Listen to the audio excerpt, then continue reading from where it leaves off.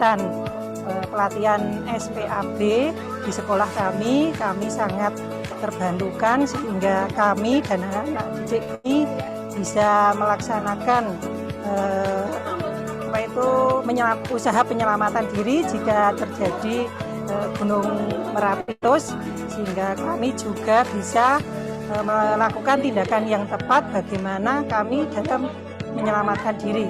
Kami sangat mengapresiasi, berbangga hati dengan inisiatif yang dilaksanakan oleh Pusat Studi Bencana UNS untuk menyelenggarakan pelatihan fasilitator ini. Kami berharap dengan banyaknya fasilitator daerah, penyelenggaraan SPAB di daerah itu semakin meningkat. Nah, termasuk sekarang yang dilaksanakan di SDN 2 Tlogalele, mudah-mudahan bisa jadi contoh bagi sekolah-sekolah yang lain yang berada di Boyolali maupun di daerah lain yang punya karakteristik bencana serupa, yaitu erupsi gunung berapi.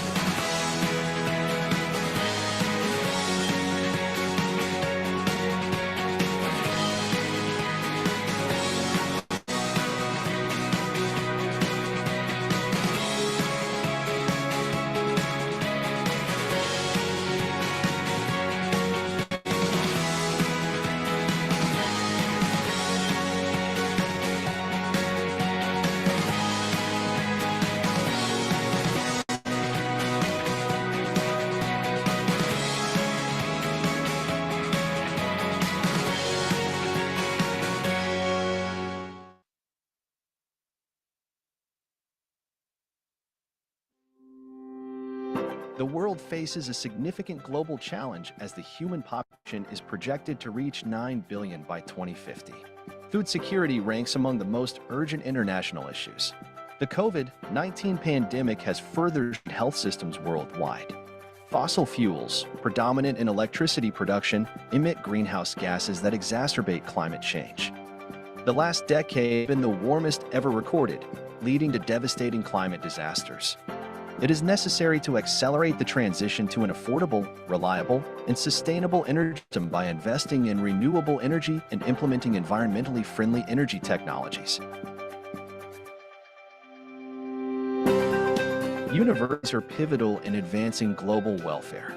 Universitas Sebelas Maret, as a higher education institution, has become the common thread holding together all solutions for the 16 Sustainable Development Goals through its learning, research, and community service programs. Every year, Universitas Sebelas Maret employs more than 1,000 students and more than 1,800 lecturers to the community service program, together with research activities from lecturers, to solve various problems in society. Regarding food issues, Universitas Sebelas Maret develops various plant variety, climate, and soil mapping with adequate laboratory facilities.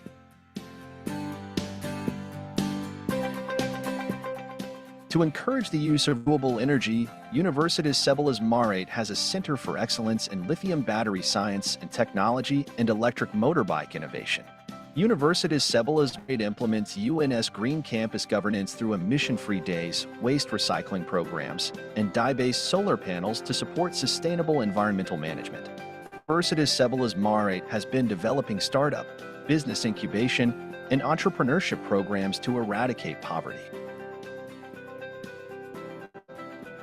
In education, Universitas Sebelas Maret deploys around 1,800 students every year to carry out teaching programs in schools. And finally, to contribute to the health sector, Universitas Sebelas Maret has a nonprofit teaching hospital to serve the community.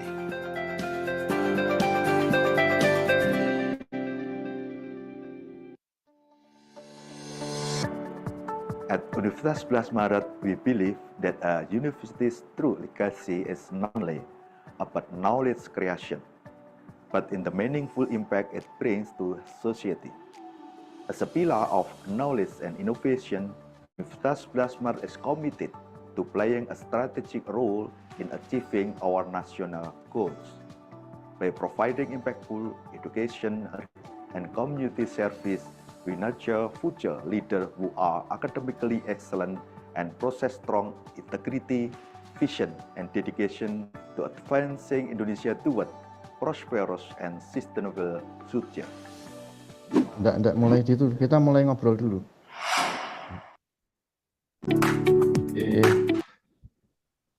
Assalamualaikum Prof. Fitria. Jangan dipin, Mas. Kita ngobrol informal dulu. Assalamualaikum. Waalaikumsalam Prof. Fitria. Matur Ini, nuwun sudah waktunya di pembukaan ini. iya. Sudah siap untuk pembukaan ini? Ini mohon izin Prof. Ayu sepertinya tidak bisa bergabung pagi ini. Tapi dari pembicara sudah ada yang hadir, Prof. Desibel, kemudian Prof. Mustafa. Ya. Prof. Desibel dari Filipina ya? Iya, dari Filipina. Good morning, Professor. Good morning. How are you? Nice to meet you. It's nice to be here with you online. Thank you for having me. Yeah. Thank you, Prof. Desibel, for sharing the knowledge. Prof. Mustafa dari Taiwan. Dari Taiwan, ya. Good morning, Prof. Mustafa. Belum ada.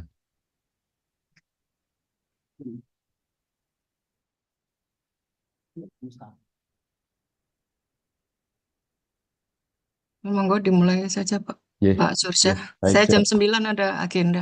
Yeah, siap. Baik.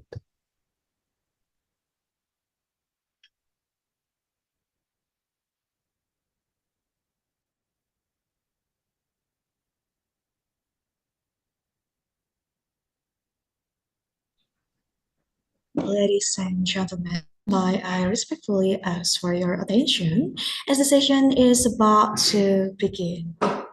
Before we begin, allow me to share several reminders and guidelines for our participants throughout today's event. First, will be open 15 minutes before the event, which is 7:45 p.m. Jakarta time. And before the event starts, all participants are in the waiting room until they are given access to enter by the committee. And participants are required to write the Zoom profile name according to the name with the format name PC_name.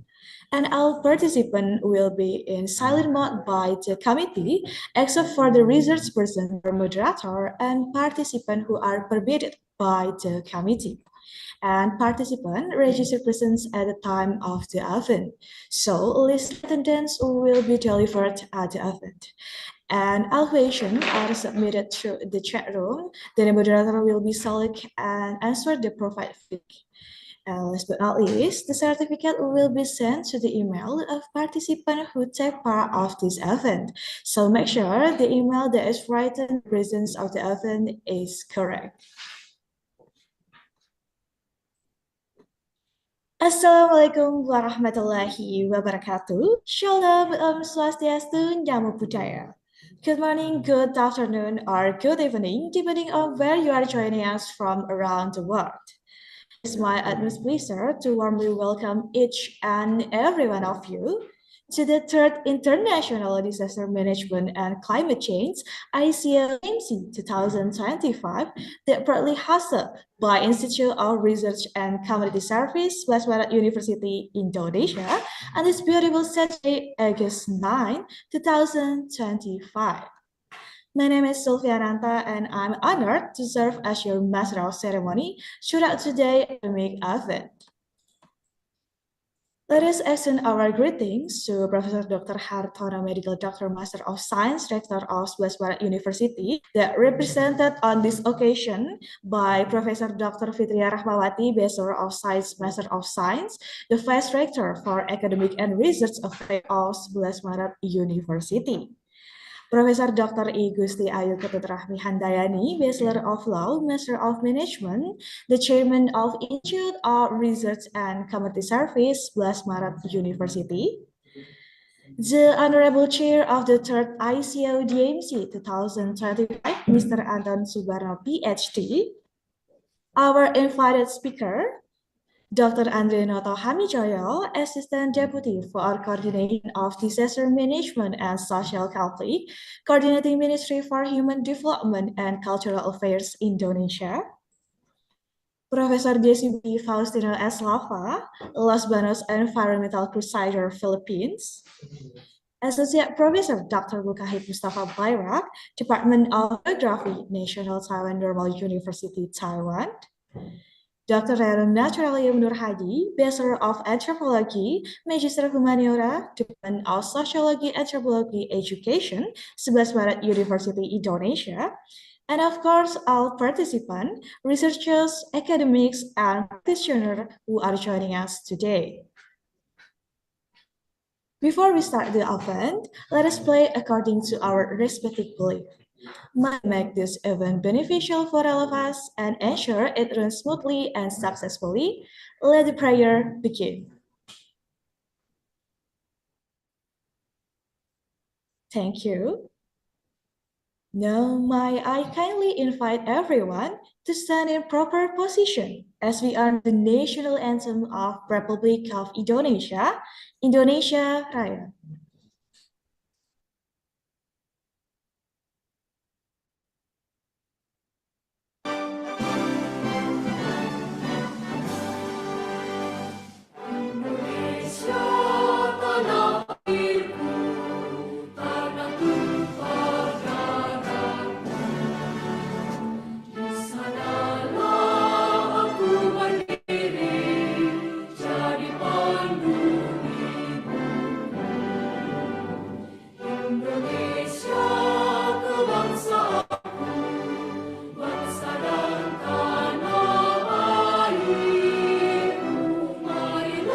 Wes.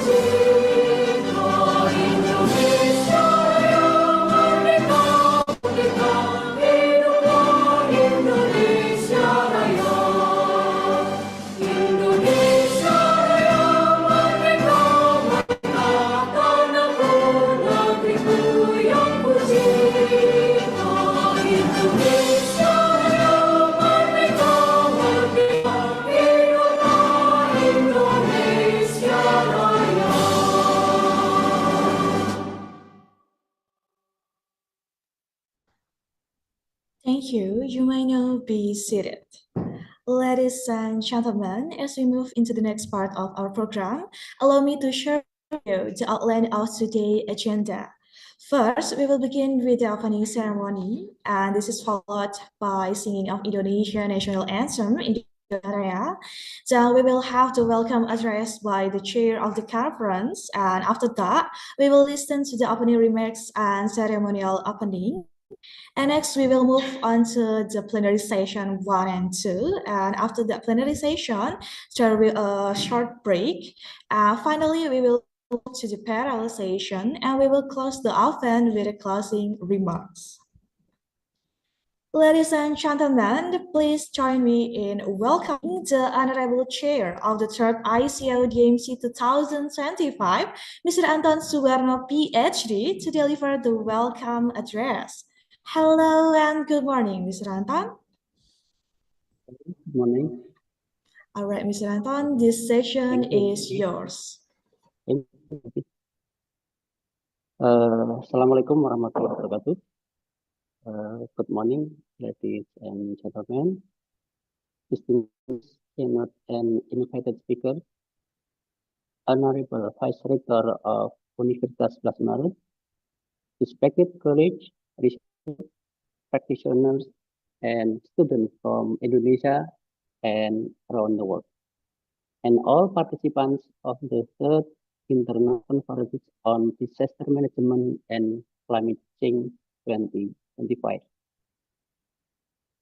It is my great honor and pleasure to welcome you all to this international academic gathering, held virtually on this special day, August 9, 2025.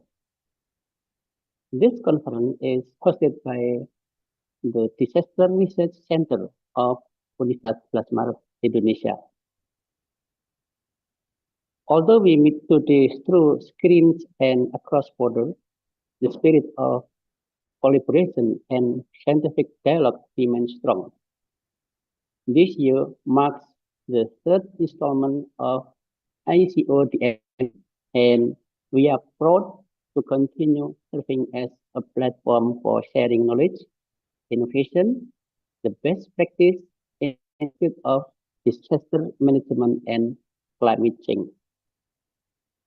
This year, we received 204 abstract submissions, and after a rigorous review process, 167 were accepted for presentation.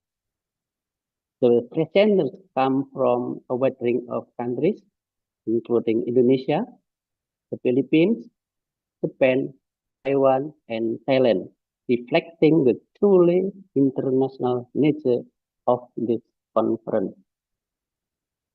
This conference brings together diverse voices from academia, government, and civil society who share a common commitment to addressing the complex and urgent issues surrounding climate resilience, disaster preparedness, and sustainable development.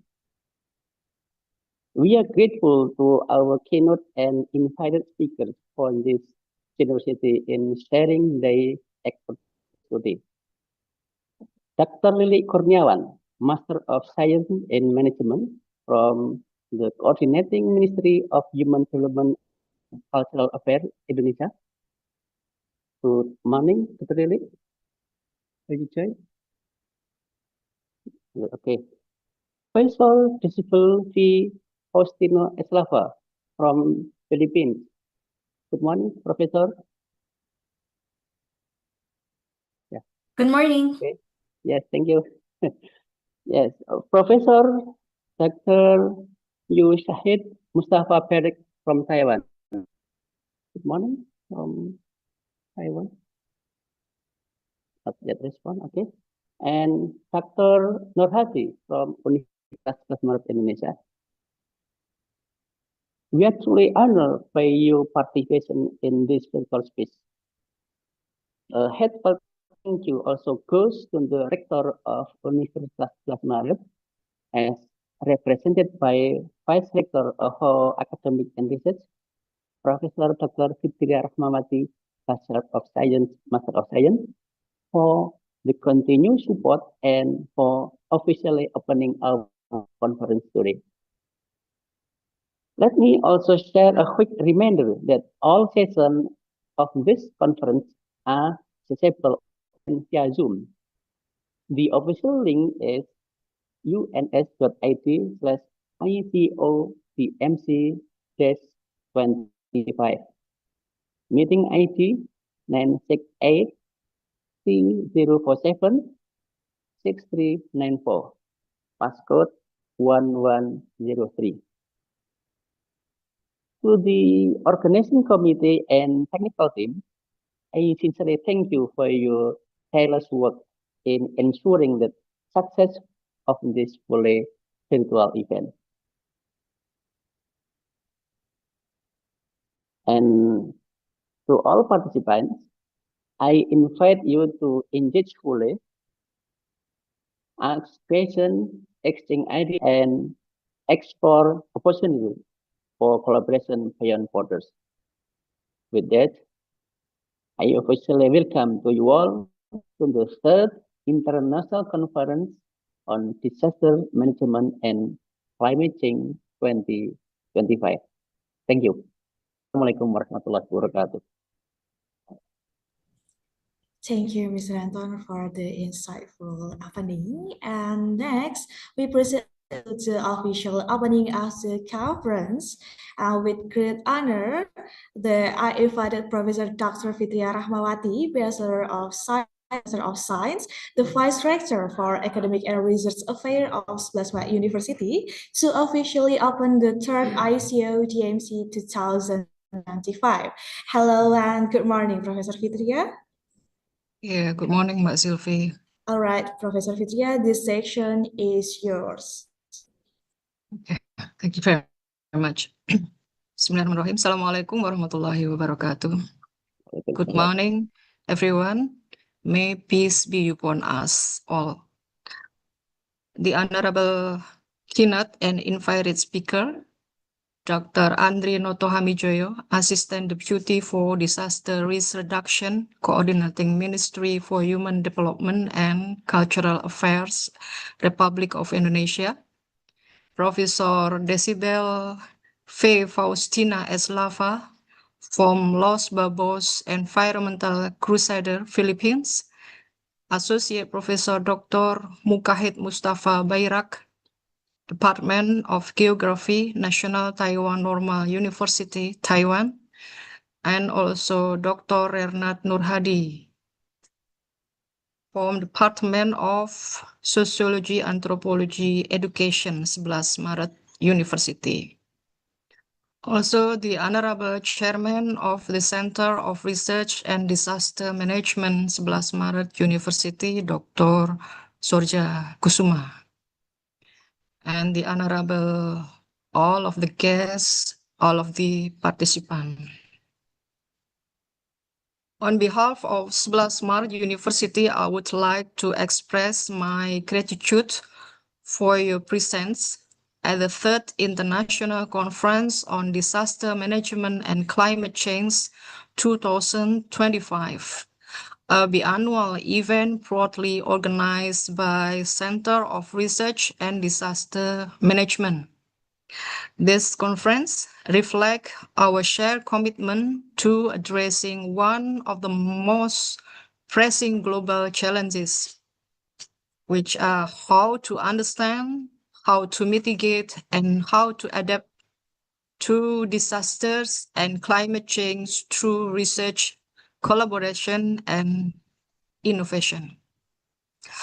I would like to convey my special appreciation to each of our keynote and invited speakers for their willingness to share valuable knowledge and insight.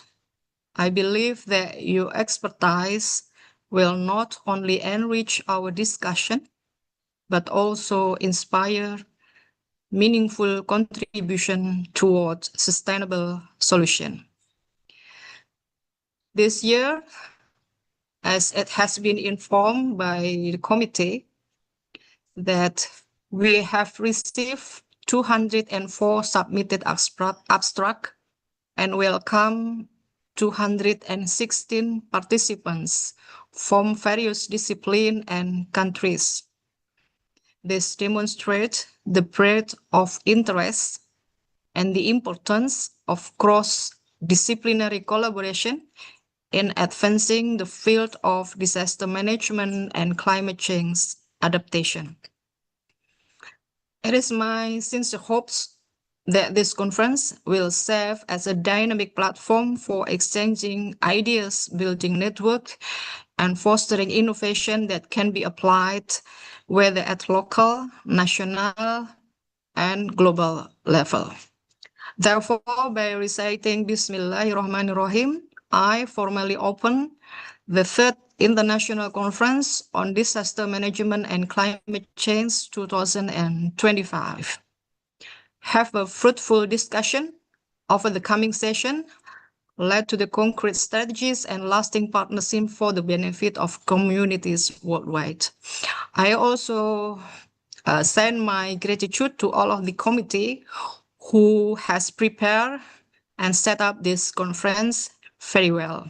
Once again, thank you for joining us and for your dedication to making a difference. Billahi taufiq wal hidayah. Wassalamualaikum warahmatullahi wabarakatuh. Waalaikumsalam warahmatullahi wabarakatuh. Thank you, Professor. Okay, and once more, because I have another agenda at 9, therefore apologize to leaving this Zoom after this opening ceremony. Yeah, thank you. Prof, before leaving the Zoom, we take a photo session. All right. Thank you, Professor, for officially opening today's event. And before we move to the next agenda, we kindly invite all of you to stay with us for our group documentation. So please turn on your camera and get ready as we will take several group photos. I will count to each slide. Slide 1. All right. 1, 2, 3. All right. Next slide. 1, 2, 3. Slide 3. 1, 2, 3. Next slide. 1, 2, 3. All right. Next slide. 1, 2, 3. All right.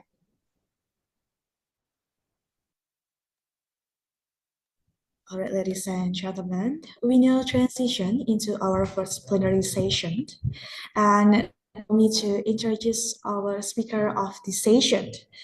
Our speaker is Dr. Andre Noto Hamijayo, the Assistant Deputy for Coordination of Disaster Management and Social Conflict, Coordinating Ministry for Human Development and Cultural Affairs, Indonesia. And to moderate this session, please allow me to present the CV of our moderator. Matur suwun Prof. Fitria sudah bergabung di ini. Iya, saya pamit Pak Surya. Matur nuwun. Siap, sun. All right. All right, so this session will be moderated by Mr. Ahmad Marzuki, PhD.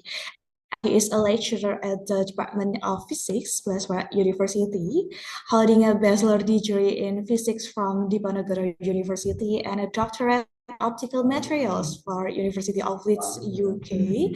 And his latest publications in 2020 is on the publication is on the model characterizations of planar waveguide formed by silver ion over sodium ions exchange soda lime glass.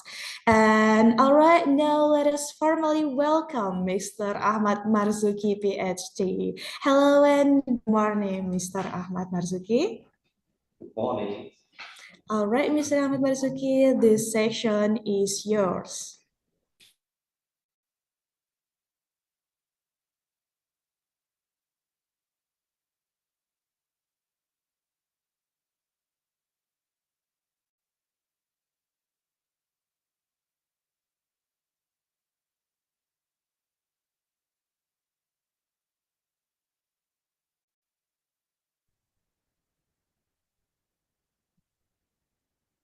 Okay, sorry. Okay, good morning, distinguished guests, ladies and gentlemen, for joining with us here online and also joining with us virtually from over the world.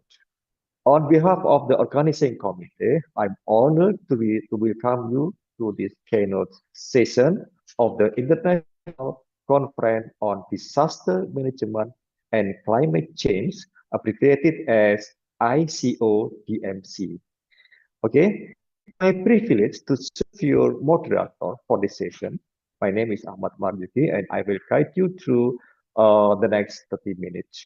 Okay, this morning, we are greatly honored to have with us joining virtually Dr. Andre Notohat Mijoyo. Okay. Yeah, Deputy Assistant for Disaster Risk Reduction at the Coordinating Ministry for Human Development and Cultural Affairs of Republik Indonesia. Good morning, Pak Andri. Hello. Have you joined with us now? Okay. Okay, let me introduce who is Dr. Andre. Yeah. Okay. Dr. Andre has played a central role in Pak Andre haven't joined with us now. We just take breaks for a moment, just waiting for another maybe 1 or 2 minutes. Yeah, waiting for his coming. Let me introduce who is Dr. Andre first. Okay, ladies and gentlemen, who is Dr. Andre? Dr. Andre is Deputy Assistant for Disaster Risk Reduction at the Coordinating Ministry for Human Development and Cultural Affairs of the Republic of Indonesia. Dr. Andri has played a central role in formulating and implementing Indonesia's national strategy for disaster risk reduction, integrating policy framework with practical measures to build resilience in the face of climate change. Dr. Andri worked in very wide range, span interagency coordination, community-based risk management, and active engagement in international cooperation. Today, he will delivering his keynote address online, sharing valuable perspective on strengthening disaster risk reduction culture in Indonesia. Dr. Andre, have you joined with us? Okay, ladies and gentlemen, we have to wait for a couple of minutes here, waiting for Dr. Andre to join us.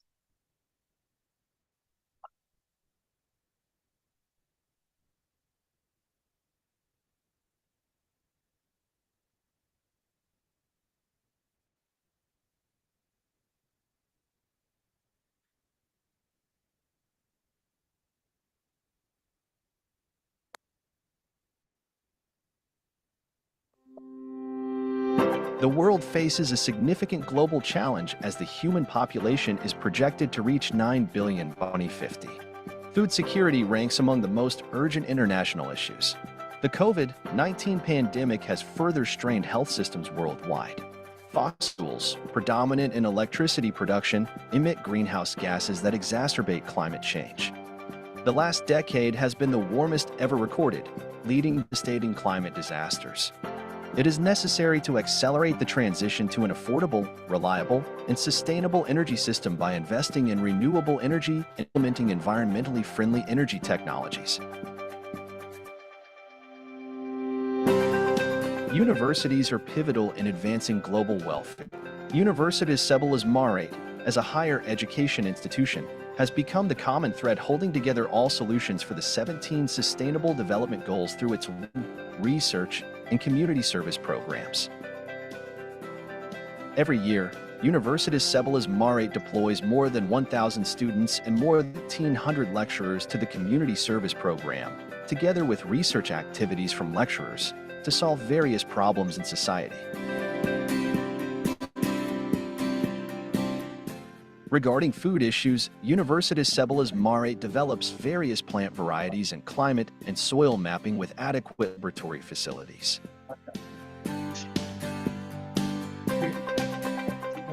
To encourage the use of renewable energy, Universitas Sebelas Maret has a Center for Excellence in Lithium Battery Science and Technology and Electric Motorbike Innovation. Universitas Sebelas Maret implements UNS Green Campus governance, emission-free days, waste recycling programs, and dye-based solar panels to support sustainable environmental management. Universitas Sebelas Maret has been developing business incubation and entrepreneurship programs to eradicate poverty. In education, Universitas Sebelas Maret deploys around 1,800 students every year to carry out teaching programs in schools. And finally, to contribute to the health sector, Universitas Maret has a nonprofit teaching hospital to serve the community.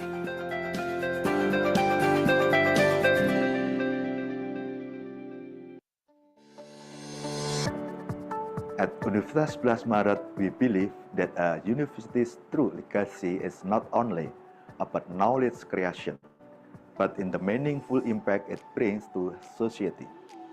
As a pillar of knowledge and innovation, Universitas 11 Maret is committed to playing a strategic role in achieving our national goals.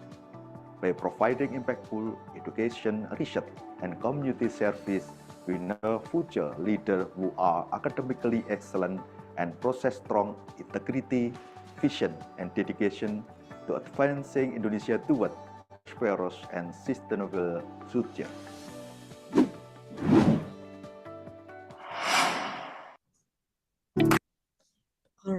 Dear participant, we will be taking a short break while we wait for Dr. Andre to arrive. So please feel free to use this time to review yourself or prepare for the next sessions. And we really appreciate your patience and understanding. Thank you.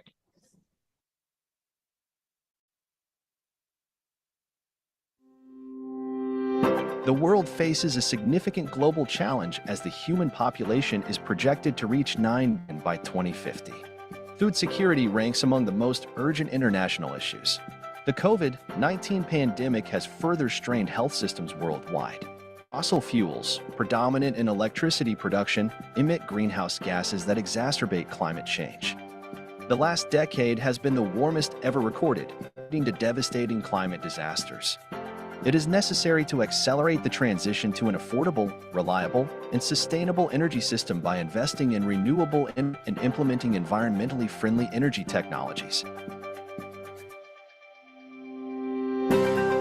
Universities are pivotal in advancing global welfare. Universitas Sebelas Maret, as a higher education institution, has become the common thread holding together all solutions for the 17 Sustainable Development Goals to learning, research, and community service programs. Every year, Universitas Sebelas Maret deploys more than 1,000 students, more than 1,800 lecturers to the community service program, together with research activities from lecturers, to solve various problems in society. Regarding food issues, Universitas Sebelas Maret develops various plant varieties and climate and soil mapping with adequate laboratory facilities.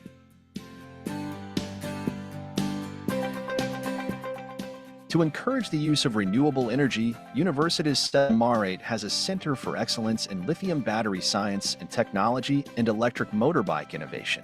Universitas Sebelas Maret implements UNS Green Camp governance through emission-free days, waste recycling programs, and dye-based solar panels to support sustainable environmental management.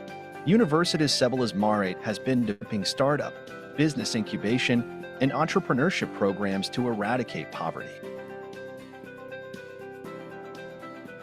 In education, Universitas Sebelas Maret deploys around 1,800 students every year to carry out teaching programs in schools. And finally, to contribute to the health sector, Universitas Sebelas Maret has a nonprofit teaching hospital to serve the community.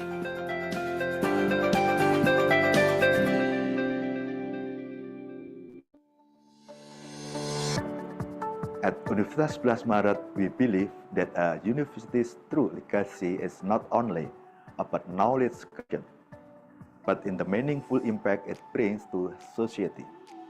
As a pillar of knowledge and innovation, Universitas 11 Maret is committed to playing a strategic role in achieving our national goals. By providing impactful education, research, and community service, we nurture future leaders who are academically excellent and possess strong integrity, vision, and dedication to advancing Indonesia to a prosperous and sustainable future.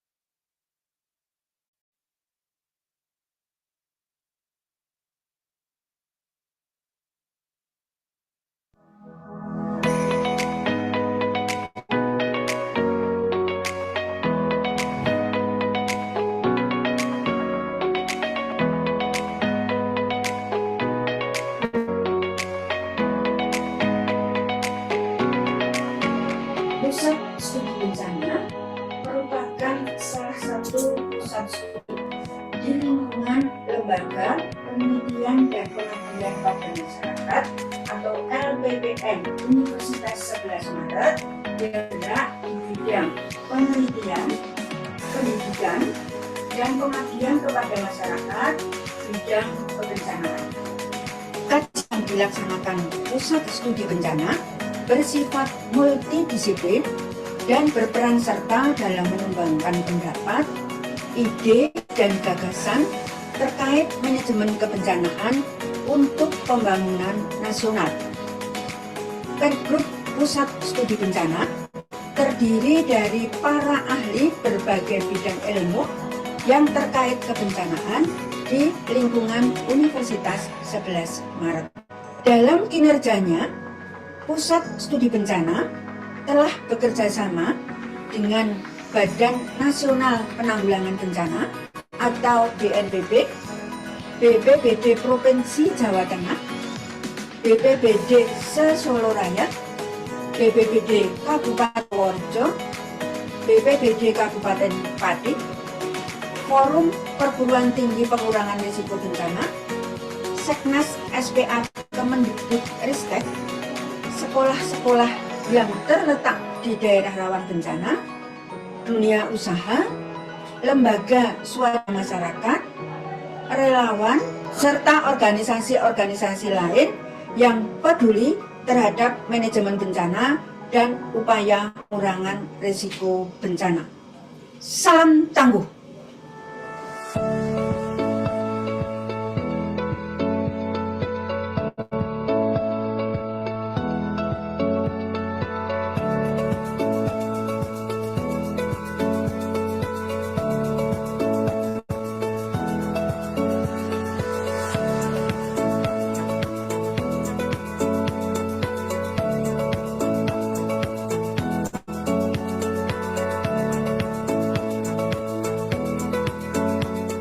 Adanya kegiatan pelatihan SPAB sekolah kami sangat terbantukan sehingga kami dan anak didik kami bisa melaksanakan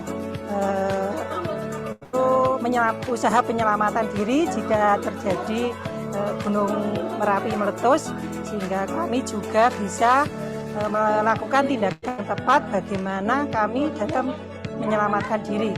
Kami sangat mengapresiasi dan berbangga hati dengan inisiatif yang dilaksanakan oleh Pusat Studi Bencana UNS untuk menyelenggarakan pelatihan fasilitator ini.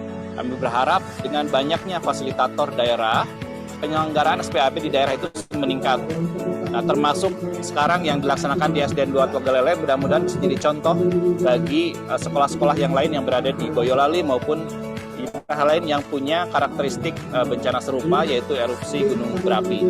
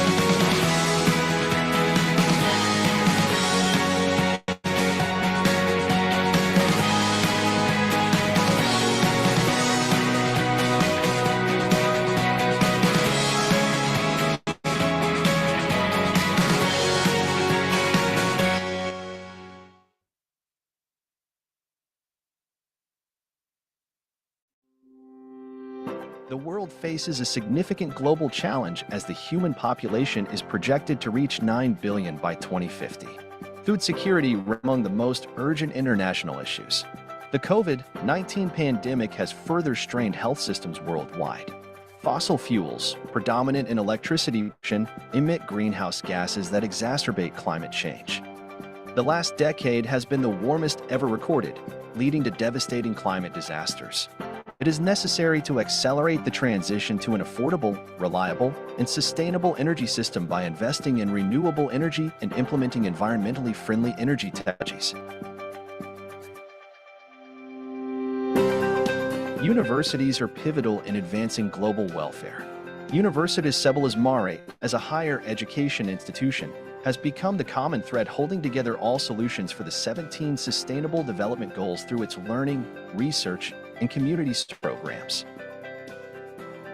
Every year, Universitas Sebelas Maret deploys more than 1,000 students and more than 1,800 lecturers to the communities program, together with research activities from lecturers, to solve various problems in society. Regarding food issues, Universitas Sebelas Maret develops various plant varieties and climate and soil mapping with adequate laboratory facilities.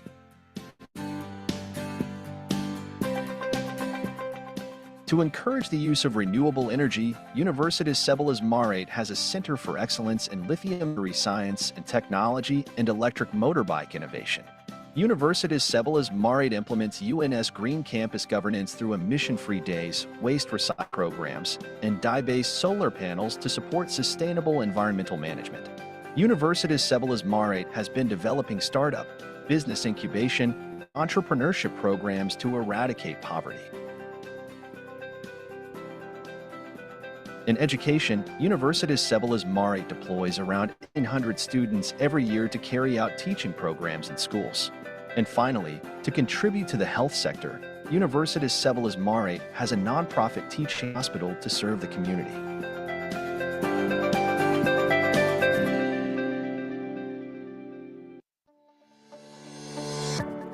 At Universitas 11 Maret, we believe that a university's true legacy is not only about knowledge creation, but in the meaningful impact it brings to society.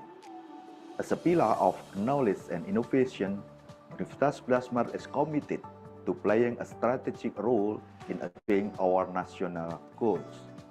By providing impactful education, research, and community service, we nurture future leaders who are academically excellent and possess strong integrity, vision, and dedication to advancing Indonesia toward prosperous and sustainable future.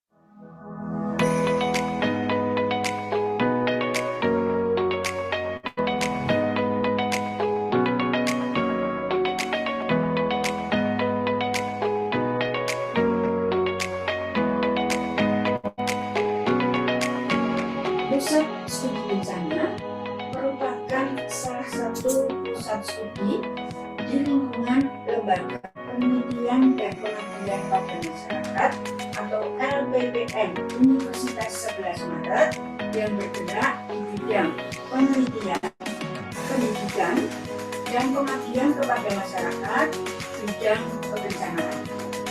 Kajian yang dilaksanakan Pusat Studi Bencana bersifat multidisiplin dan berperan serta dalam mengembangkan pendapat, ide, dan gagasan terkait kebencanaan untuk pembangunan nasional. Pergrup Pusat Studi Bencana terdiri dari para ahli berbagai bidang ilmu yang terkait kebencanaan di lingkungan Universitas 11 Maret.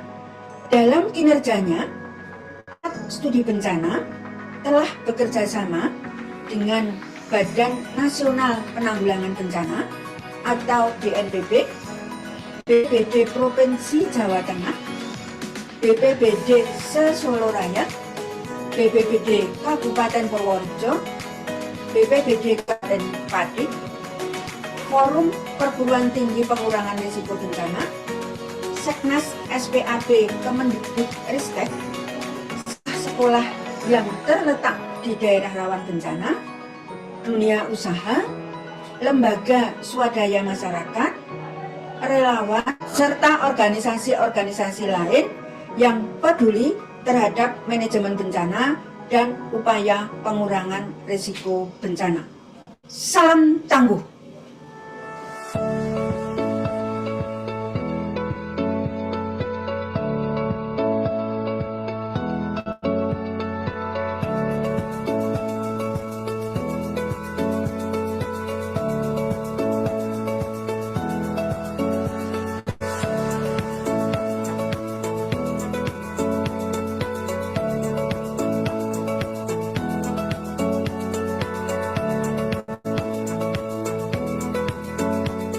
Adanya kegiatan pelatihan SPAB di sekolah kami sangat terbuka sehingga kami dan anak-anak didik kami bisa melaksanakan usaha penyelamatan diri terjadi Gunung Merapi meletus, sehingga kami juga bisa melakukan tindakan yang tepat bagaimana kami dalam menyelamatkan diri. Kami sangat mengapresiasi dan berbangga hati dengan inisiatif yang dilaksanakan oleh Pusat Studi Bencana UNS untuk menyelenggarakan pelatihan fasilitator ini. Kami berharap dengan banyaknya fasilitator daerah, penyelenggaraan SPAB di daerah itu semakin meningkat. Nah, termasuk sekarang dilaksanakan di SDN 2 Tegalele, mudah-mudahan bisa jadi contoh bagi sekolah-sekolah yang lain yang berada di Boyolali maupun di daerah lain yang punya karakteristik bencana yaitu erupsi gunung berapi.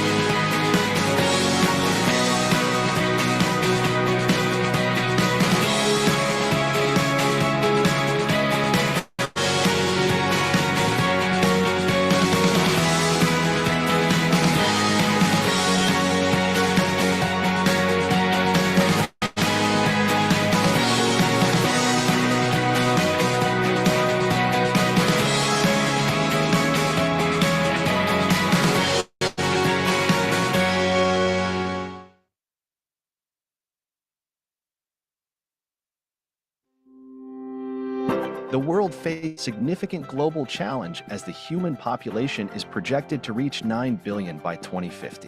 Food security ranks among the most urgent international issues. The COVID-19 pandemic has further strained health systems worldwide. Fossil fuels, predominant in electricity production, emit greenhouse gases that exacerbate climate change. The last decade has been the warmest ever recorded, leading to devastating climate disasters. It is necessary to accelerate the transition to affordable, reliable, and sustainable energy system by investing in renewable energy and implementing environmentally friendly energy technologies. Universities are pivotal in advancing global welfare. Universitas Sebelas Maret, as a higher education institution, has become the common thread holding together all solutions for the 17 Sustainable Development Goals through its learning, research, and community service programs. Every year, Universitas Sebelas Maret deploys more than 1,000 students and more than 1,800 lecturers to the community service program, together with research activities from lecturers, to solve various problems in society. Regarding food issues, Universitas Sebelas Maret develops various plant varieties and climate and soil mapping with adequate laboratory facilities.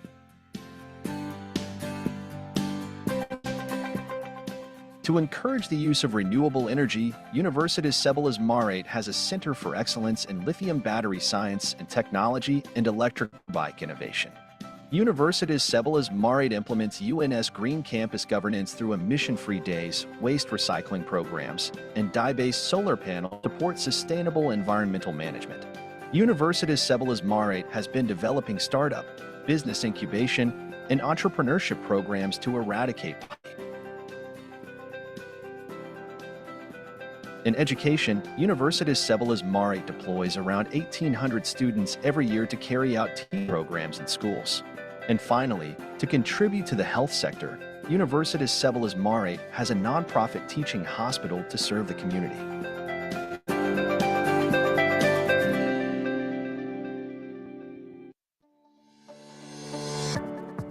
At Universitas 11 Maret, we believe that a university's true legacy is not only about knowledge creation, but in the meaningful impact it brings to society.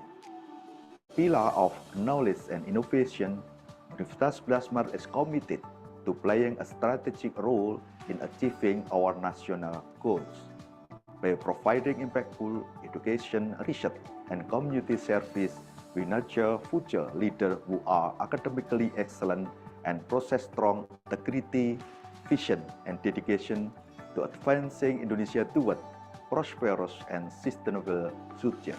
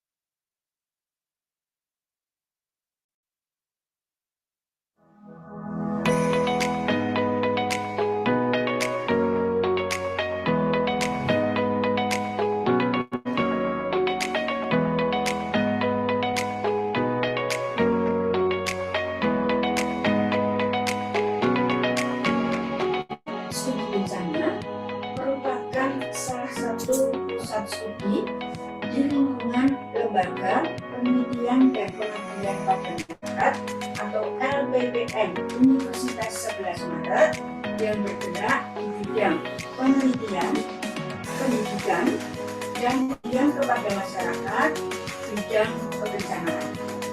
Kajian yang dilaksanakan Pusat Studi Bencana bersifat multidisiplin dan berperan serta dalam mengembangkan pendapat, ide, dan gagasan terkait manajemen kebencanaan untuk pembangunan nasional.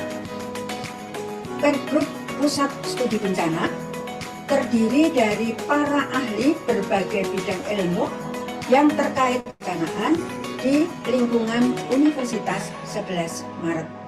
Dalam kinerjanya, Pusat Studi Bencana telah bekerja sama dengan Badan Nasional Penanggulangan Bencana atau BNPB, BPBD Provinsi Jawa Tengah, BPBD se-Solo Raya, BPBD Kabupaten Purworejo, BPBD Kabupaten Pati, Forum Perguruan Tinggi Pengurangan Risiko Bencana, Seknas SPAB Kemendikbudristek, sekolah-sekolah yang terletak di daerah bencana, dunia usaha, lembaga swadaya masyarakat, relawan, serta organisasi-organisasi lain yang peduli terhadap manajemen bencana dan upaya pengurangan risiko bencana.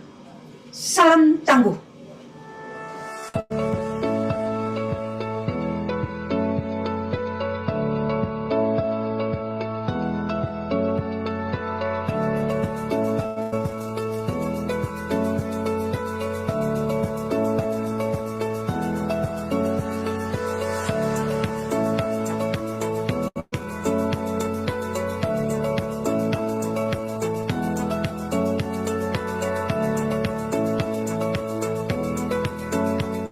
Adanya kegiatan pelatihan SPAB di sekolah kami sangat terbantukan sehingga kami dan anak didik ini bisa melaksanakan usaha penyelamatan diri jika terjadi gunung meletus, sehingga kami juga bisa melakukan tindakan yang tepat bagaimana kami dalam menyelamatkan diri. Kami sangat mengapresiasi dan berbangga hati dengan inisiatif yang dilaksanakan oleh Pusat Studi Bencana UNS untuk menyelenggarakan pelatihan fasilitator ini. Kami berharap dengan banyaknya fasilitator daerah, penyelenggaraan SPAB di daerah itu semakin meningkat. Nah, termasuk sekarang yang dilaksanakan di SDN 2 Togalele, mudah-mudahan bisa jadi contoh bagi sekolah-sekolah yang lain yang berada di Boyolali maupun di daerah lain yang punya karakteristik bencana serupa, yaitu erupsi gunung berapi.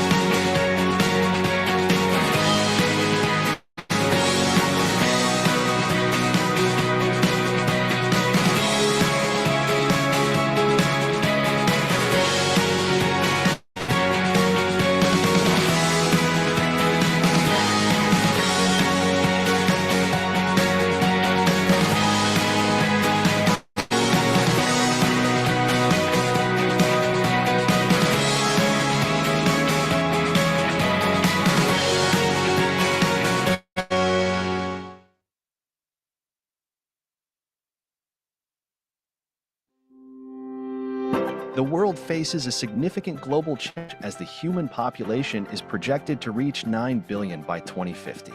Food security ranks among the most urgent international issues. The COVID-19 pandemic has further strained health systems worldwide. Fossil fuels, predominant in electricity production, emit greenhouse gases that exacerbate climate change. The last decade has been the warmest ever recorded, leading to devastating climate disasters. It is necessary to accelerate the transition to an affordable, reliable, and sustainable energy system by investing in renewable energy and implementing environmentally friendly energy technologies. Universities are pivotal in advancing global welfare. Universitas Sebelas Maret, as a higher education institution, has become the common thread holding together solutions for the 17 Sustainable Development Goals through its learning, research, and community service programs. Every year, Universitas Maret deploys more than 1,000 students and more than 1,800 lecturers to the community service program, together with research activities from lecturers, to solve various problems in society. Regarding food issues, Universitas Sebelas Maret develops various plant varieties and climate and soil mapping with adequate laboratory facilities.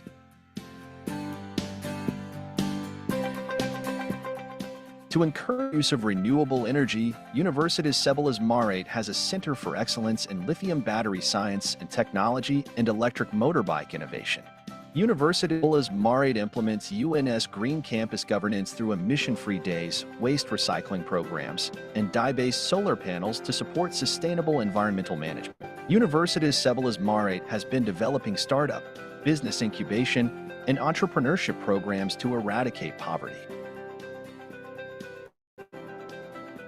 In education, Universitas Sebelas Maret deploys around 1,800 students every year to carry out teaching programs in schools. And finally, to contribute to the health sector, Universitas Sebelas Maret has a nonprofit teaching hospital to serve the community.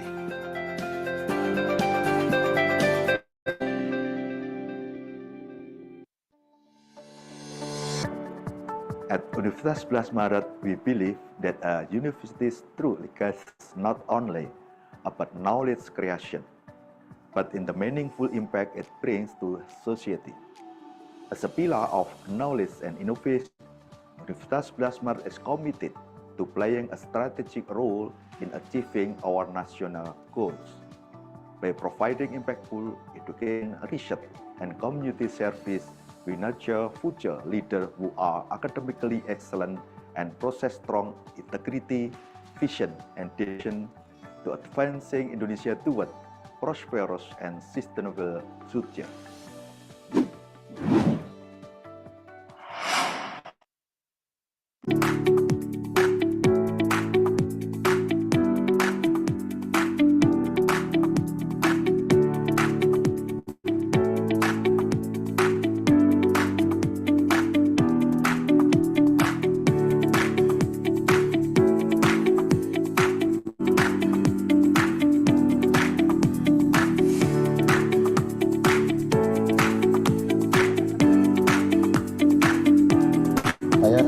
Saya nyapa dulu ya.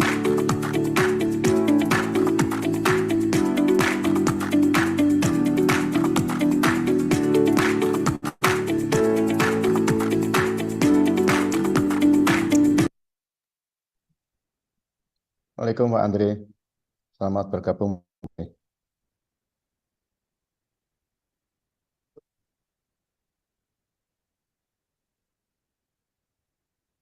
Halo Pak, apakah sudah masuk ke ruang Zoom?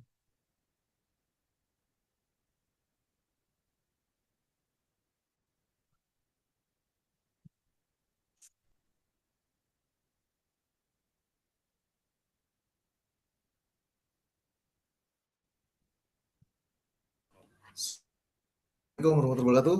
Waalaikumsalam Pak Andre. Gimana kabar Pak Andre? Iya Pak. Pak Surja saya.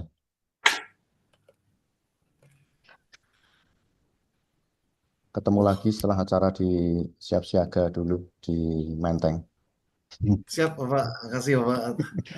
Mungkin saya baru bergabung karena ada kegiatan lain ini sebetulnya di pagi ini. Baik. Ini baik kami serahkan. Kita bisa mulai Pak Andri ya, sakit nih. Sampun. Siap. Saya ini Pak Nyanso kalau boleh di-share ini ya, apa namanya, terkait ada background. Di apa namanya, di chat aja ya, chat room aja. Chat. Ya. Siap.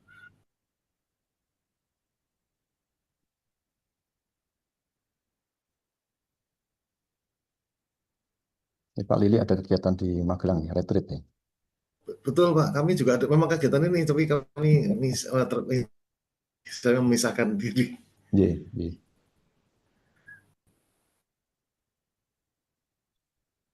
Ada di chat Pak untuk drop background-nya. Monggo. Siap Pak, tolong Pak.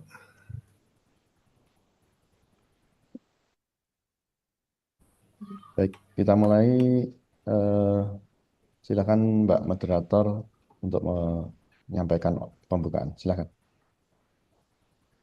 Thank you. So we are very pleased to welcome Dr. Andre Hamijoyo, Assistant Deputy for Coordination of Disaster Management and Social Coordinating Ministry for Human Development and Cultural Affairs Indonesia. And we are truly grateful for your presence with us today, Dr. Now we will proceed with the session, and it is my pleasure to hand the floor back to our moderator to continue the session. All right, Mr. Ahmad, this section is back to yours. Okay, thank you very much. Good morning, ladies and gentlemen. Now I'm pleased to inform you that our keynote speaker, Dr. Andri Noto Hamijoyo, has now joined us virtually. On behalf of the organizing committee, I'm honored to welcome you to this keynote session of the International Conference on Disaster Management, Climate Change, abbreviated as ICoDMC. It's my privilege to serve as your moderator for this session. My name is Ahmad Marjuki, and I will guide you through the next 30 minutes. Okay, so this morning we are honored to have with us join virtually Dr. Andri Noto Hamijoyo, Deputy Assistant for Disaster Reduction at the Coordinating Ministry for Human Development and Culture Affairs of the Republic of Indonesia. Good morning, Dr. Andri. Good morning, Dr. Andri. Okay. Yeah, good morning, Mr. Okay.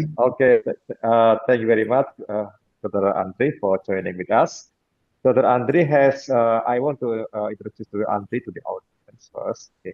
Dr. Andri has played a central role in formulating and implementing Indonesia's national strategy for disaster risk reduction, integrating policy framework with practical measures to build resilience in the face of climate change. His works scope very wide areas, spanning from interagency coordination, community-based risk management, and active engagement in international cooperation. Today, he will be delivering a keynote address online, sharing valuable perspective on strengthening disaster risk reduction culture in Indonesia. Okay, ladies and gentlemen, the speaker has now, okay, Dr. Andri, yeah. Okay, Dr. Andri, are you ready for to begin this presentation now? Yes, I'm ready. Okay, ladies and gentlemen, without further ado, let us connect to our keynote speaker, Dr. Andri. The virtual stage is now yours. Okay, Dr. Andri. Okay, can begin your presentation. Yeah. Thank you very much, ladies and gentlemen. Dr. Fitria Rahmawati as a Vice Rector for and Research from UNS, and of course from the Symposiums Committee from the ICoDMC or Research Center from UNS, and from the Philippines, Professor Faustino Eslava, and from Taiwan, Associate Professors Mujahid Mustafa Bayrak, and the one. Now we want to present for the strengthening disaster risk reductions culture in Indonesia, government, private sectors, and community sustainable growth. It is because we are in high risk disaster. Indonesia is in high risk disaster, so we should strengthen the disaster risk reductions cultures in Indonesia, and we should invite and how to bring all of the sectors, all of the community to strengthening the disaster risk reductions. First, to explain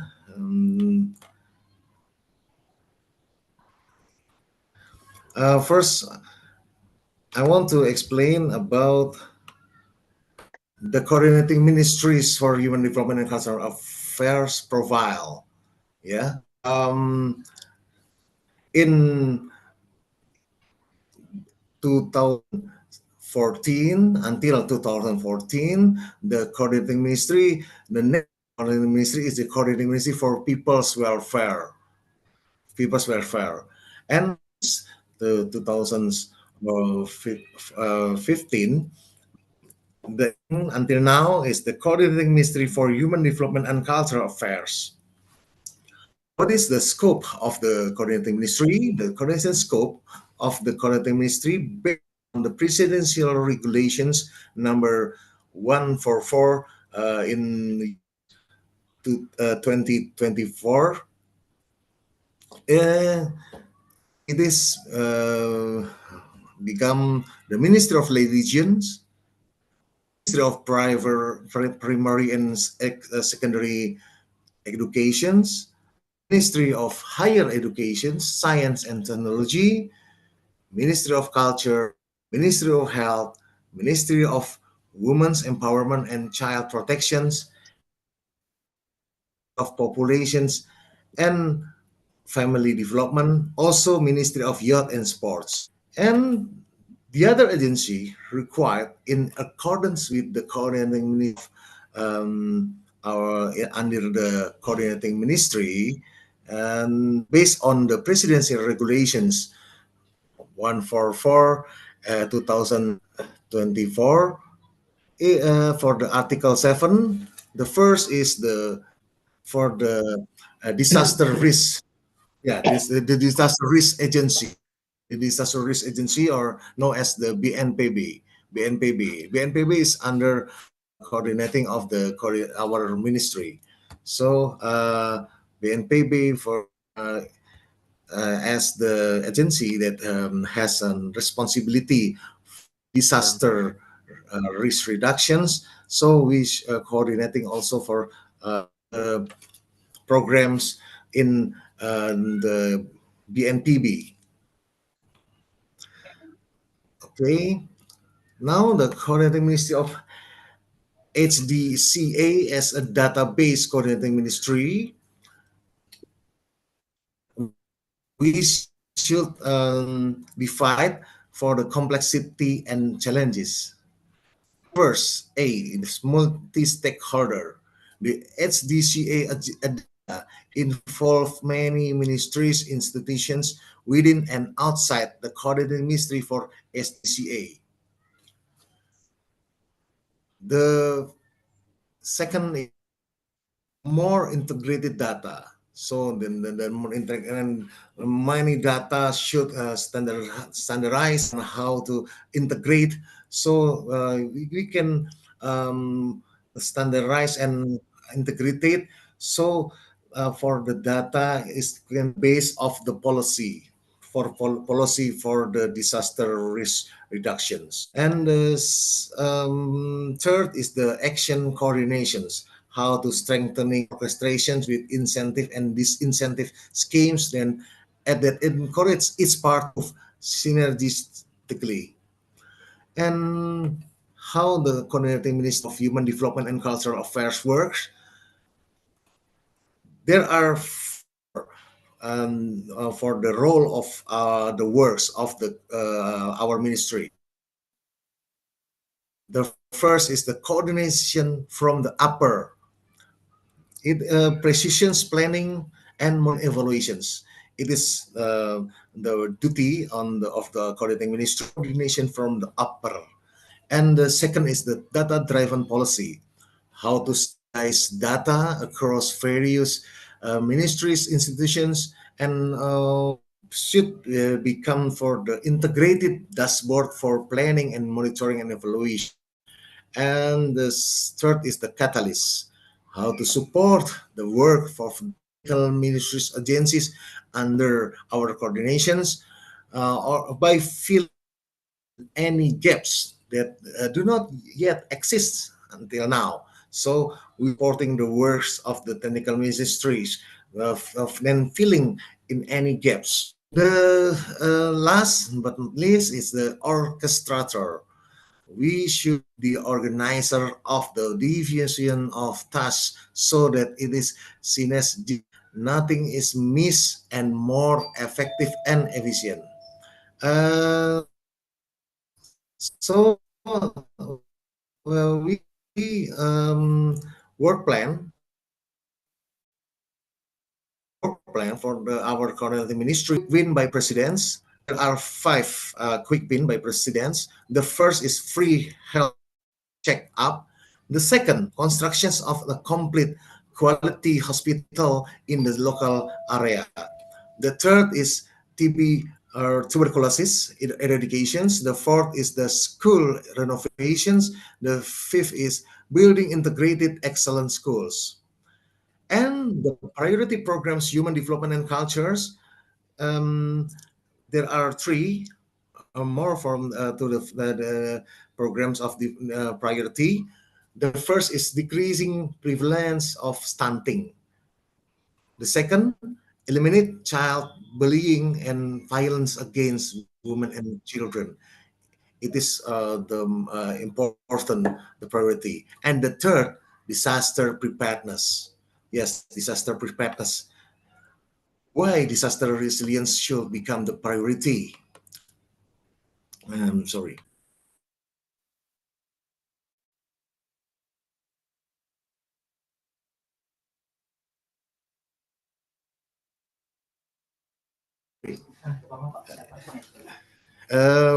Why disaster risk resilience should become the priority? Yeah, we can see because the intensity of disasters and casualties are increasing. We can see in the presentations the intensity of disaster and casualty are increasing, and number of disaster events from 1995 to 2023 intensity increases due to the climate change 28% per years. We can see in these presentations from the 1995 to the 2023, the increase is due to the climate change 28% per years. And we see then the number of fatalities from the 2012 until 2024, you can see increasing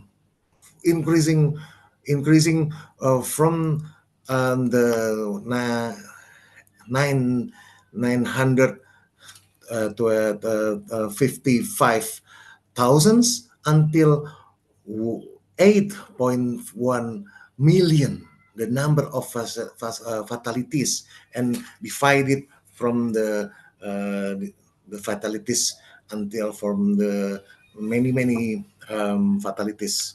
So we should see that the proportion type of disaster and total cases. We see that the flood is 41%. 41%. Most of the disasters in the total cases in Indonesia until 2024 is flood. Flood is 41%. The second is forest and land fires, 28%. And the extreme weather 21%.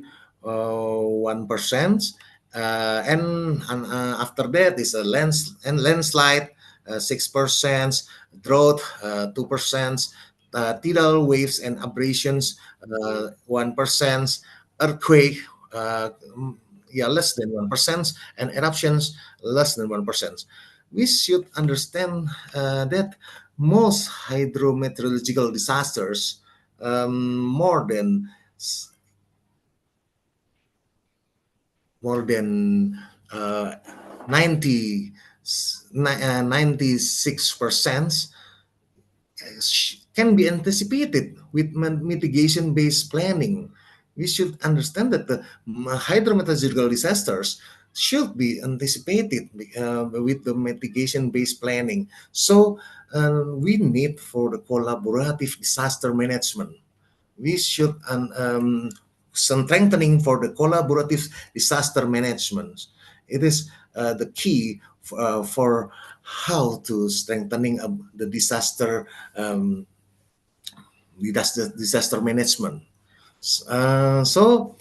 From the collaborative disaster management that we explain at this meeting is the collaborate from upstreams, middle, and downstream. Sorry, we can go to the next slide.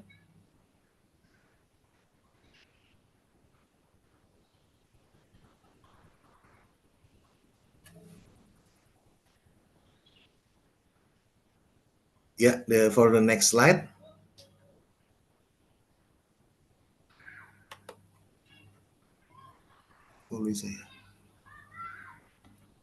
Next. Yeah, next slide. Nah, yeah, the collaborative disaster management from upstream, middle, and downstream.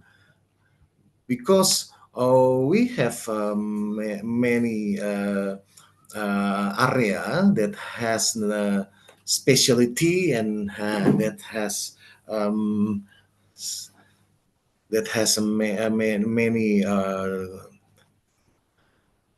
parties, many parties, and now we should strengthen for all the ministries and institutions how to make the collaborative disaster management and from upstream, middle, and downstream.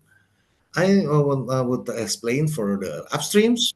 Well, we have partners from the coordinations to the coordinating Ministry for Food Affairs. Yeah, our colleague is the coordinating Ministry for Food Affairs. Yeah, and under the coordinating Ministry for Food Affairs are Ministry of Environment, Ministry of Forestry, Ministry of Agrarian Affairs and Spatial Planning, and for the Meteorology and Geophysica, the Agency of Meteorology and Geophysica, or BMKG. And we should strengthening in the upstream for the spatial and environmental planning. From the upstream, we focus on the strengthening spatial and environmental planning. In the middle is the responsibility of the coordinations of the coordinating Ministry for Infrastructure and Regions. In the coordinating ministry, they should focus for on the infrastructure and the regions in the middle. And under the Coordinating Ministry for Infrastructure and Regions are Ministry of Housing and Settlements, second, Ministry of Public Works, the third, Ministry of Home Affairs, and infrastructure, and then the other institutions under the Coordinating Ministry for Infrastructure and Regions. In the middle, how to strengthening for the infrastructure. And the downstream, it is the responsibility of our ministry. It is for responsibility for Coordinating Ministry for Human Development and Cultural Affairs. Yeah, under our coordination are National Agency for Disaster Management, or BNPB. The second is National Search and Rescue Agency. The third, Indonesian National Army. And fourth, for the Republic of Indonesia National Police. Our focus in the downstream is strengthening disaster management. Now we from the collaborative disaster management, the principle is how to changing the paradigm. What's kind of paradigm? We know the sectoral case.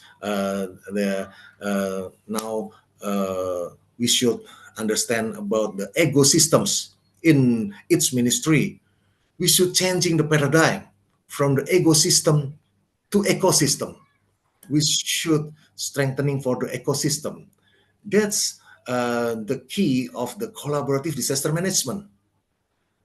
We should consolidate it because there are 7 coordinating ministry in Indonesia.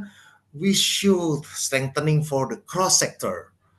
From the Coordinating Ministry for Human Development and Cultural Affairs should encourage prevention, collaborations, coordination of all parties from upstream to downstream.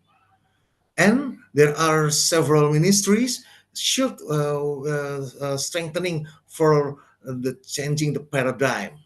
Of course, to make from the ecosystem to ecosystem, the collaborative disaster management.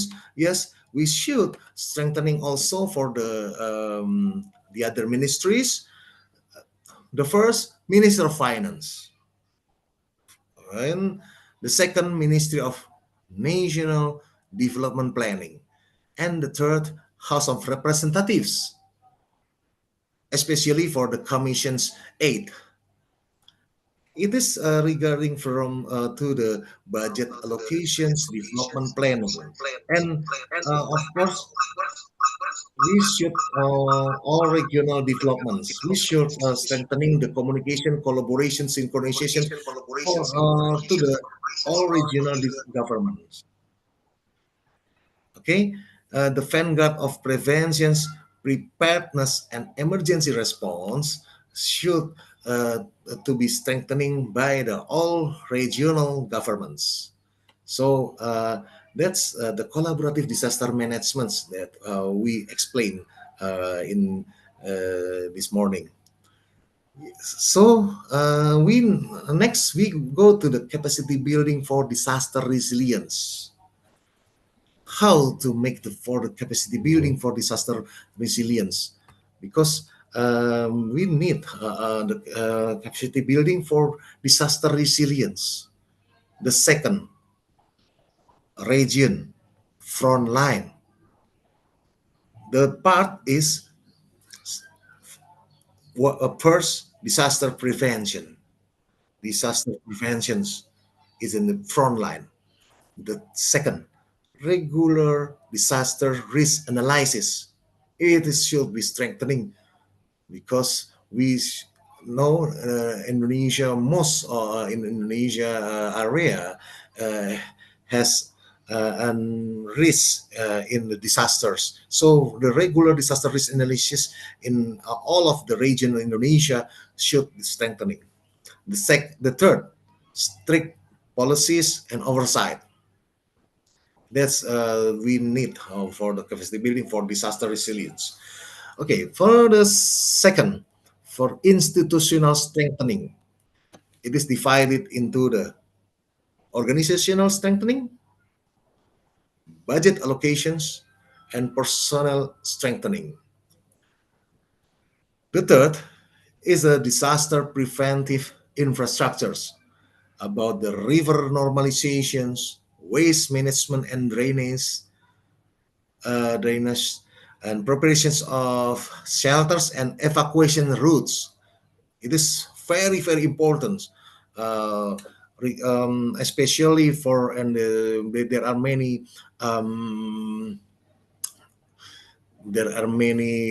infrastructures, and there are many peoples in some areas, and with the high risk in disasters. So the preparations of shelters and evacuation routes is become for the key part of the disaster preventive infrastructure. And the fourth is a disaster preparedness team, the first rapid response team in every region. Second, regular drills to ensure disaster preparedness. The third, strengthen early warning system and emergency communications. Yes, early warning systems and emergency communications. We should strengthening, because we can learn from some of the disasters in both in Indonesia or in the international case in the other countries. We should strengthen early warning system and emergency communication. We see that the earthquake in our neighbor Myanmar, and our neighbor Myanmar in March 2025, we should see that it is very, very important how to strengthening early warning systems. And we understand that the early warning systems should be strengthening by the disaster preparedness team, and it is become of the capacity building program for disaster resilience. And the fifth, and disaster awareness community, how to make for this zero waste movement, disaster resilient villages, or community-based disaster risk management. Yes, the community-based disaster risk management, it is very important, because we should how to strengthening the community-based disaster risk management, because the community can make a change for the disaster resilience, and they are the key, also the key for the disaster risk management in all of the area in Indonesia. Yeah. Next. Yeah. That's we call it with pentahelix engagement strategy in disaster management. Pentahelix, yes, pentahelix.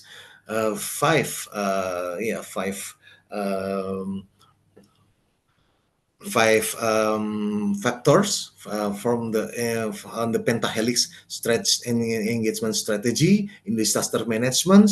Focus on human capital development. We see that the old paradigm, society as the objects, the state's obligations to protect its citizens in a participatory manner. Now we should change to new paradigm. The community is also the subject. Yes, the community is also the subjects, capable of saving themselves and helping other members of the community. This is the new paradigm. We understand that the disasters should how to strengthening the role of the community. Then community is all the subjects, not the objects. So not the object. The community is the subjects, capable of saving themselves and also helping other members of the community. So the new paradigm can strengthening the pentahelix engagements strategy in disaster management, from the government as regulator, academic as the innovator, journalists for multiplier, business sectors as the driver, and society as the accelerator. It is very important. And now we want to show for all of the participants about the One Resilience. It is the principles of the human capital development for the disaster management in Indonesia. We now starting for the One Resilience. One Resilience. Yes, this is the factor, the important now. The first for the One Resilience is One Resilience culture. How the awareness. The first is awareness, but the part of One Resilience cultures, and divided. I'm sorry, One Resilience divided into the three components: One Resilience cultures, One Resilience collaborations, and One Resilience dashboard. The first, the One Resilience cultures. We should understand the awareness. Having awareness of living and carrying out activities in disaster-prone areas, the awareness that if the disasters occurs, you should become victims, experience major economic losses, and the environment that could be damaged. Awareness, the first awareness. The second, knowledge. We should have knowledge in anticipating or adapting to the disaster risk, and how to prepare about the disasters management. And it is including conducting for outreach, communications, how to prevent, mitigations, and preparedness. It is the components of the knowledge. So the first is an awareness, second knowledge, and the third is strength, empowered to face disasters continuously. It is important. Strength and care, willing and able to invite others to anticipate and respond. That's the part of the One Resilience cultures. That's the part of the One Resilience culture. And the second component is the One Resilience collaborations. It means from the pentahelix, yes, the resilience collaborations regarding the government, central and regional, from BNPB, Basnas, Social Ministry, from the Ministry of Health, from the our police, from our military, or the Ministry of Educations, and of course from the its area in the disaster management. This the second is the business actors. Business actors is important. Important by a part of the One Resilience collaborations. And the third is community or in Indonesia, maybe many relawan Indonesia, the community or from the many community in Indonesia, Tagana, Pramuka, or there are many from the community. And academicians, now why I we can see that I focus the academicians is very important. The RR Forum academicians is important.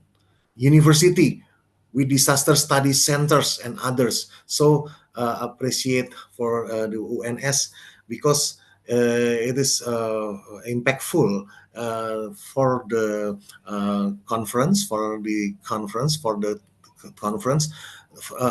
regarding for the disaster management.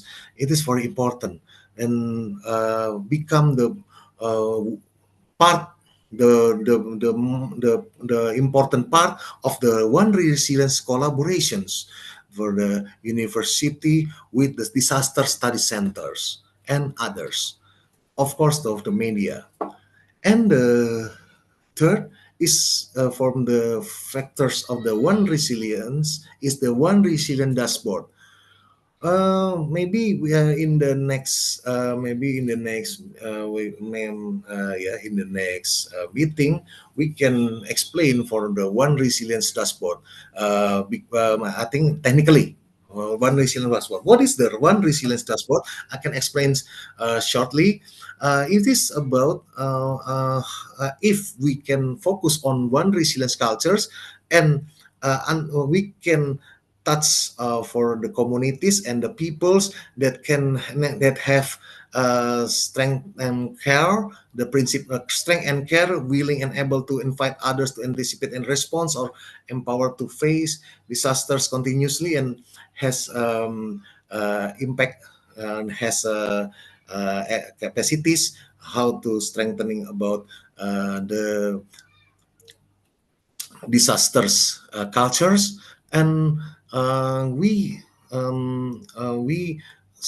prepare for all of the peoples that has resilience capacity, has the resilience capacity, and they should be a champion in all of the area, in all of the village. There should be a champion, and for the champion, we has data for the one and down in one dashboard, and in many in all of the area in Indonesia.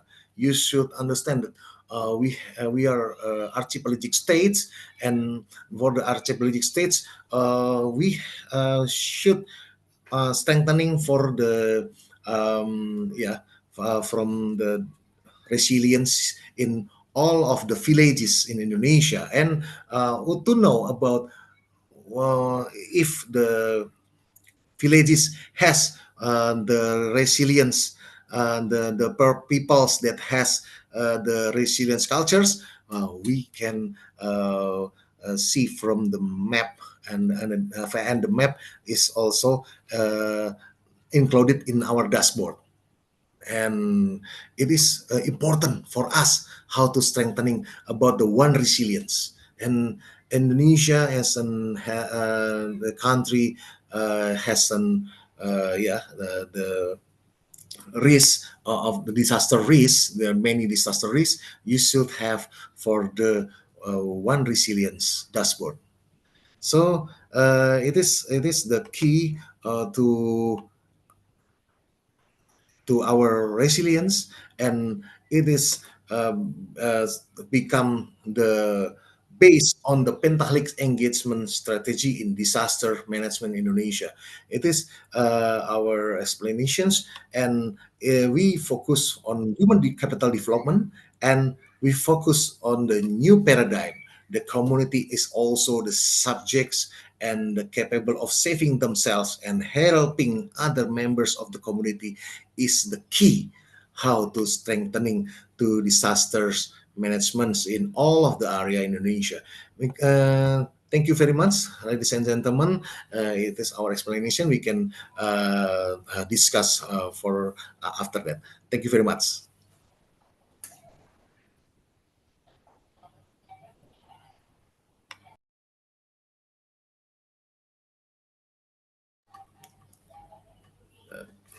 I'm sorry, the voice still.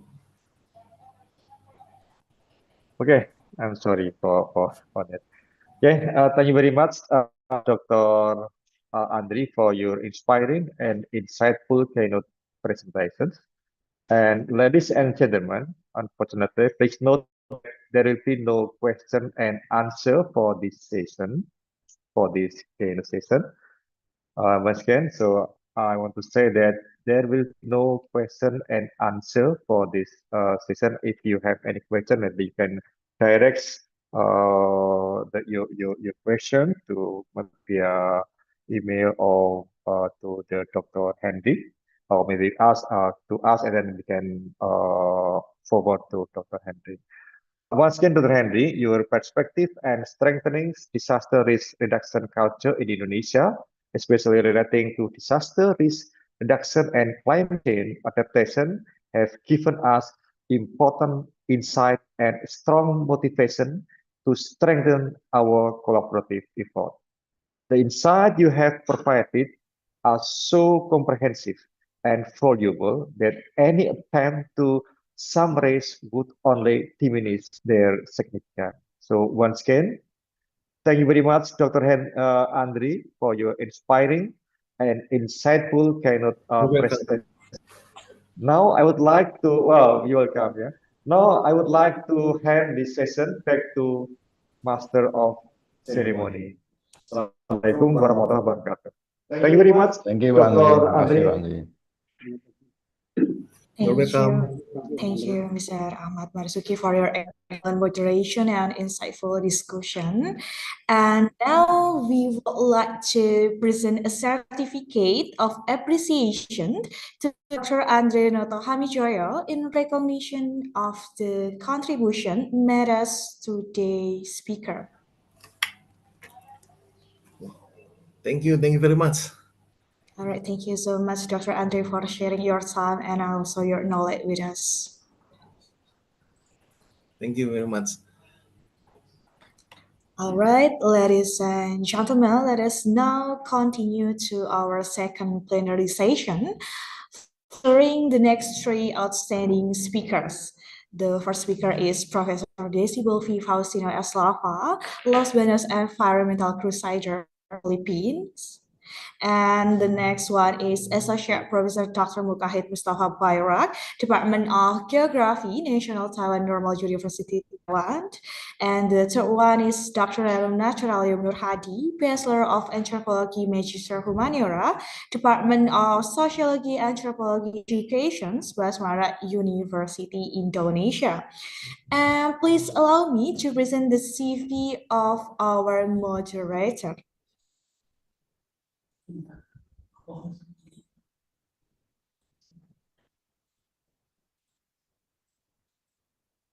All right, so this session will be moderated by Ms. Siti Nurlita Fitri, Master of Engineering, and she is a lecturer in the Civil Engineering Department at Blasmara University since August 2019.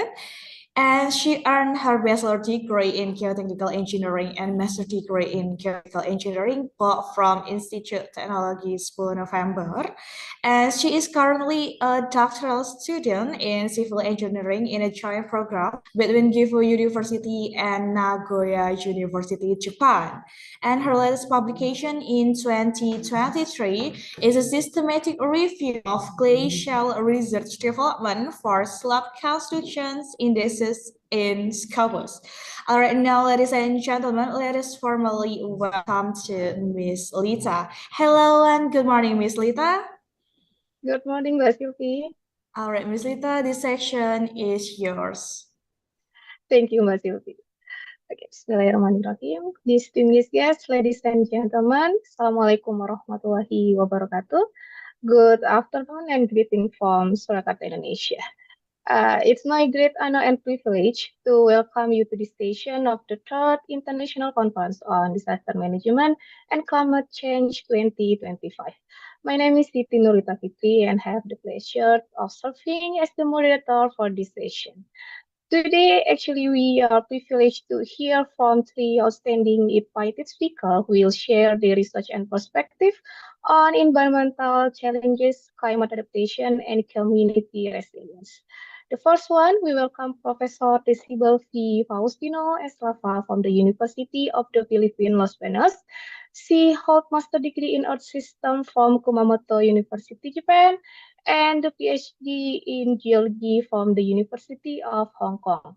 Professor Eslava is renowned for her pioneering work in climate change impact, environmental geology, and disaster risk reduction and management. Next, it's great honor that we introduce Associate Professor Dr. Mukahid Mustafa Bayrak as the second invited speaker from the Department of Geography at National Taiwan Normal University. And Dr. Bayrak earned his PhD in Geography and Resource Management, the Chinese University of Hong Kong, And he also dedicated over a decade of research to political ecology, particularly focusing on local community across East and Southeast Asia. And lastly, we also want to present Dr. Nuhadi as our third speaker. He is a scholar in human geography and anthropology from 11 Maret University.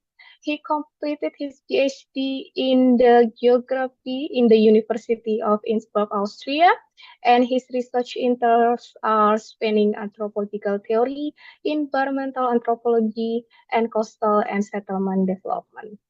So, ladies and gentlemen, we are going to our first invited speaker, which is Professor Decibel P. Faustino Eslapa from School of Environmental Science and Management, University of the Philippines, Los Banos. Professor Eslapa is an esteemed academic whose work has a profound impact on disaster risk reduction and sustainable development at the community level. The title of his presentation is The Disaster Risk Reduction, Action for Climate Empowerment and Societal Resilience Nexus.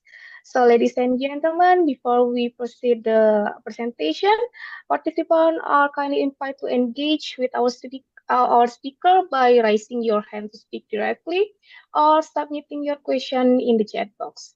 So, Professor Eslava, good morning. Good morning, Ms. Fitri. Thank you very much for the kind introduction.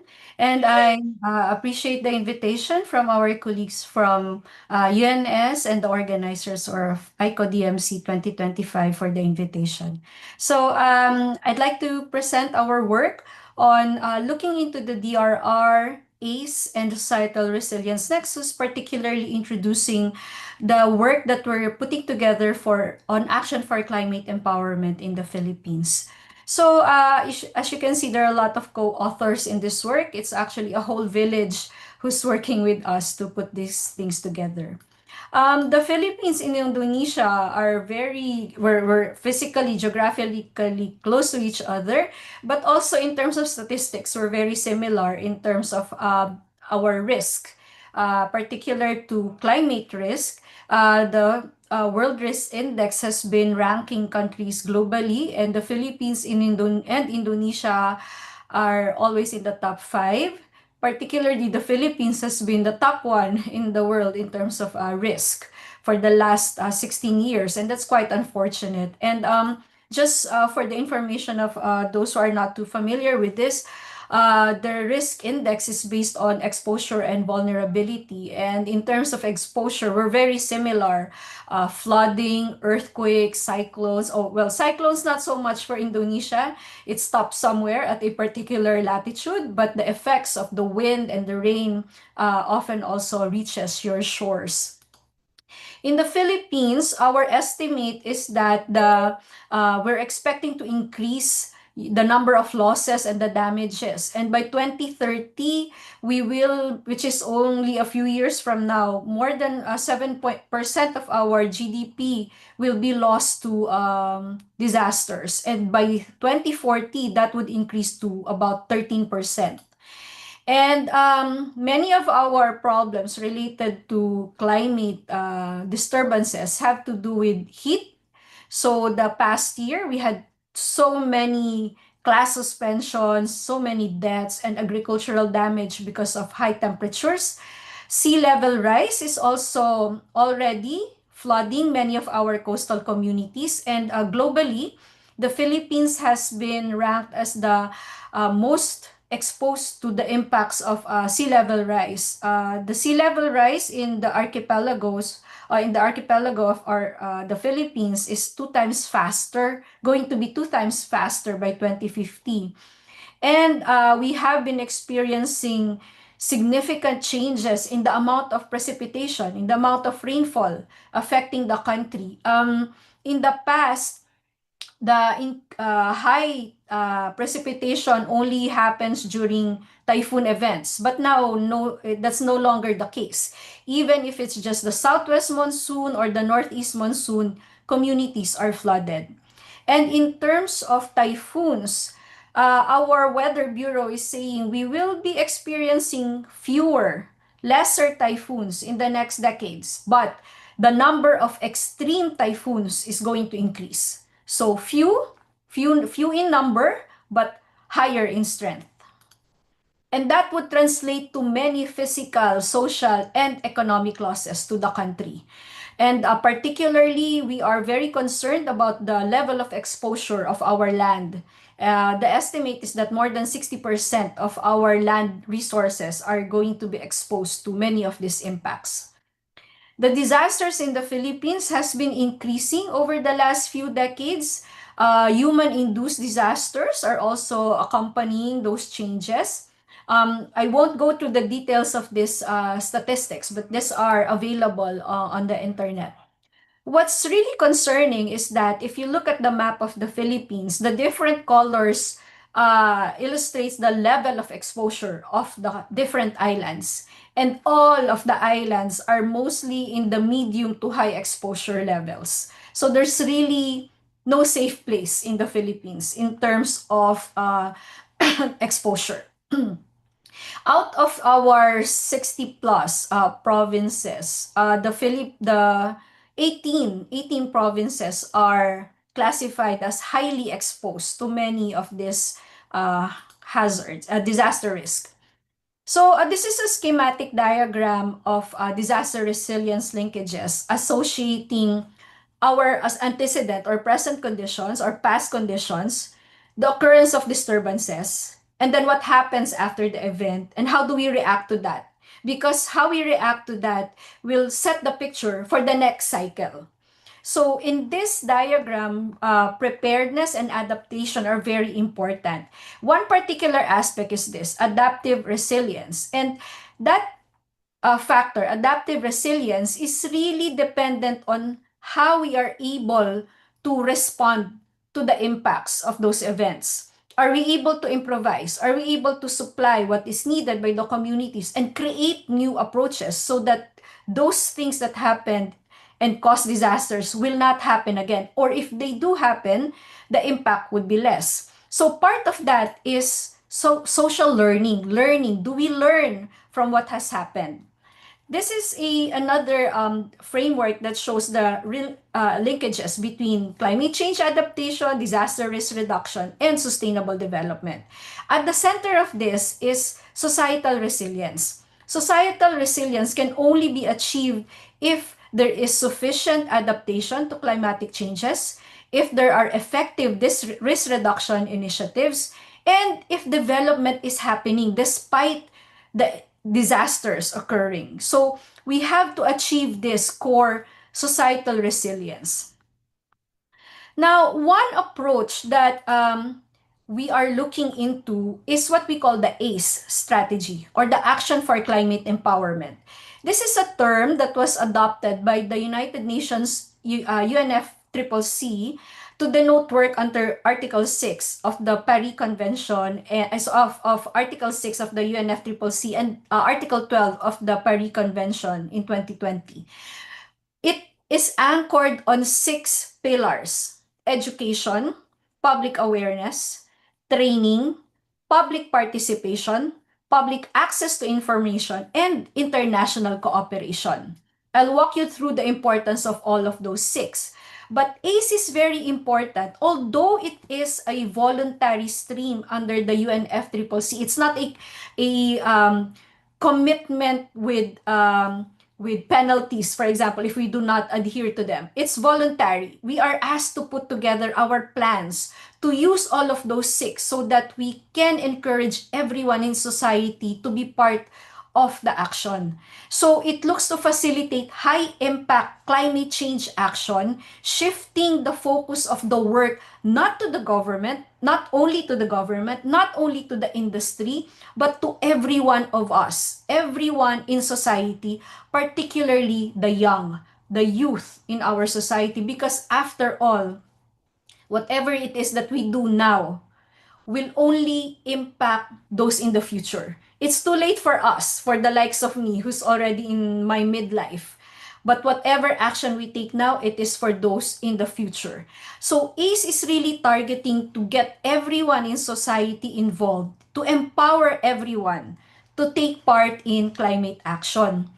Why are we tapping the six? The six pillars are geared towards various objectives. Education is to change habits for the long term.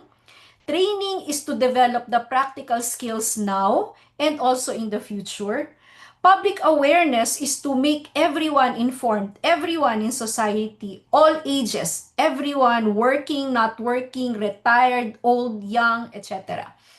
Public access is to provide science-based information without the need to pay for the information. It has to be readily available to everyone so that when the information is available, public participation can become more active. If they know, if everybody knows, everybody can make decisions. And by providing additional information or knowledge or education to everyone, everyone can become part of the decision making. But seeing as we're all living on the same planet, international cooperation is necessary. Not only for funding, not only for the money part of this, but also for sharing experiences. So meetings like this, the ICoDMC, is very important towards the goal of international cooperation. There are a lot of resources available online that shares good practices on how ACE strategy is working for different countries. This is an example of publication that you could look for online. Some of the countries that were assessed for their ACE initiatives are those shown in the map. There are three particular countries that I especially like. India, what they did was to train the women in the far-flung communities that do not have access to clean power. What they did was they trained the women who could not read or write, but they trained them to become technicians, to put together solar lights. So it's a multiple faceted approach to empowering people, giving them power to take action. They have now access to lighting, they're technologically adept, and because they have light even at night, safety for these women, for their marginalized sector has significantly improved. In Japan, they do not have issues with power access, but they have a commitment to cut down on emissions. So what they did was to work with the fashion industry. They worked with the fashion industry to develop textiles that would help the Japanese people to wear more comfortable clothes and not need to crank up their air conditioning. So in effect, they use less electricity. And in effect, they cut down on power consumption. But for some countries, this is Fiji, a Pacific island nation, much like the Philippines and Indonesia. For many of their islands, there is no other way in the future but to relocate coastal communities to higher ground, which means taking communities out of where they are now, asking them to move out and move higher. And that's a very difficult thing to do. We know that in the Philippines. We know how difficult it is to first evacuate people and then to relocate them permanently. People are attached to their land, to the land. Land is very important to us as Asians. It's not so easy to ask people to move out because you're going to be flooded. They will move out and then come back. That's a very perennial problem for us. But Fiji is working towards addressing that problem. How are they doing this? Educating people, children in particular, telling them, crafting their educational materials to tell them, in 10 years, your community will be flooded. What do? You don't stay there. You move out.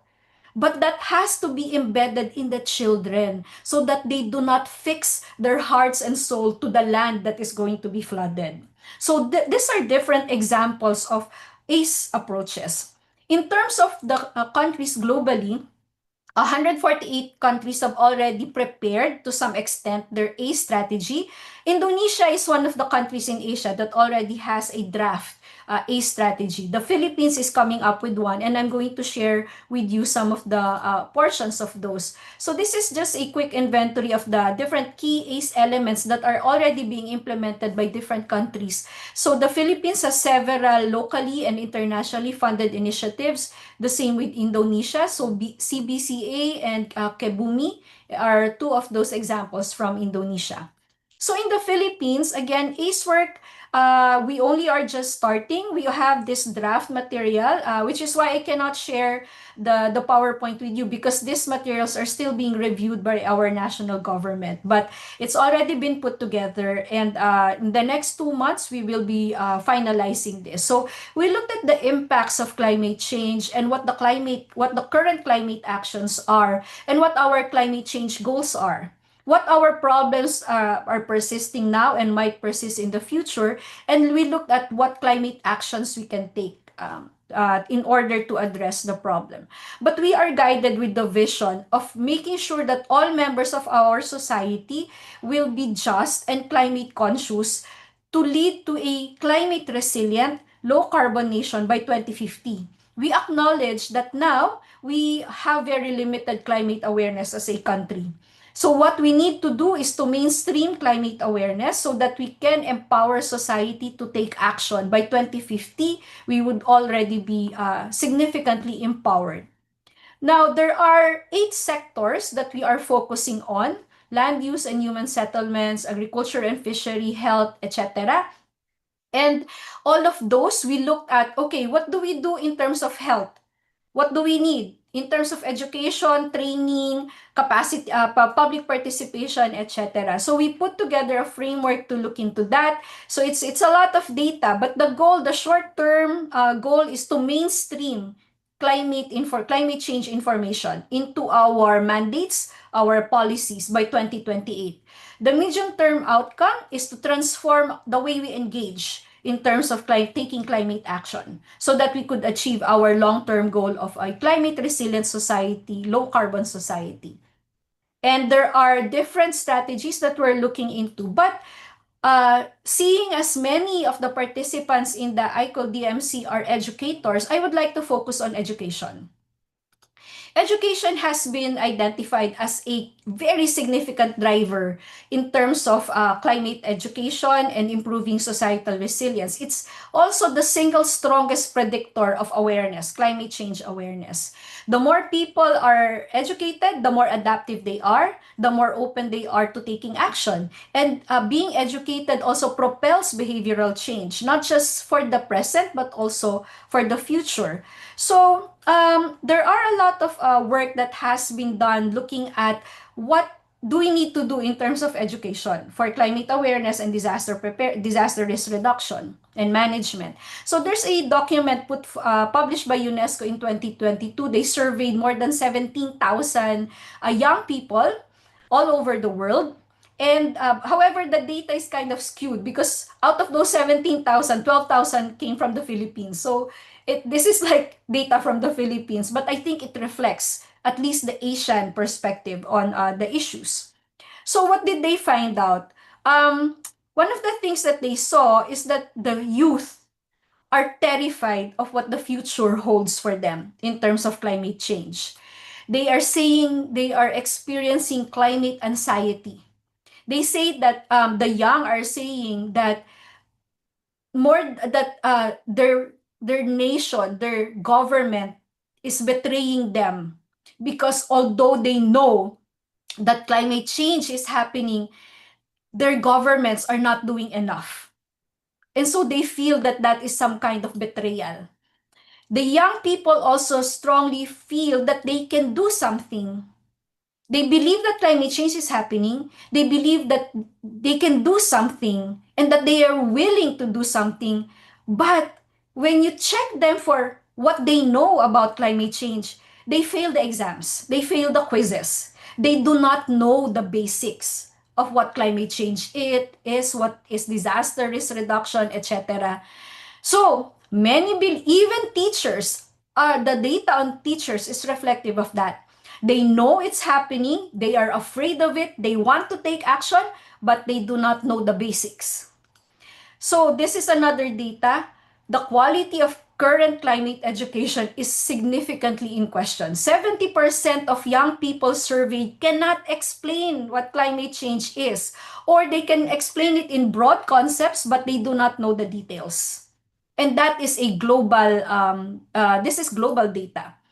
So climate change and disaster risk reduction education is needed so that people would understand better, they can take action, and we can consider our place within nature and take better sustainable solutions. Younger respondents feel they know better, they have a higher satisfaction of their education, but even with that, they are not able to answer correctly many of the basic questions. So education propels climate action. We are agreeing on that. However, climate change is also threatening education outcomes. So if we look at how does education propel climate action, we already know this. The more we know, the more we are able to take action, but there are information gaps. So this has been identified in terms of climate awareness. There is a lot of still of misinformation happening, and we need to address what to do in terms of mitigating and adapting to the changes. So this highlights that people are not the center of climate change mitigation and action at present. So the current status is that it's quite frustrating that despite the volume of scientific information, knowledge and skills are still very limited.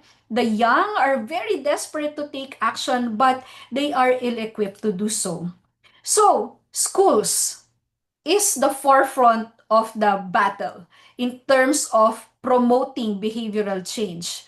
However, we have to look at some important issues. One, low foundational skills have been observed worldwide. Many children reach adulthood with very low basic literacy and numeracy skills. There's also a lack of climate change education being missing in the curriculum despite the curricula being overloaded already.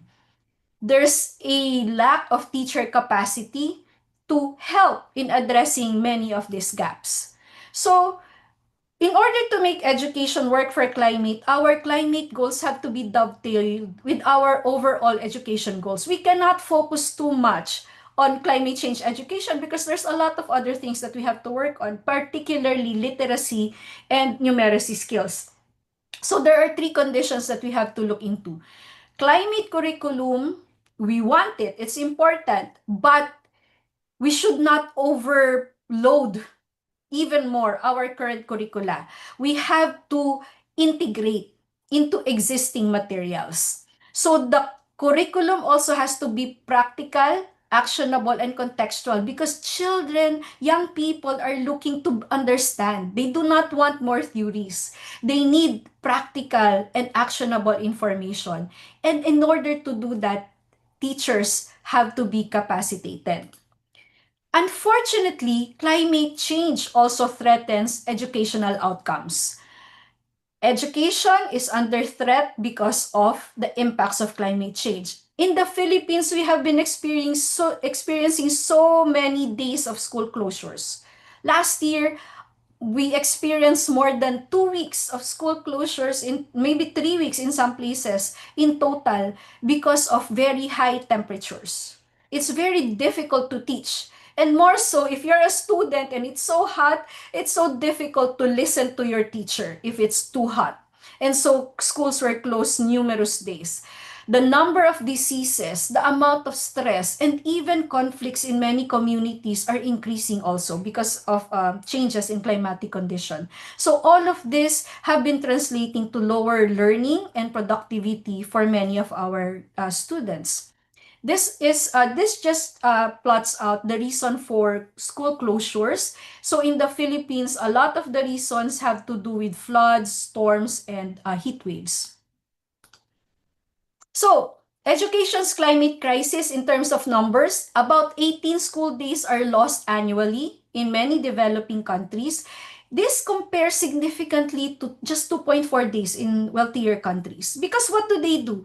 If the temperature is very hot in the Philippines, we cannot do anything. Because even if you have an electric fan, the air that's going out of the fan is still warm. It doesn't help. So, but in other countries, if it gets too hot, they turn on their air conditioning units. That's not available here in many places. So, in wealthier countries, they have different means to adapt. We have very limited options in developing countries. World Bank says a 10-year-old last year will experience 3 times more flooding events than those who were born in the 70s. And when schools are open, students are still losing learning because of other conditions, particularly heat and floods. What do we need to do? We need to climate-proof our education system. The World Bank is saying that we need at least $18.51 per child to safeguard his or her learning from climate change. And what does that mean? That money should go to improving temperatures in classrooms. So we have to make sure that the conditions are favorable for learning, building resilient infrastructure, those that would not go down because of strong winds or get flooded because of increased precipitations. And we need to invest in training teachers. The recommended national expenditure for education is at least 4 to 6% of the GDP or 15 to 20% of the national budget. This is based on the UNESCO Education 2013 agenda. The Philippines is good on that in terms of allocating that kind of money. We are in about 15 to 16% of our national budget. But even with that, it's really not sufficient because there are other problems in the education sector. For example, this is a report put together by our national government that assess the performance of our education sector in terms of many aspects. In summary, what they found is that the teachers are overloaded with other responsibilities other than teaching. That's one. Second, they're not also sufficiently trained. And this is for general education. This doesn't even look into climate and disaster education. If we look into the data particular to those topics, they're significantly lacking. The textbooks and other teaching materials are also not enough. And there's a lack of clear coordination between agencies that should be supplying or providing support to the education sector. And in particular also, our curriculum is overloaded and outdated. So in terms of that, what do? We have limited funds. We have limited trainings to our teachers, and already our curriculum are overloaded. Our suggestion is that we do not add more subjects or courses. We integrate or embed climate education and disaster risk reduction into existing courses. Embed them into what is already existing. So this ensures that students are able to develop an understanding of critical issues, but we do not take away from them the numeracy and literacy training that they need. So it also enhances critical thinking. What are examples of embedding or integrating? These are a few examples I'd like to show you. Physics, for example. Instead of the traditional instruction, for example, if it's Newtonian physics, you're teaching about speed, acceleration, etc. Instead of using cars or trains or airplanes as examples, why don't we use storm surges or tsunami as examples? Like calculate the speed of the incursion of a storm surge given the wind speed of blah, blah, blah, blah, and the frictional resistance of blah, blah, blah. Another example, in history, we can add like geophysical tragedies that have happened in the region instead of really just focusing on political tragedies, political conflicts. What about geophysical conditions? How many typhoons or how many, maybe not in Indonesia or maybe because there are no typhoons there, but how many tsunami events have happened and what is it related to, etc. Or even for pre-elementary children, instead of putting together different artwork, why don't we put together an emergency bag? So what should go into an emergency bag? So these things are things that teachers themselves would know how to package. In terms of higher education, we can look at connecting relevant topics in environmental science, urban planning, public health, etc. Some other examples would look at, for example, changing your pedagogical approaches. Instead of just using books, why don't we provide materials for case studies or inviting guest speakers, inviting more people, for example, in your community. Earlier, our speaker was saying these are the approaches being developed. Therefore, those experts in the local and national government can become speakers, resource persons on a regular basis. And there are other pedagogical approaches that we could use. We could also look at, say, courses on data analytics and interpretation. Instead of using theoretical data, why don't we give them climate data sets? Or looking at climate change models, and then so they can forecast about future changes using graphing and visualization, or even in economics, looking at cost benefit analysis techniques to look at adaptation to climate change and how it's going to prevent more losses, etc. Even for mathematics and modeling, we could use data on carbon cycling, feedback loops, and sea level rise, or even in science and social studies, or even in environmental science. So there are a lot of examples that we can look into. Um, Inside the proposed ACE strategy for the Philippines, we looked at several sectors. So this is for agriculture, fisheries, and food security, where the national government is targeting to improve production and resilience of the sectors. So in terms of education, we are suggesting to integrate smart agriculture into the formal education materials, particularly for bachelor's in agriculture and ABE curriculum.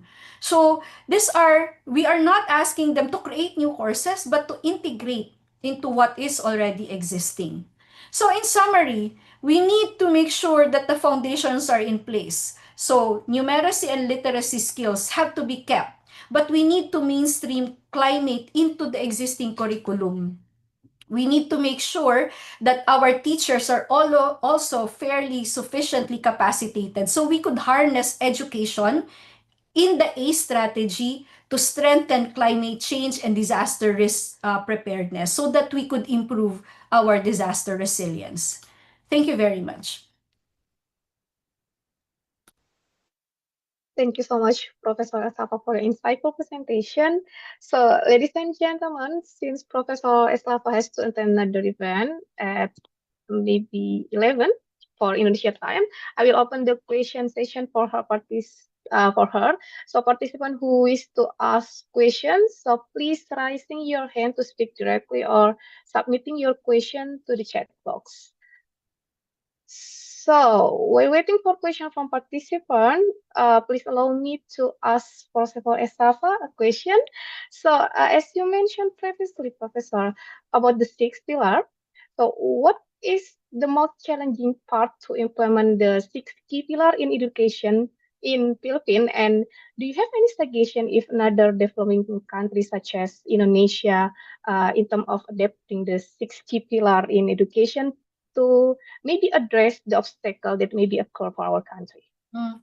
Of course, a very real problem is the lack of resources at this time.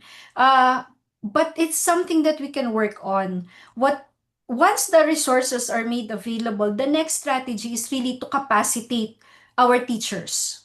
Our teachers are very smart. You know, they know their students. They know different pedagogical strategies. So once they become aware, okay, we need to work on climate change and disasters, but they need to be capacitated on what the topics are, what are the scientific information behind those information or those problems, and then they can develop strategies to integrate.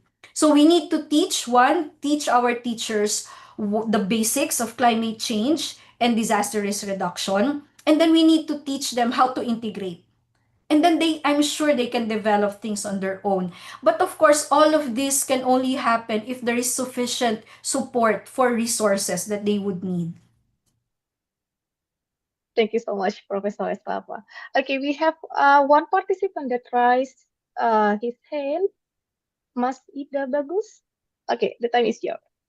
Okay, thank you, Ms. Siti Rita Fikri and committee, also Professor Desibo Elsafa. My name is Ida Bagus Arrega Barata. I'm from Universitas Pendidikan Ganesha, Singaraja, Bali. I want to ask to Prof. Elsafa. I want to ask about how NGOs or civil society engage in disaster risk reduction in Philippines. Can you share the positive and negative of their participation in not only the community engagement in the disaster cycle, but also advocacy in government policy, like sometimes like critics or other kind of things that to push a policy that may benefit disaster risk reduction. And maybe second question is, do indigenous people take part in disaster resilience and how they integrate to the disaster planning? Especially, and maybe you can share in the Philippines experience. Thank you. Thank you very much. Your questions are very interesting and it will take hours to answer them sufficiently. But the Philippines has a very long history in terms of civil society work. And now that we are experiencing these challenges related to climate change and disasters, the importance of civil society has not, it's even more important now. There are a lot of benefits that we have been gaining from working with different groups. Particular to the civic society is their support in terms of response during times of disasters. That's the most obvious of it. However, now there's a lot of action towards developing anticipatory actions. So even before disasters come, what kind of action should we take now that they are not happening yet? So the whole package of that is called anticipatory action. So that actually also includes preparing our communities by educating them, and then working with the national and local government so that sufficient preparation in terms of say evacuation routes or planning buildings or even land use planning itself are coming into play. There's a lot more that we can gain from working with civil society, and this is actually a sector that we cannot do away with. They're very important and they're very helpful and they're very quick to respond. They do not have the same bureaucratic process as the government has. So they're able to be present right away. Unfortunately, there have been some incidents in the past that their action, which is very fast, does not jive with the government's. So, but that has been resolved to some extent. There are now some protocols that everyone, government and different other stakeholders are following so that conflicts do not arise from their interaction. Second is with the IP, with the indigenous communities. Okay, the indigenous peoples in the Philippines, there are a lot of them, hundreds, if not thousands of communities. And there are a lot of things that we gain from them, from their experiences, from the indigenous knowledge, and also with IPs as protectors of our ecosystems. The general idea is that a healthy ecosystem is a resilient ecosystem, and therefore it is able to contribute to disaster mitigation and to contribute to recovery after a disaster. So working with indigenous communities is very important, but we still have a lot of gaps in terms of making sure that the work with them becomes sustainable, because many of the work is project-based. So after a project ends, it disappears. So we need to make sure that they become sustainable and that they become mainstream as well. That it's not just stuff for publications or magazines. That the practices become mainstream, are adopted by the general or the larger public as a whole. I hope I answered your question. Thank you, Professor Alsafa. Thank you so much, Mas Bagus. So we try to move to the question in the chat box. So we have like 2 questions in the chat box, and I will read for you, Professor. The first one is from Mahendra from UNS to Professor Eslava. The question is: education play a key role in the building resilience to disaster and climate change. Programs have reached a local community, but this community have their own value and often trust mystical belief more than science. So how can we bridge this gap, and should we consider using a mystical method? Yes, Please. yeah, thank you. I think we're very similar in that. Philippines, Asia in general, we're very rooted to our land. to the forest, to biodiversity, but the terms are different. Our indigenous communities do not call don't call that biodiversity, but they have a concept for it. And it has reason for that, and there's wisdom in that. And I am a firm believer that our being mystical is actually a good thing. Our faith is also a good thing. Religion and our belief in the natural system is a good thing. However, many of the natural phenomena are changing. Climate is changing. So our understanding of what weather and climate patterns are also changing. So how do we address that? We use science. I have a recent experience with a community that they said that they prepared the land to plant sugarcane, but they saw birds flying. Blackbirds were flying over the land, and so they said, we can now plant the sugarcane because the birds flew over the land.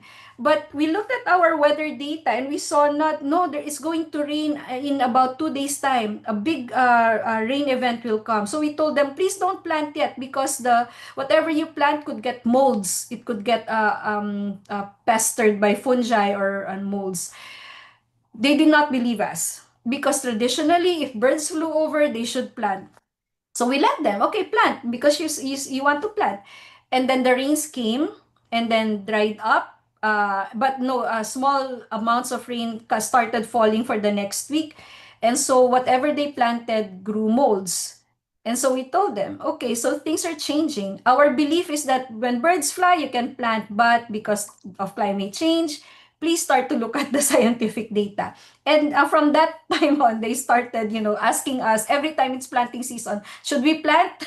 So I think it's going to be a long process. It takes a long time to change behaviors and beliefs. So for us scientists, we just need to be consistent with our science so that people will believe because they will see that science is correct.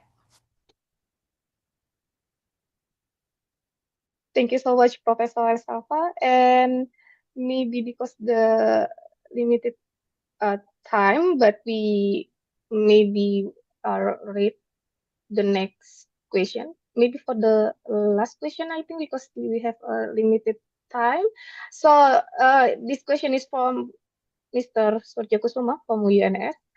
As we have a tropical cyclone in Indonesia as well as in the Philippines, and it's increasing annually, can we have a research collaboration between 11 Maret University and your Yes, university? most definitely. Yeah. International collaboration is very important, especially now. I have students who are from Indonesia. Two of them recently graduated, and I was telling them that, oh, you need to prepare because climate change is happening. The track of the typhoons, which used to be just going up north, they're actually starting to depress, going south. So I told them, oh, you need to prepare in Indonesia. We're sending the typhoons over to you. So yes, it's going to be good to start collaborating so we can prepare for future changes. That's right, Professor Decibel. The emerging of cyclone trophies is going to the south. So Yes. it is important for us to research about that. Thank you. Yeah, we will Looking forward to that. Yeah, follow up the proposal. Thank you. Thank you so much, Professor Estalva. So, ladies and gentlemen, I apologize for the time constraint. So, maybe we close session for the first presentation. So, thank you so much, Professor Estalva, for your willingness and valuable contribution and for sharing your expertise for us. And I believe that your contribution to community education-based disaster management are truly commendable and highly relevant to the theme of this conference. Thank you so much, Professor Estalva. So, ladies and gentlemen, we now continue with our second invited speaker. It's my pleasure to introduce Associate Professor Dr. Mukahid Mustafa Bayrak from the Department at Geography at National Taiwan Normal University, Taiwan. So, Dr. Bayrak is an expert in climate change adaptation, environmental governance, and the participatory development. The title of his presentation is Climate Adaptation, solar power encouragement, land subsidence and flooding, bottom-up perspective from coastal community in Taiwan. So, Dr. Bayrak, we are honored to have you with us. So, you may now proceed with your presentation. The time is yours. Thank you. Assalamu alaikum wa rahmatullahi wa barakatuh. Thank you so much for inviting me to today's talk. And I guess I will share my screen. So I hope everyone can see my screen. So yeah, thank you so much for inviting me to this important conference. And unlike the previous speaker, I will have a little bit more of a micro perspective. So kindly bear with me in understanding maybe some of the lessons learned. And maybe let's start the presentation. So as you are all aware, and previous speaker also talked about it, is the sustainability challenge that we are facing on a global scale. Globally, farmers are key practitioners of climate change adaptation. And at the same time, climate change has a significant impact on smallholder farmers, as well as on regional and national food security and rural livelihoods. So obviously on the various levels, national, regional, local, and up to the individual level, adaptation measures have to be implemented to cope with the climate crisis. So there's a difference between adaptation and mitigation, and I'm sure most of the people here know what the difference is. But to say it very simply, adaptation is to live with an adverse impacts of climate change. Mitigation is that you are trying to combat it or you're trying to stop it. There's an importance of scalar levels and the importance of temporal levels in the sense of how you can adapt and mitigate. So the previous speaker mentioned about, well, if it gets hot, in some countries you just turn on the AC. The AC is now turned on in my office. But obviously that's just a short-term solution, because if everyone purchases an air conditioning, that will have a negative effect on mitigation efforts, for example. And there's also an importance of scalar and temporal levels in the sense of an island nation like Fiji might not have contributed to the negative impacts, to the greenhouse gas emissions that contribute to climate change, but might suffer more from that. So vulnerability of people is very differential, and vulnerability is differential not only between people, but between regions, but also between other localities. And the importance of temporal levels, that decisions that are made in the past have a direct effect on what we are facing right now, but also decisions that we make right now will have impact on the youth and future generations to come. So obviously there are increasing voices to speak of climate crisis instead of climate change, because change, the word change, is a neutral word, right? Change can be good, can be bad. But if we talk about climate crisis, it's this sense of urgency that something needs to be done. So when you read papers, they might talk about climate crisis, they might talk about climate emergency. And there are also more and more discourses on climate change migration. Yeah, so there are several papers that talk about how climate change might trigger out-migration. Some papers are very alarmistic in the sense of that they will say we have 1 billion refugees, climate refugees. Other papers are more nuanced. I tend to be in the group of being more nuanced on this topic, which we will discuss today, inshallah. So my background is political ecology, and I know the next speaker's background is also political ecology, so you might hear more about that. But the goal of political ecology is to see environmental hazards or environmental disasters not only from a natural geophysical lens, but also from a political lens. Why? A natural hazard is just as much as a social as it is a natural phenomenon. Why is something called a hazard? When it affects people. If it's not affecting people, we don't call it a hazard. We don't call it a disaster. We call it a natural phenomenon. So the point of view from political ecology is to understand that when we deal with people, we also deal with political aspects. Climate vulnerability, for example, from a political ecology perspective, if we look at the conventional definition of vulnerability or climate vulnerability, is the propensity or predisposition to be adversely affected, and it encompasses a variety of concepts and elements, including sensitivity or susceptibility to harm and lack of capacity to cope and adapt, or to say it's simply vulnerability is risk. Risk is hazard multiplied vulnerability. Political ecology would criticize this definition because hazard is as much social as it's natural, but risk is also different across different groups based on your race, based on your gender, based on your socioeconomic status. So when risk is different across different groups, you have to ask yourself the question, why? Why are some groups more affected by climate change or by the negative impacts of climate change than other groups? Do they just happen to be at the wrong place at the wrong time? Well, we don't believe that. We believe that risk is different across different groups because of political factors.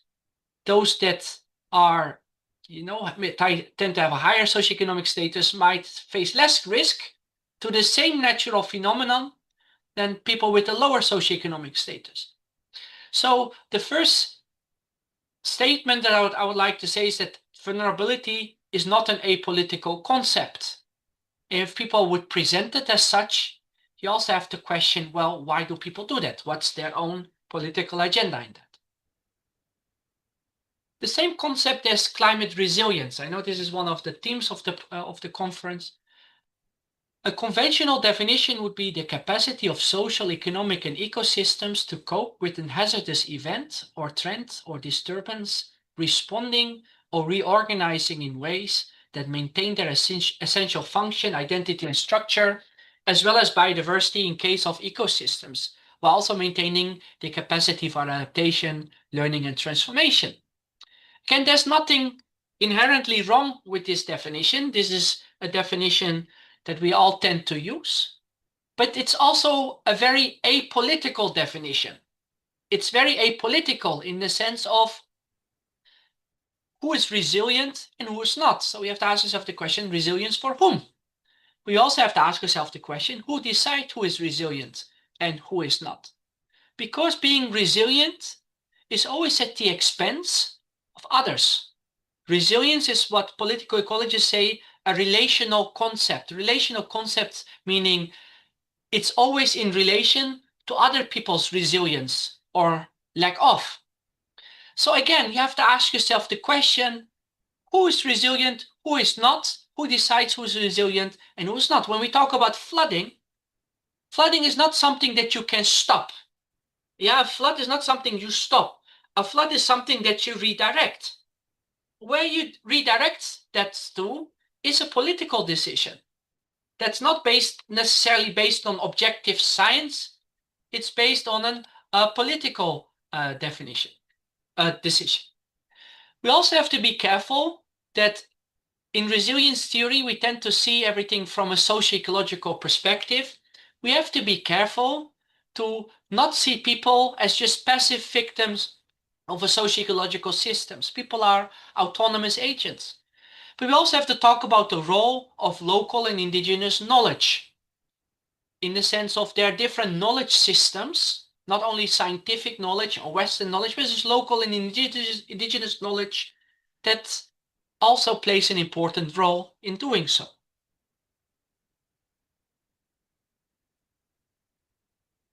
Adaptation from a political ecology perspective, a standard definition of adaptation is the process of adjustment to actual or expected climate and its effect. So it's adjusting whatever it is, maybe your livelihood or your infrastructure, but it's to adjust to what climate change is causing now, as well as what you expect climate change to cause in the future. But the concept of adaptation is also problematic in the sense of the way how adaptation is often presented is as if it's people's responsibility.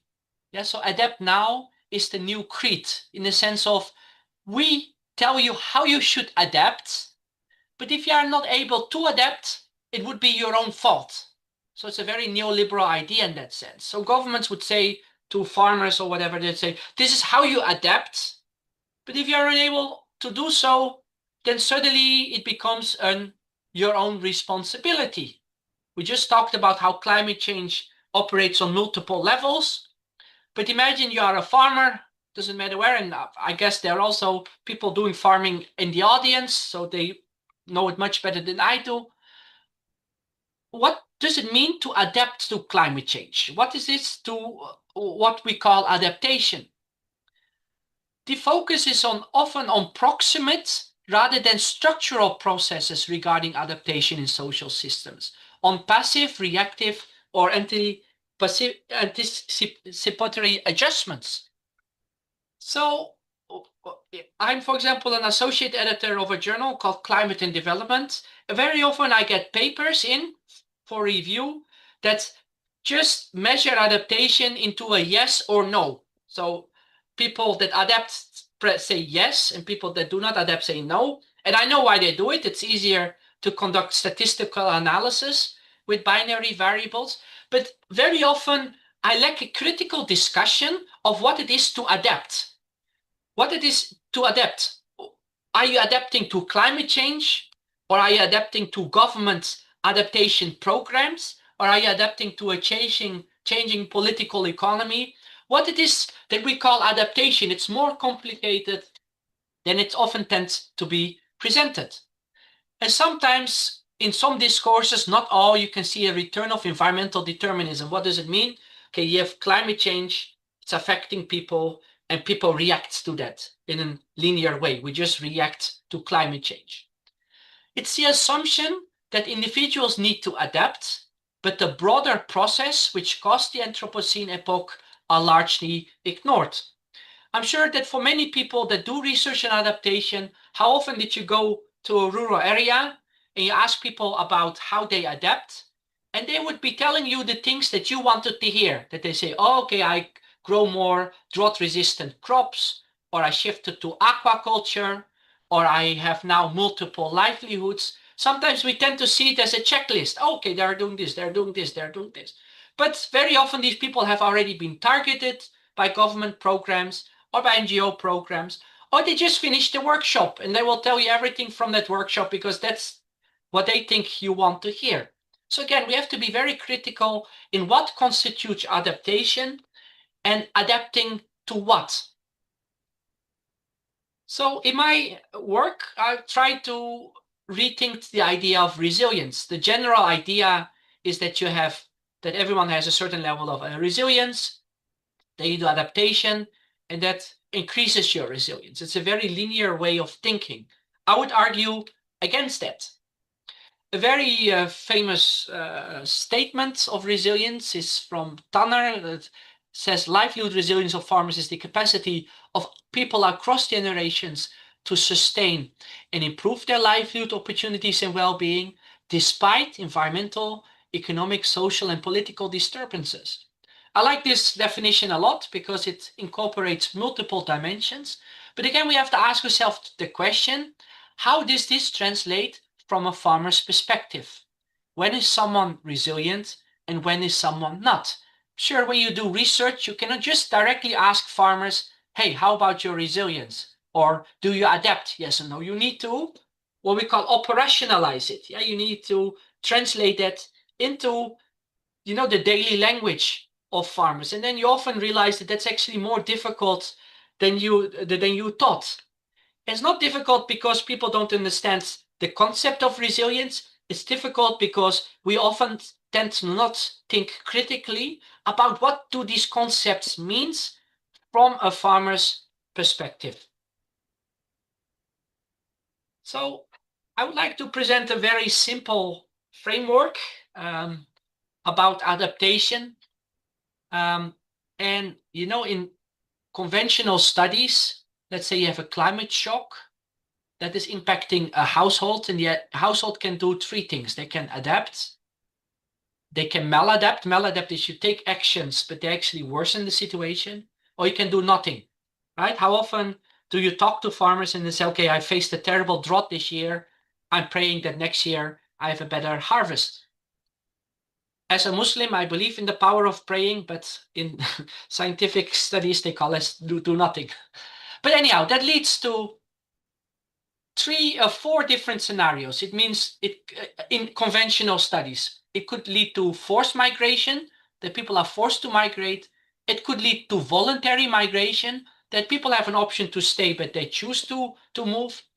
It can also refer to forced staying, that you would like to leave, but you're forced to stay, or we call this forced non-migration. And people can stay voluntarily, that they are able to move, but that they, decide to stay. And these mobility patterns have a direct influence on people's adaptation. But I would say you have to ask yourself the question first, what is actually caused by climate change? What is actually caused by climate change? When do we call something caused by climate change? Flooding is not necessarily caused by climate change. It can be worsened by climate change, but it's also impacted by so many other factors, like bad flood infrastructure, or over-urbanization, or any other factor. So we have to ask ourselves the question first, what is actually a climate change impact? And what is actually caused by other factors? Then the second question that we need to ask ourselves is, what are we adapting to? What it is that we are adapting to? Are we adapting to climate change impacts? Or are we adapting to other things? A changing economy, changing agricultural restructuring programs.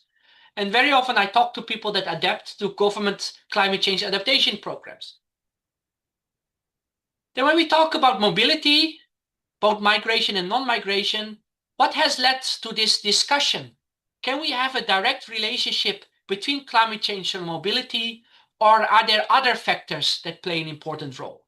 One of the factors that play an important role are what we call structural determinants. Structural determinants is not just climate change, but it's government policy. It's unequal power relations. It's about discourses on climate change. It's about changing political economy. And we are dealing with micro-level factors. What are micro-level factors? Well, people's psychology, people's desires, people's dreams. So many people would like to migrate because that's something that they aspire to, or that they would like to. Let me give you an example. I'm from Holland. I moved to Taiwan. And one reason why I moved to Taiwan is because the weather in Taiwan is better than Holland. Does that make me a climate refugee? Of course not. Did climate change, did the climate play a role? Or maybe a tiny bit. But we have to be very critical in making a direct link between climate change and people's migration. And if you have a study that says, well, climate change will trigger 1.4 billion refugees, or I don't know how many, I'm sorry, I think that's too alarmistic. It's too simplistic. There's so many different reasons why people migrate. Climate change might influence that, but definitely other structural determinants as well as micro-level factors play a very important role here. So instead of talking about climate change, perhaps we can talk about polycrises. That's not something I came up with. It's a literature that's written quite a lot about it. And the definition of a global polycrisis is the causal entanglement of crises in multiple global systems in a way that significantly degrade humanity's prospects. So instead of just looking at climate change, you can look at multiple crises that are happening at the same time. So instead of trying to separate climate change from other crises, you could also talk about polycrises and trying to understand how adaptation plays a role in that. So current conceptions of adaptations are quite problematic, especially if we link that to the concept of polycrises. Because when we talk about polycrises, there are multiple crises happening at the same time. So what it is that people are adapting to is much more difficult to define. And in today's talk, I will specifically talk about coastal areas because the case study is about coastal areas. And coastal areas are often defined as frontier areas in which capitalism, climate change, and conservation are reshaping coastal areas.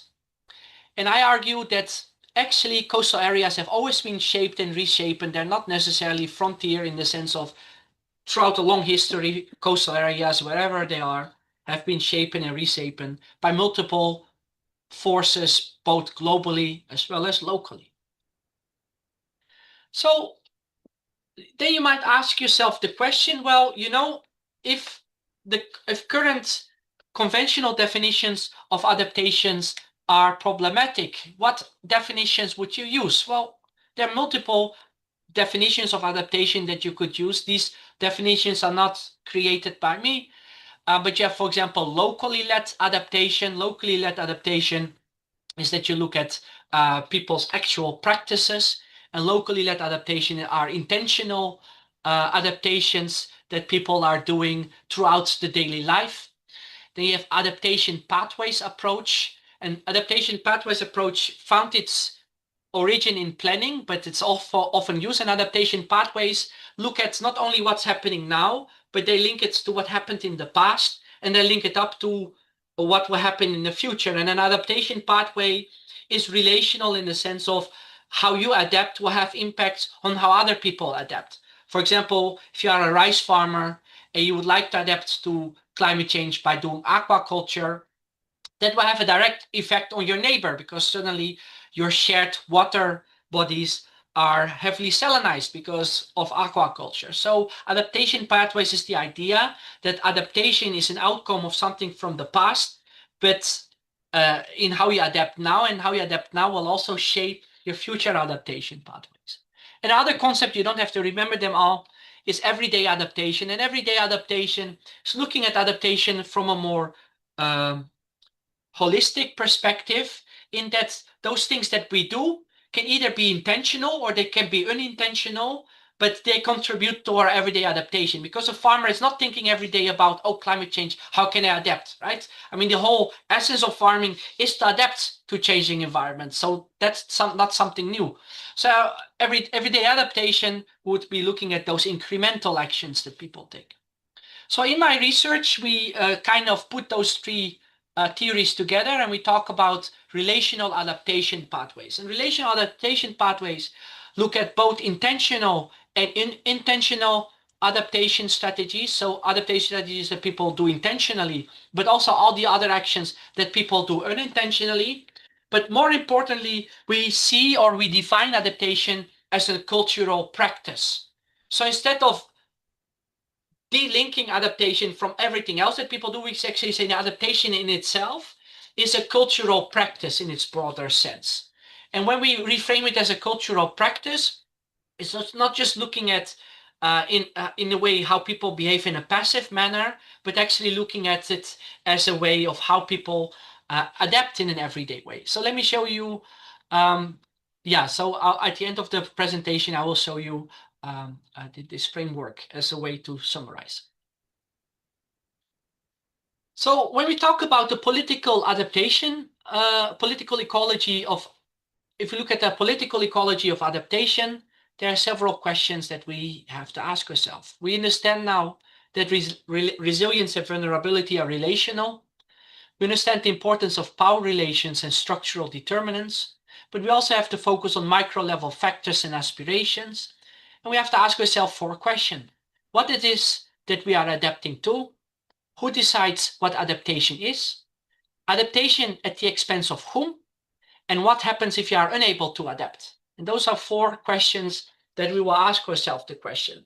So first of all, what is it that we adapt to? Do we adapt to government policy? Do we adapt to polycrisis? What it is that we do? But also, who decides what adaptation is? I mean, the discourse of adaptation is very much in the domain of experts, of scientific experts.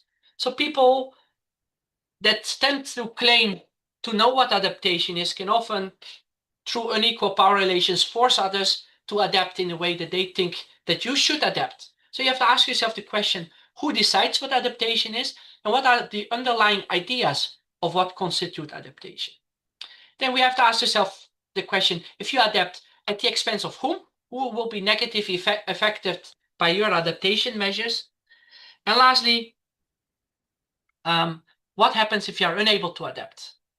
For example, in Vietnam, where I did a lot of my research, the government is stimulating farmers to shift to aquaculture, to shrimp farming in particular.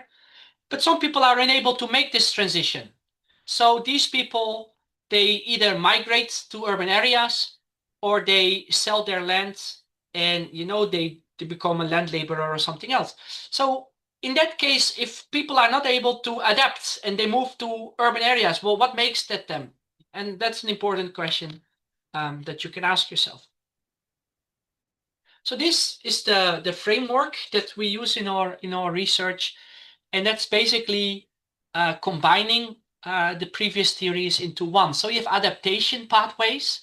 So you have different individuals within a community, and their current adaptation pathway is very much shaped by past actions that they took, and the way how they adapt now will reshape their future actions, but also their decisions to adapt will influence one another within that same community. So we have concepts such as cultural dimensions.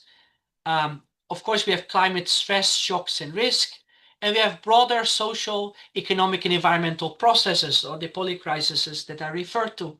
And each of these outcomes can lead to different resilience capacities, whether it's absorptive capacity, adaptive capacity, or transformative capacity. Absorptive capacity refers to adjustments in your livelihoods. If you apply this to farmers, adaptive capacity meaning you adapt your livelihoods or you slightly change it. Transformative capacity would refer to completely abandoning your current livelihood into something new. That could be migration, or that could be that you close down your farm and become engaged in factory work or something like that. So if you're interested, you can click the link. We wrote a conceptual paper about this. Perhaps it's interesting or not. I leave that up to you. So why is it important to adopt a political ecology perspective? Well, though indigenous and local communities are able to adapt to the negative impacts of global climate change through sustainable natural resource management and other initiatives, the following erroneous assumptions could be made. First, that it's the personal responsibility of each individual to adapt, and in case they fail to do so, that they themselves are to blame. Second, that if one community is able to adapt, other communities can just simply take over their model of adaptation. Third, that all indigenous or local communities have sustainable resource management, regardless of their long history and social changes within the community. The fourth erroneous assumption would be that all local communities are homogeneous and serve the same interest. The fifth is that climate change is caused by us all and that we all need to fight it. I don't know how many pictures you see something like hands holding the earth, but climate change is not caused by us all. Climate change is caused more by others, especially industrialized countries and especially transnational corporations. But other people in the global south or elsewhere has contributed very little, if anything at all, to global climate change. So this discourse that says, oh, we all caused it, so we all need to fight it, is very misleading. I would rather say those that caused it need to fix it. Let me leave the last example here because it's not relevant for today's talk. So these are some assumptions that are erroneous, but these are assumptions that are often made. How often do you see? I mean, I just visited Indonesia, and then, you know, a lot of local communities are planting mangrove plantations right now, which is great. I mean, I like mangrove plantations, but, you know, if one community would be successful in, you know, doing nature-based solutions like that, it's automatically assumed that other communities just need to take over their model. And again, that refers back to putting the responsibility on individuals and communities while ignoring the broader structural determinants. So now I come to my case study. And the paper that we have written is how do Taiwanese coastal communities, adaptation pathways, and their mobility patterns interact with and are influenced by macro and micro level drivers of environmental change within the context of global climate change. So we applied the idea of relational adaptation pathways to coastal communities in Taiwan. We had a very small case study that I will discuss. And we looked specifically at their livelihoods, at their life courses and their linked lives. and the cultural beliefs and values that people have. That's what we refer to as micro-level factors. And we link that to structural determinants. So a lot of coastal communities in West Taiwan, they already shifted to aquaculture 50 years ago because of changing government policies. And right now, a lot of coastal areas in Taiwan are linked for solar energy, or they're linked for other kinds of alternative forms of energy, which is negatively impacting farmers.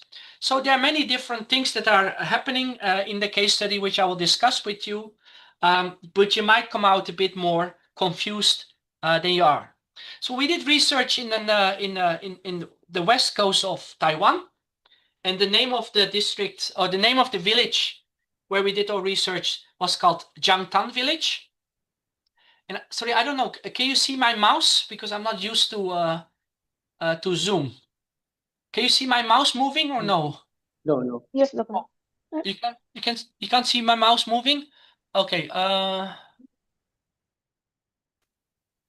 okay, doesn't matter. Then just help, then look at the map. So we did research in a village called Jiangtan Village, and Jiangtan Village consists of 3 settlements. You have one settlement, the main settlement is called Jiangtan, which you see on the left side, but on the right side you can see it in small. And then you have 2 other settlements. One is called Red Brick House Settlement, and the other one is called White Water Lake Settlement. So there are 3 main settlements in Jiangtan Village.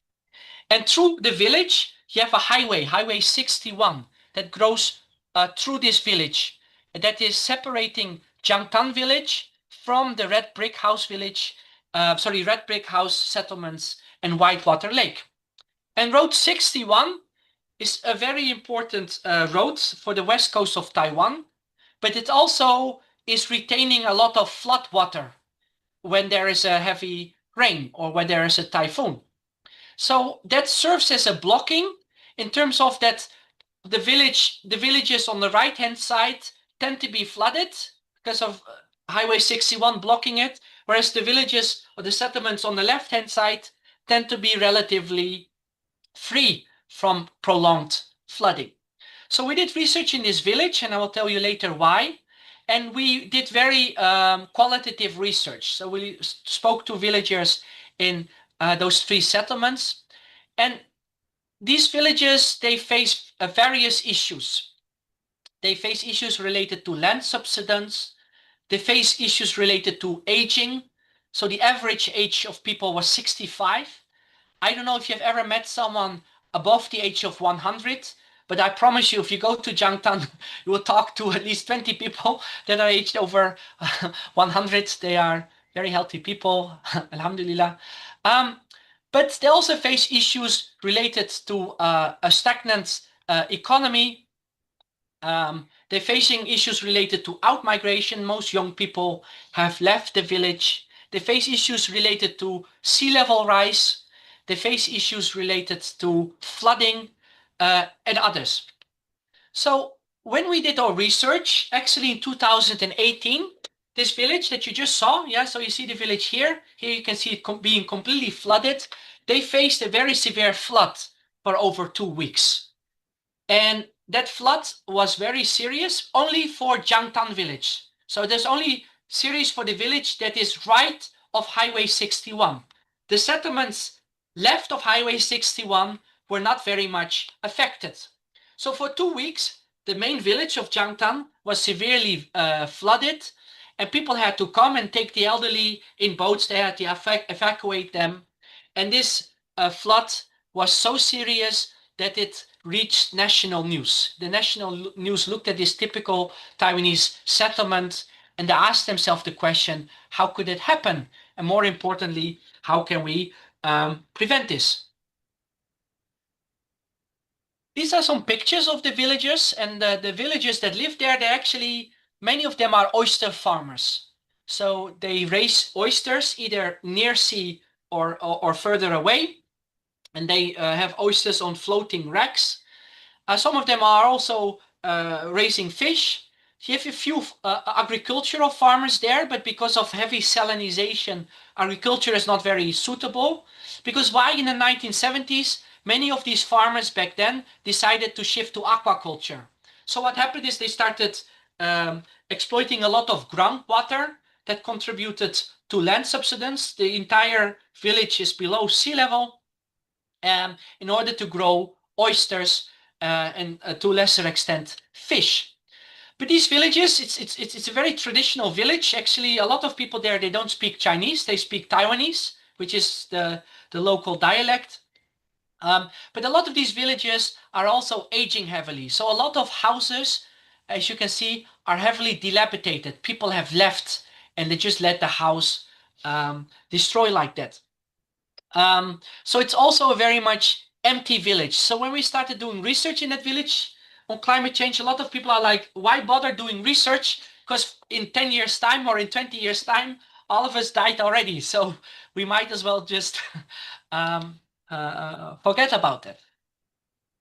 So the question that we ask ourselves is, how does environmental risk affect this community? So the flood, we call this, this flood, we call this the 2018 flood, affected the community, but you also have cold spells. So cold spells were especially serious for farmers that were growing fish. But also typhoons, but also the lack of typhoon, the delay of typhoons played an important role, as well as land subsidence. So we ask ourselves the question, is there a direct link between environmental risks and people's mobility? And many people asserted that environmental change forced fishermen and farmers to change their livelihood practices. So when we look at it from a political ecology perspective, it's actually not clear what caused the flooding. Because on one hand, you had Highway 61 that was blocking the flood waters. The village was also located downstream. So villages upstream, they released their flood waters, which impacted the villages downstream. People also blamed the government. They said the government actually, they wanted to solve the flooding problem in the area by building drainage systems and new pumping stations. But they did not think of the numerous old ones, which were pre-built by the villagers and located in the low-lying areas. Instead, the government wanted to build a large pumping station in the wrong places, so there was no input from local residents. But also what was interesting is when the flooding happened, it was actually not raining anymore. So actually some people blamed the village leaders for keeping flooding in the village. And when we asked them, well, why did the local village leader keep the flooding there, the flood water there? They actually said, well, the local village leaders were not happy with the government policy. So they thought, if we let this area stay flooded, we can call the media. And when the media comes, they can actually report on it, and maybe we can have more influence over government policy. At the same time, it was not only flooding or cold spells that affected the community. Aging was actually the biggest problem of the community. People said when one person dies, the community often loses two people. It's the person that died, but also their domestic worker that was working for them. So in Taiwan, when you are old, many domestic workers tend to support the elderly. But again, when we look at it, it's also a lot of younger people moved out of the village, not because of climate change, but they moved out because Taiwan became a member of the WTO, and suddenly farmers in aquaculture and farmers in Taiwan had to compete with farmers from Vietnam and other farmers that could sell their products for much lower prices. So a lot of people moved out because the aquaculture industry was often very expensive to maintain, and it was very hard to maintain it. And when people says, well, when a community faces an environmental disaster, the best strategy is to invite the media to come first, otherwise the government doesn't take action.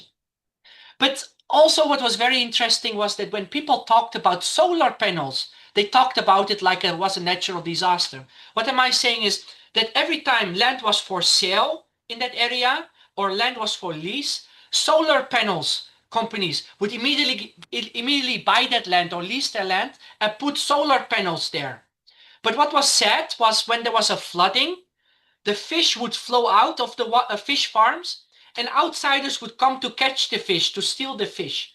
But some of this flooding or these fish, they were in solar panel areas, and some of the people got electrocuted, according to the farmers, because of solar panels there. But a lot of people were talking about solar panels as if they were a natural disaster too. And this is interesting because we see solar panels as something environmentally friendly, right? We want more solar energy. But for the local farmers, solar panels was the same as another natural disaster that they were facing. If you, for example, look at this map, this was a Google Maps photo of 2017 when we were doing our research of Jiangtan. You can see some solar panels in the corner over there. This is the picture now. You can see that there's a solar panel encroachment going on, and people actually also define that as a natural disaster impacting their land and livelihood. So my take-home message is that when you do research on adaptation, very often, or mobilities, very often you talk about things that are not necessarily climate change related, like we talked about here. I had no idea that I would talk about solar panel encroachment in the same vein as I would talk about flooding or cold spells. A political ecology of adaptation, as well as environmental mobilities, helps you to incorporate all these different factors which are seemingly unrelated, but actually play a very important role when we talk about people's adaptation pathways. I realize it's way over my time. If you're interested, you can scan the QR code and read the paper that we published in the local environment. And I thank you very much for listening to my presentation. And if you have any questions, I would be very glad to take them from you. Thank you very much. Thank you so much, Dr. Bayrak, for your highly informative and engaging presentation. So, ladies and gentlemen, we now open the floor for question and discussion session.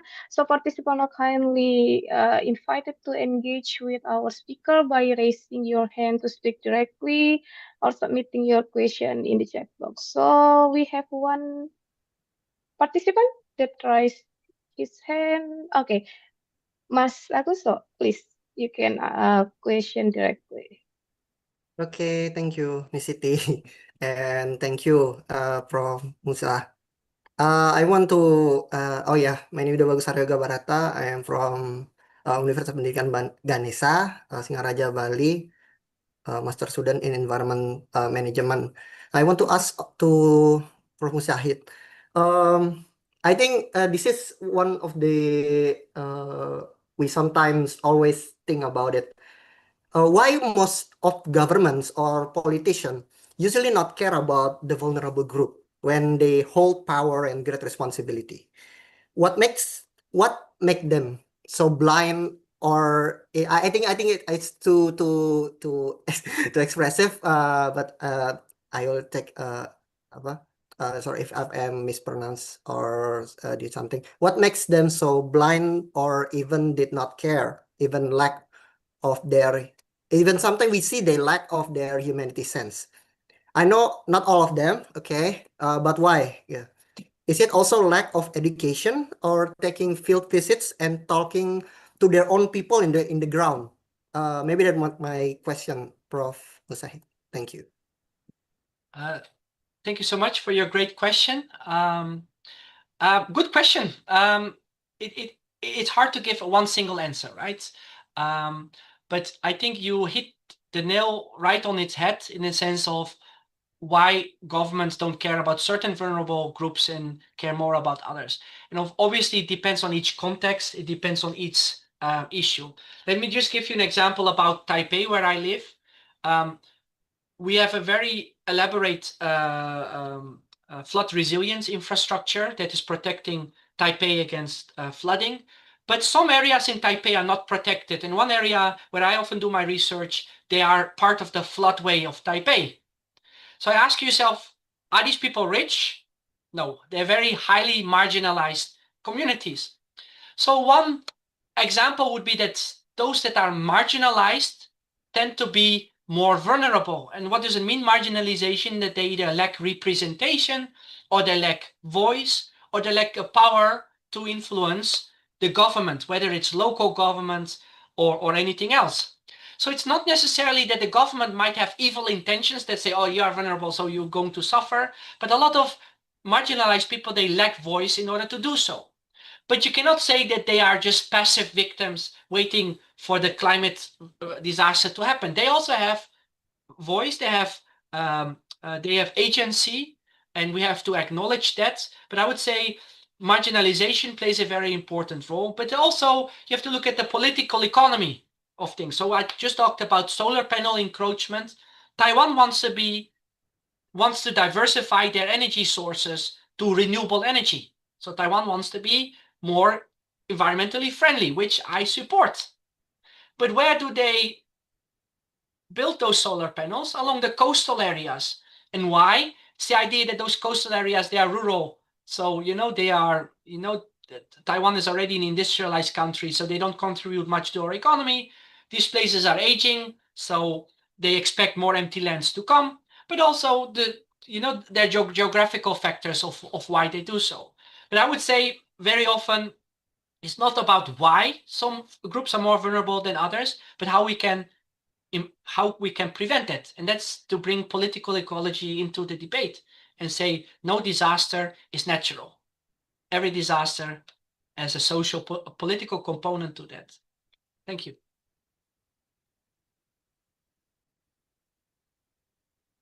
Thank you so much, Dr. Bayat. Do you have any response? Maybe is it enough for the response?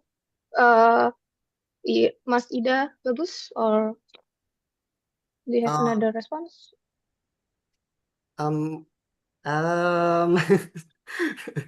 Yeah, I think it is in the case of Taiwan, yeah. But I think if I want to also share that think that what I am talking is always happening is in Indonesia in some parts, not all of it, okay. but it is happening such as in some place, as we can see in the Semarang, in some of the place that we cannot sometimes cannot protect that, even in Bali. Sometimes the governments I mean they respond, but it's kind of slow when the disasters also came. But I think it's also contribute to the sometimes people didn't trust them. They were usually politically sometimes they add to something apa namanya, that politicians sometimes want, hey, you elected us and we will help you. That kind of things, that things is sometimes happen when I heard from the community. Thank you so much. We need more democracy, more participatory democracy. Okay, thank you so much, Mas Ida, bagus. So we're waiting for a response from other participant. I would like to ask maybe a simple question, Dr. Bayat.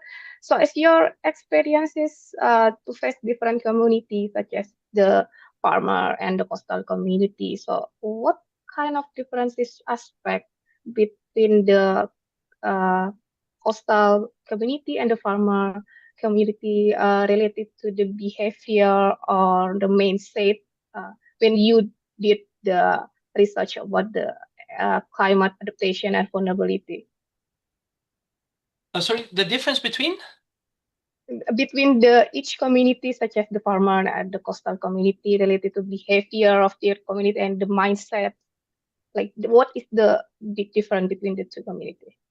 Well, again, I now specifically talk about Taiwan, and one observation that I made about farmers in Taiwan, and most of the farmers, they live along coastal areas, because Taiwan, it's like a shape of a sweet potato, and then the center of Taiwan, there are high mountains, and then the coastal areas are also, especially the western coast, are where most agriculture takes place. But the problem with the Taiwanese is that they really depend a lot on the government. So it's the mindset that if they face any issues, the government needs to solve it.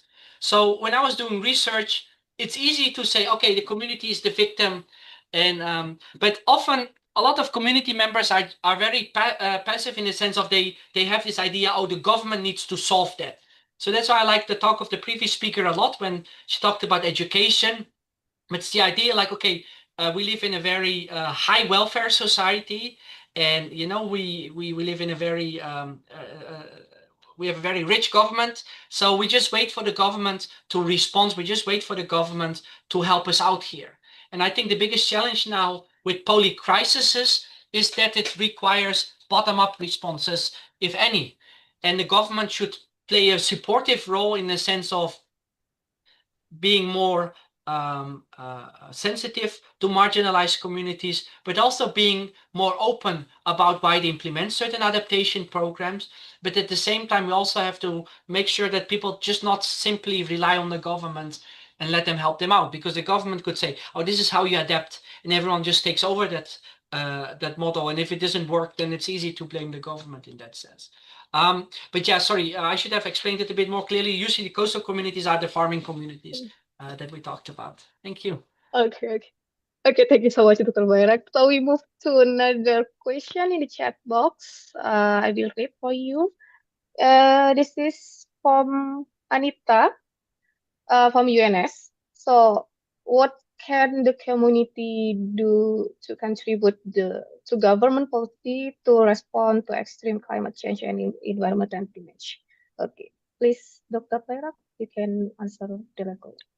Yeah, so this is an excellent question, and this is directly linked on what we discussed just now. And you can talk about it in multiple levels, right? If we just talk about the essence, like what's the solution, is to have more participatory democracy on a local level, so that you can directly elect your representatives, and those village representatives have power to shape or to influence government policies. But they also act as a way between the community and the government in terms of communication in that sense. The community can also contribute by understanding the multiple impacts that they are facing right now. So because a lot of farmers, they shifted to aquaculture in the 1970s, they have to understand the cause and effect of what issue that they are seeing right now. So we have very severe land subsidence because in the 1970s, everyone shifted to aquaculture. So people needed more water and they were pumping out more water. But those areas, land subsidence is not just caused by farmers alone. There's a lot of heavy industries that also contribute to groundwater exploitation. I mean, Taiwan, the most famous industry in Taiwan is the semiconductor industry that is exploiting a lot of water, that is contributing to that. So for a community, it's important to understand the multiple scales that is contributing to environmental change within the community, but also understand the history of past decisions that have a direct contribution today. But in essence, I would say having more participatory democracy in a sense of that on local levels, decisions can be made that directly fulfill the needs of the local community. Because people were, for example, complaining, actually the government invested a lot in flood infrastructure. They spend a lot of money in building pumping stations and doing that. So it's not like the government lacks a will to improve the situation. But if they perhaps communicated more with local communities about where existing pumping stations were, or where would be better ways to build those pumping stations, then community can claim ownership. They could say, okay, we contributed to that, and at the same time, the government is spending its money more efficiently or more wisely. But at the same time, there are a lot of different opinions within the community. So it's very hard to say who is right, who is wrong. Some people think the government is the ultimate evil and they just really don't want to talk about the government. And other people say, well, actually, in the last typhoon that we have, actually there was no flooding because of the new flood infrastructure that we are facing right now. So perhaps that is a long answer to a short question. Yeah. Thank you. Okay, thank you so much, Dr. Barak. Because the time constraint, but we have another, maybe for the last question to answer maybe briefly. Okay, from Amin, from Pak Amin from 11 Maret University, household climate adaptation relies on the role of men and women, especially in culture where mother handle many household tasks. Although resilience is a community-based process, your presentation suggests that bottom-up climate adaptation involves the role of women and mother at home. What's your opinion on whether women motivation might be stronger than men's? Okay, so you can answer directly. So please. I mean, this is an excellent question, and I mean, and it's a very valid question, because usually when we do research on community level, we only incorporate the perspectives of men, because usually in most cultures in the world, men tend to be seen as the head of household. So as researchers, we would go to a community and we do household level interviews, and we just talk to the head of household, and we ask the head of household about adaptation and things like that. And then the perspectives of women is often either ignored or downplayed, even though women contribute to 50% of people in the world. So I very much agree that you need to have a gendered perspective, because women actually have very valuable information about adaptation strategies. So for example, we did research with indigenous communities in Vietnam on forest management, and women actually had more information about their gardens and local biodiversity than men did, because men were more interested in growing plantation forest in distant forest areas, whereas women were more considerate about local biodiversity and about collecting non-timber forest products and things like that. So I very much agree with the comment. And obviously it depends on each place, the role of men and women and mothers and things like that. So I cannot give a generalized answer about that, but I do say that this is a very important perspective that we need to consider. So I would even go further than that. I would actually say the concept of community is a very problematic one, because it assumes that everyone in the community has the same opinion about something. Or the concept of household is also problematic in the sense of we assume that the household head is deciding what's right adaptation and not. And that's what I mean with unequal power relations in that perspective. So yeah, women play a very important role. In the case study of Taiwan, where I did my research, women just tend to live longer. So usually most of the people in the village were actually elderly women, and they lost their husbands a long time ago, because I mean, men tend to drink much, so they die earlier. So in that sense, yeah, I think it's a very important concept and a very important role. But then different reasons we can do the research. So we published a paper, for example, in which we found out that wives actually influence individual household adaptation behavior. So in our research, we actually showed that if it's who in the household is making decisions about individual adaptation behavior is actually through the wife, through the mother, in that sense. So yeah, thank you very much for your question. I think it's an important one.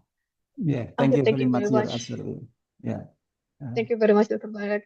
Ladies and gentlemen, we apologize for the time constraint. So thank you so much once again for your willingness, Dr. Barak. Your research highlight critical issue and provide important insight into participatory approach to climate resilience. Thank you so much, Dr. Barak. Thank you so much. So, ladies and gentlemen, we now proceed to our third invited speaker.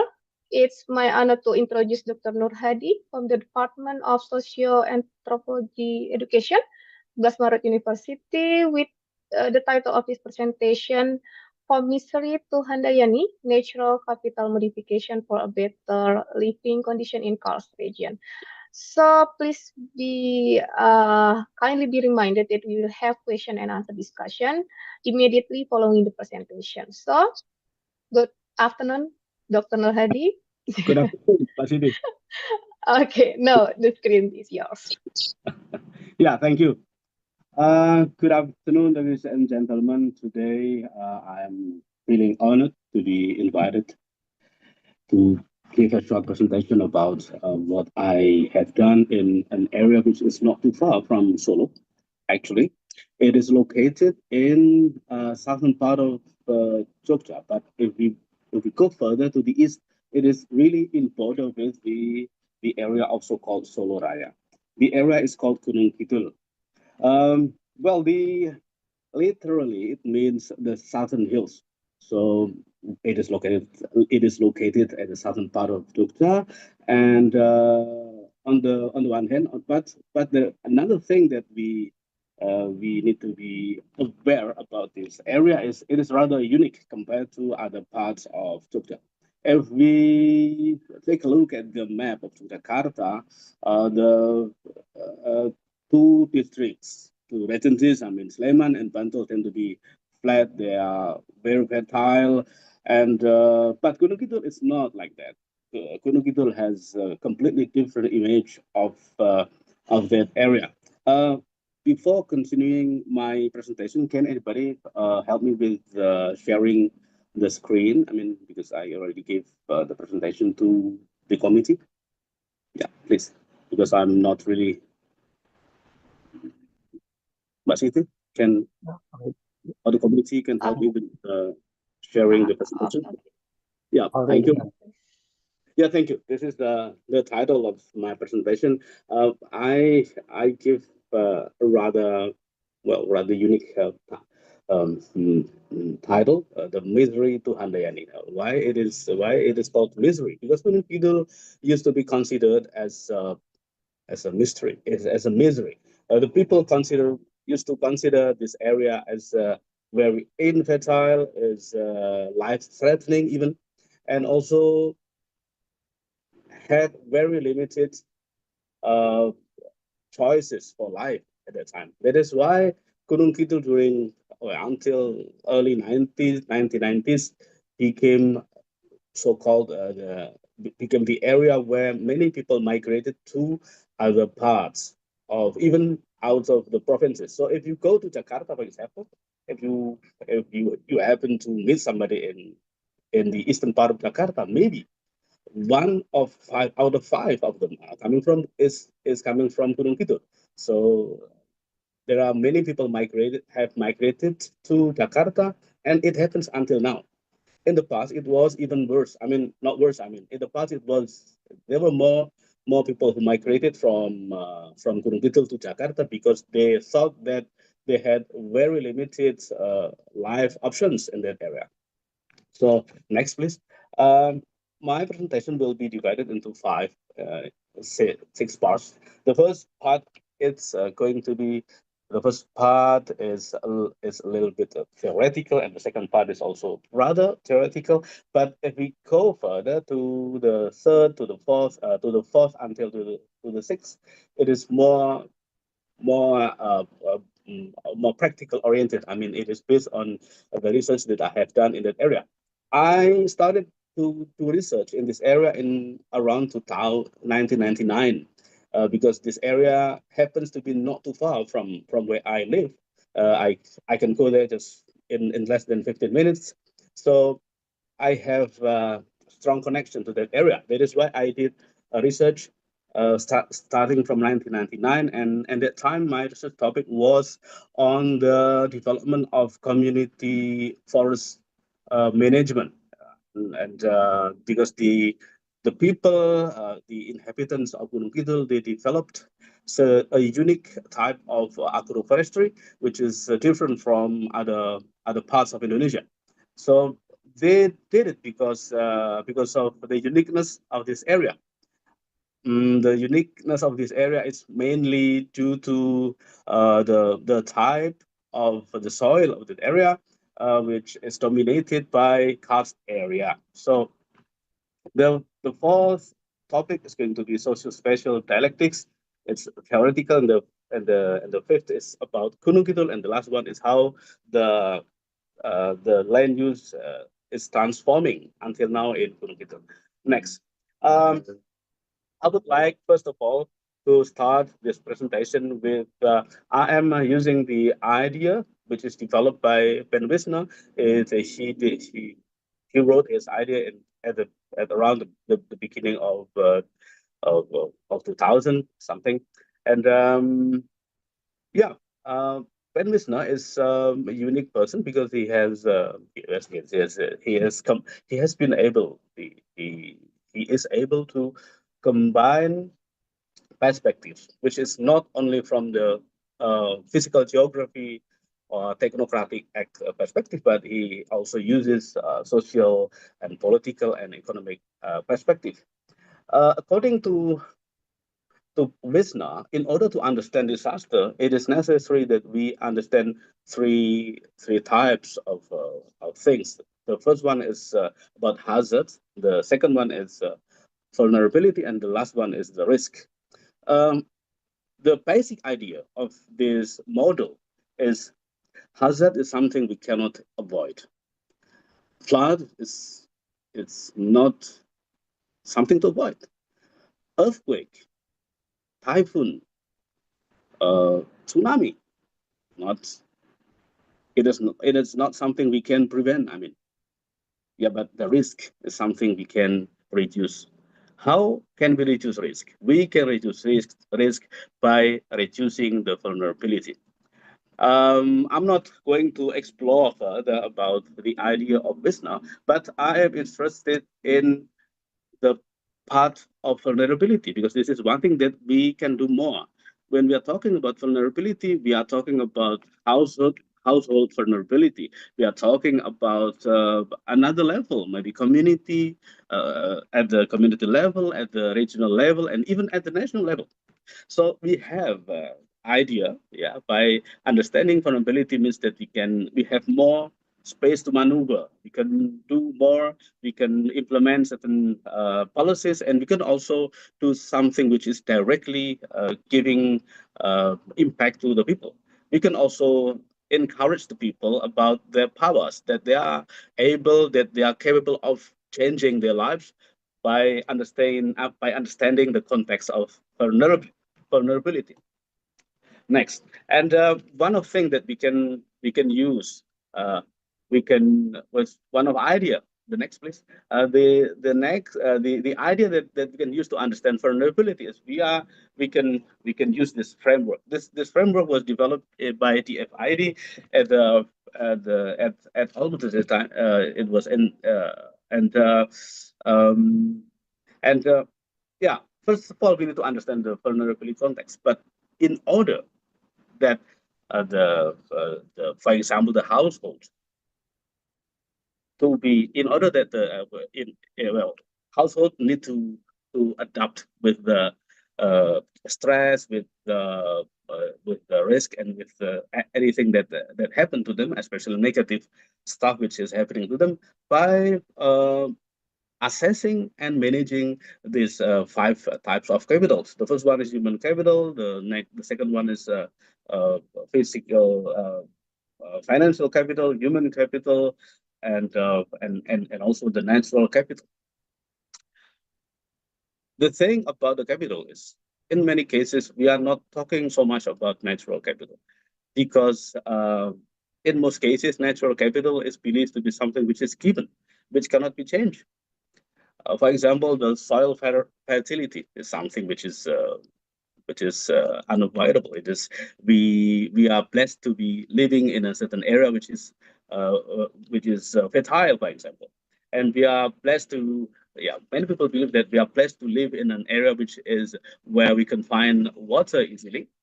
We are blessed, for example, that we are living in an area which has a better oxygen volume. Yeah, I mean, because the area is near the forest, etc. So natural capital is tend to be believed as something which is given, which is not easy. I mean, I don't say it is impossible, but it is very, very difficult to change and to transform. But it is interesting in the case of Gunung Kidul. Yeah, people used to live in an area which is really life threatening. Water was very difficult to get at it. In that area, trees were very less, and also living is very hard in that area. In order to solve the problem, yeah, I mentioned before that people migrated either seasonally or they migrate permanently to other area. Many people migrated seasonally, for example, during the dry season, because in 1 year they have very, very limited water at about 4 months. I will explain you later about which month are less water in that area, in that area. So the capital itself, or assets, or sometimes some people call it assets and some people call it capital, which is the same. I'm adapting the idea from Pepington, which is inspired by Jürgen Habermas. He mentions that assets can be used for three purposes. The first one is for the instrumental purposes. The second one is for the hermeneutics purposes, and the third one is emancipatory purposes. What is instrumental purposes? And we have capital. We use it as a means to sustain our life, for example. We have capital in order that we can meet our needs, daily needs. This is truly instrumental. But the second one, capital can also be used for hermeneutics purposes. It means that if we have capital, for example, we can use it as a means to make our life more meaningful.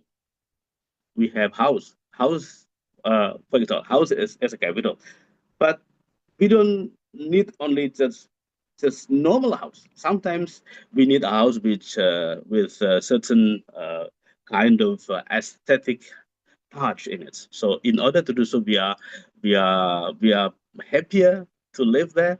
We feel that living in that house is something which is so-called give us how to call it give us good psychological condition, and we are also we are proud of having this house, and we also use this house as a place where we can organize certain parties, certain celebrations, etc., and show to the people that we have this beautiful house. This is the example of how capital can be used for hermeneutics purpose. Not only house, if we are talking about social capital, for example, we have connections, we have friends, we have families, we have persons who are connected to us, and they are also part of our daily discourse. If we meet somebody, then I can tell them that I have friends over there, I have families who work as who have a certain important positions, etc. This is hermeneutics. And the third one is asset or capital can be used for emancipatory purpose. The idea behind the asset is behind this idea behind this is with certain asset, people can change not only their lives but can also challenge and even change the structure of the society. If I am rich, for example, I can apply for a certain position. I mean I can be politician, and I can change the structure of the society. I can change the policy. I can influence at least I can influence the policy that local government implements. So this is one thing, and also not only for the political aspect, but it is also for the social aspect. If people are wealthier, they are able to, they are more capable of changing their points of view in understanding something. When we are wealthier, for example, people have more opportunity to do more about their lives. They have a more meaningful life, but they also have capability of changing the life of themselves, of other people, and the condition and the social structure and even the political forces in the area where they live. This is what one thing which I try to connect, between the idea from Habermas, and the next one is the idea from Edward Soha. Next, Soha, it is very quite classic idea. I mean, classic because it was developed in 1980. Soha at the time developed an idea so-called the socio-spatial dialectics. Unlike deterministic approach, which understand the relation between environment or even with the space and the people and the society, tend to be in one direction. Soha believes that the relationship between people and space are two ways, dyadic relation. On the one hand, space is something which is created by the people. People can also modify space. We have, for example, we have dormant, not dormant, but we have land which are not used. And this land, in that land, we can do something. For example, we build a house, or we build a factory, or we run a business over there. So we create a space in a place which was empty. Now There's something happening in there, and there's a new activity in there. And as soon as the activity goes on in that area, so the life of the people is also influenced by the space. So the relationship between space and the people are dyadic. On the one hand, people create and modify space, but on the other hand, space influence and can also even change the life of the people. So unlike pessimistic idea about the environment, in the past, people in Gunung Kidul tend to consider the environment in a pessimistic way. For example, there was a saying in that area among the local people. They call it, if we ask them, how do you describe their area? They call it. They have one saying in Javanese. You say, "Atuh ratu cerak watu." Literally, it means far from the throne, but it is close to the stone. So they are living in a rocky area. They are living on the Witherspoon, and they are really far from the how do you call it, from the goodwill of the political power in the area. So they are less influenced by the government policy. So they have to struggle. They have to try what they can to change their life, knowing that they're living in such a very difficult environment. People started to do something. Of course, they did not do it alone. At the time, there was another actor. It was the government actor, but I will tell you later. Right. According to according to social geography, literature in social geography that I read a couple of years ago, space is where people, first of all, organize themselves. The second one is distribute resources. Yeah, organize themselves is people build certain social structure in certain space. People migrate to certain place. People inhabit in certain places, in certain space, and they also distribute resources. So space has more economic aspect on it. And the third one, space is also the place where people give and create meaning. People feel happy in a certain place. People are feeling sad in certain places, and people celebrate something in certain place. And maybe the last one, people engage in conflict. Conflict is always special. It has special aspect. We have seen many conflicts all over the world, and many of them are located in a certain place, in certain space. And even people are in conflict to get certain limited land, for example. In Java, in our culture, land, for example, is we have our terminology. Yeah, we have a saying, "Satu mubatuk sanaribu." It means that land is something we have to defend with all our hearts. If we can't do it with our heart, we should defend it with blood. So land is part of the pride. So maybe all of you are heard a couple of conflicts involving neighbors in Java. Yeah, because they are, for example, they moved the land border, maybe 1 or 2 meters away. So the neighbor disagreed with that, and there was a conflict, and they had to go to the court to resolve the conflict. And in some cases, the conflict were even bloody conflict. So people engage in conflict, not only conflict over land, but they are in conflict with others. So this is the idea about space in social geography. And what space means to the society? The first one, society means, society reflects social activity. This is more or less deterministic idea, because many people, many anthropologists, and I think also geographers in the early area believe that the personality of the people personality were influenced by the environment where they live. Even the social structure, the social dynamics, the political conflict, etc.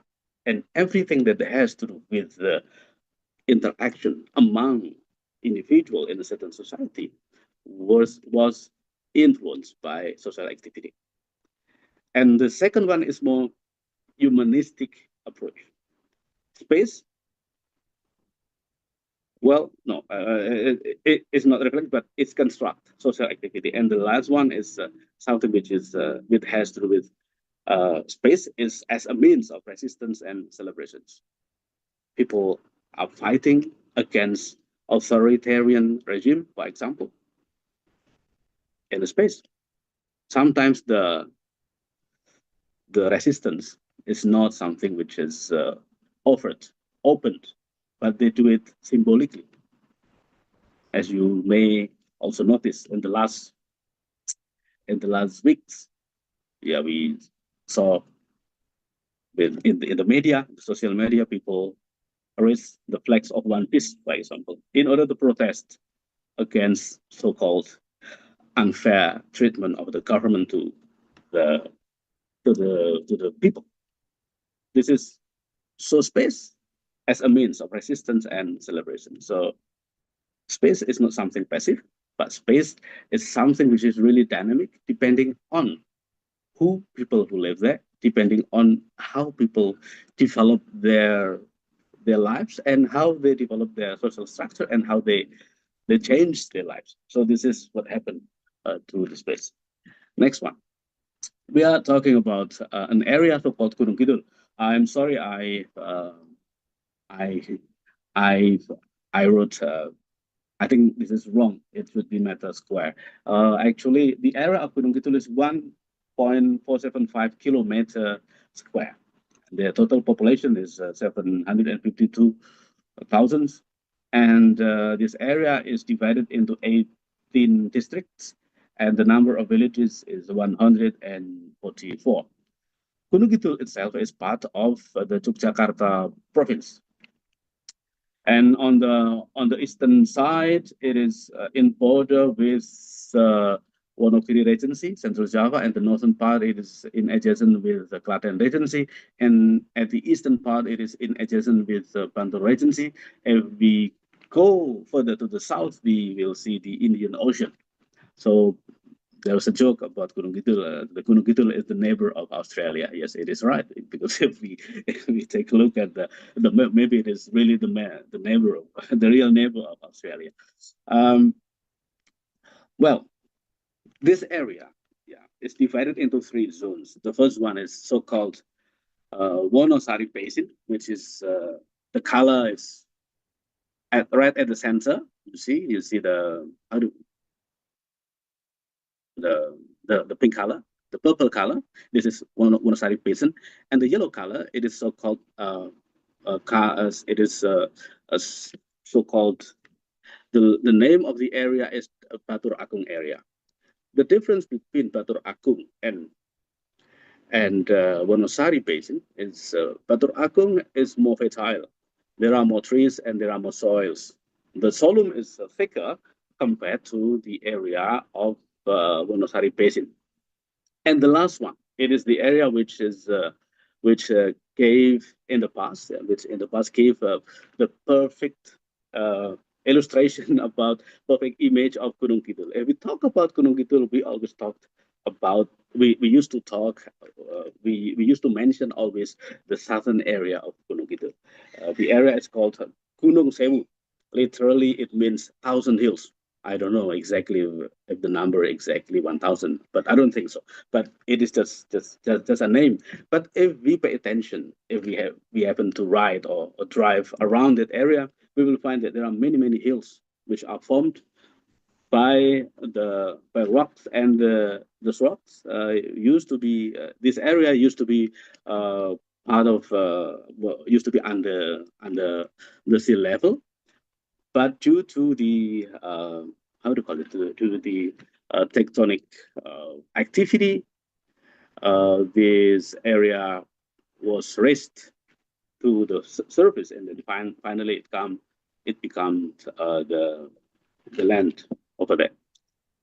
I'm sorry, Dr. Nadi, because your time is 5 minutes left. I'm sorry. Okay, then I will make it. I'm sorry. I will make it quick. Yeah, I'll make it quick. So this is Gunung Kidul, and I will make it quick. The second one is the area and the earlier images of Gunung Kidul. Is first of all is when we talked about Gunung Kidul, we always talked about agricultural drought, and the second one is the drinking water scarcity, and the third one was the kwashiorkor. The kwashiorkor is worse than malnutrition. Actually, it was malnutrition can be something which has to do with nutrition, with any nutrition, but kwashiorkor is a lack the situation when people is lack of protein. So the belly tend to be bigger, and then they are very skinny. They had no protein in their body, or muscle at all. So it's become things like that. And this is the image of Gunung Kidul in 1930. In 1930, Gunung Kidul was at the hilly area. There was nothing living on it. It was on the bush, and a small piece of bush, and also rocks over there. So this is what happened in 1930. There's a question why it happened. Yeah, it is in 1952. These are the picture of children who were sent to the local health service in order they got treatment from the medicals at the time because of the problem with this starvation. And the next one is there's a news in Delhi in 1963. It was at that time there was a problem in Gunung Kidul. There was very severe starvation due to the water scarcity problem, and the second one was due to the rat attacks at the time, and it made they couldn't harvest anything at the time, so people got starved at the time, suffered from starvation. And in 1967, it happened again. About 30,000 people, they had to walk more than 10 kilometers along with their livestock to get drinking water. 30,000 people. And at that time, the population of Gunung Kidul was less than 50,000. So it is more than a half of the population of Gunung Kidul walked more than 10 kilometers along with their livestock. And then, according to the Statistic Bureau of Jakarta, in 1981, there was a case of probably it was one of the worst starvation case, a food starvation case at that time, and it happened because of the long severe drought, and it caused crop failure, and 20,800 people were directly affected at the time. It was in 1981. That is why Gunung Kidul became the target of the humanitarian aid, especially from the local people who lived nearby. For example, people who live at the city of Jakarta, who lived in Bantul and Sleman, they collected money to buy water and things to help the people who lived in Gunung Kidul. And why it happened? Yeah, from a geological perspective, this is due to the depth of the water table, the karst structure of that area, and even the shallowest groundwater on this region is located at 25 meters depth. And if they are lucky, if they're not lucky, then they get nothing until more than 40 meters depth. And the last one, this is the most important. The thing that happened in Gunung Kidul was that there was a massive human intervention. Yeah, it has caused environment degradation. Okay, this is the data of evapotranspiration estimates in Gunung Kidul, especially in Gunung Sewu zone. Yeah, The data was collected in 1984 and it was voted by Sungka in 2008. If we pay a closer attention to the month of June, July, August, and September, it is not surplus. It is not water surplus. It is water minus. So what did people do at the time? People migrated, especially the male, the healthy male. They migrated to other area. The female, the woman stayed at home because they did it in order to reduce the pressure. Yeah, because when there was lack of water, and then it was almost impossible. It was almost impossible for them to grow anything on their fields. The field was empty, dried, and then nothing we can do with that. So they had to reduce the burden of the households. So the healthy young male men, they migrated to other area, and they during the rainy season they come back to do something with the cultivation.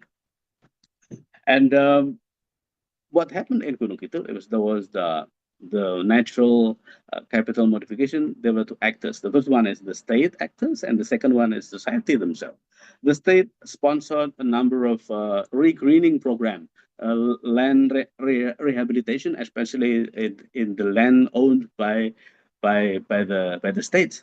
But many land of that area are owned by the local people, and at the beginning, at the early 1980s, yeah, the local people tend to be pessimistic about the prospect of the rebreeding program. But then, starting from 1990s, I guess, yeah, people started to be more optimistic about the prospect of the rebreeding, because at the time the demand of the teak in the international market increased. So people started to grow trees in their private lands, in their own lands, especially at the critical lands. So yes, it took time for those trees to grow because of the lack of the soil at that area. The soil is very thin, so the tree had to struggle to live and to grow. But what they do, yeah, it doesn't. Well, it gives it works. After 20 years, then they started to feel the benefit of the land rehabilitation in their own lands. This is what happened in Gunung Kidul prior to 1800. Yeah, this area used to be a tropical rainforest, but then, yeah, because of the activity of the company, the Dutch government, yeah, in 1980s, yeah, this area turned to be savanna, and in 1960 it turned to be savanna, and I'm sorry, because the picture is not there, but well, at least I can show you something about what happened between 1800 and 1960s.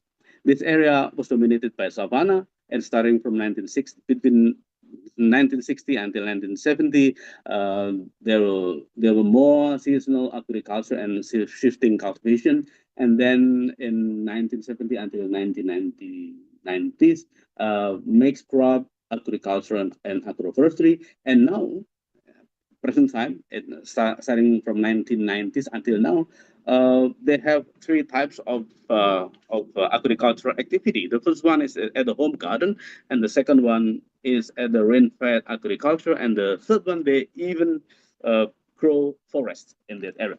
And this is what happened in Little, and now people begin to feel the benefits, and also the both ecologically and also economically.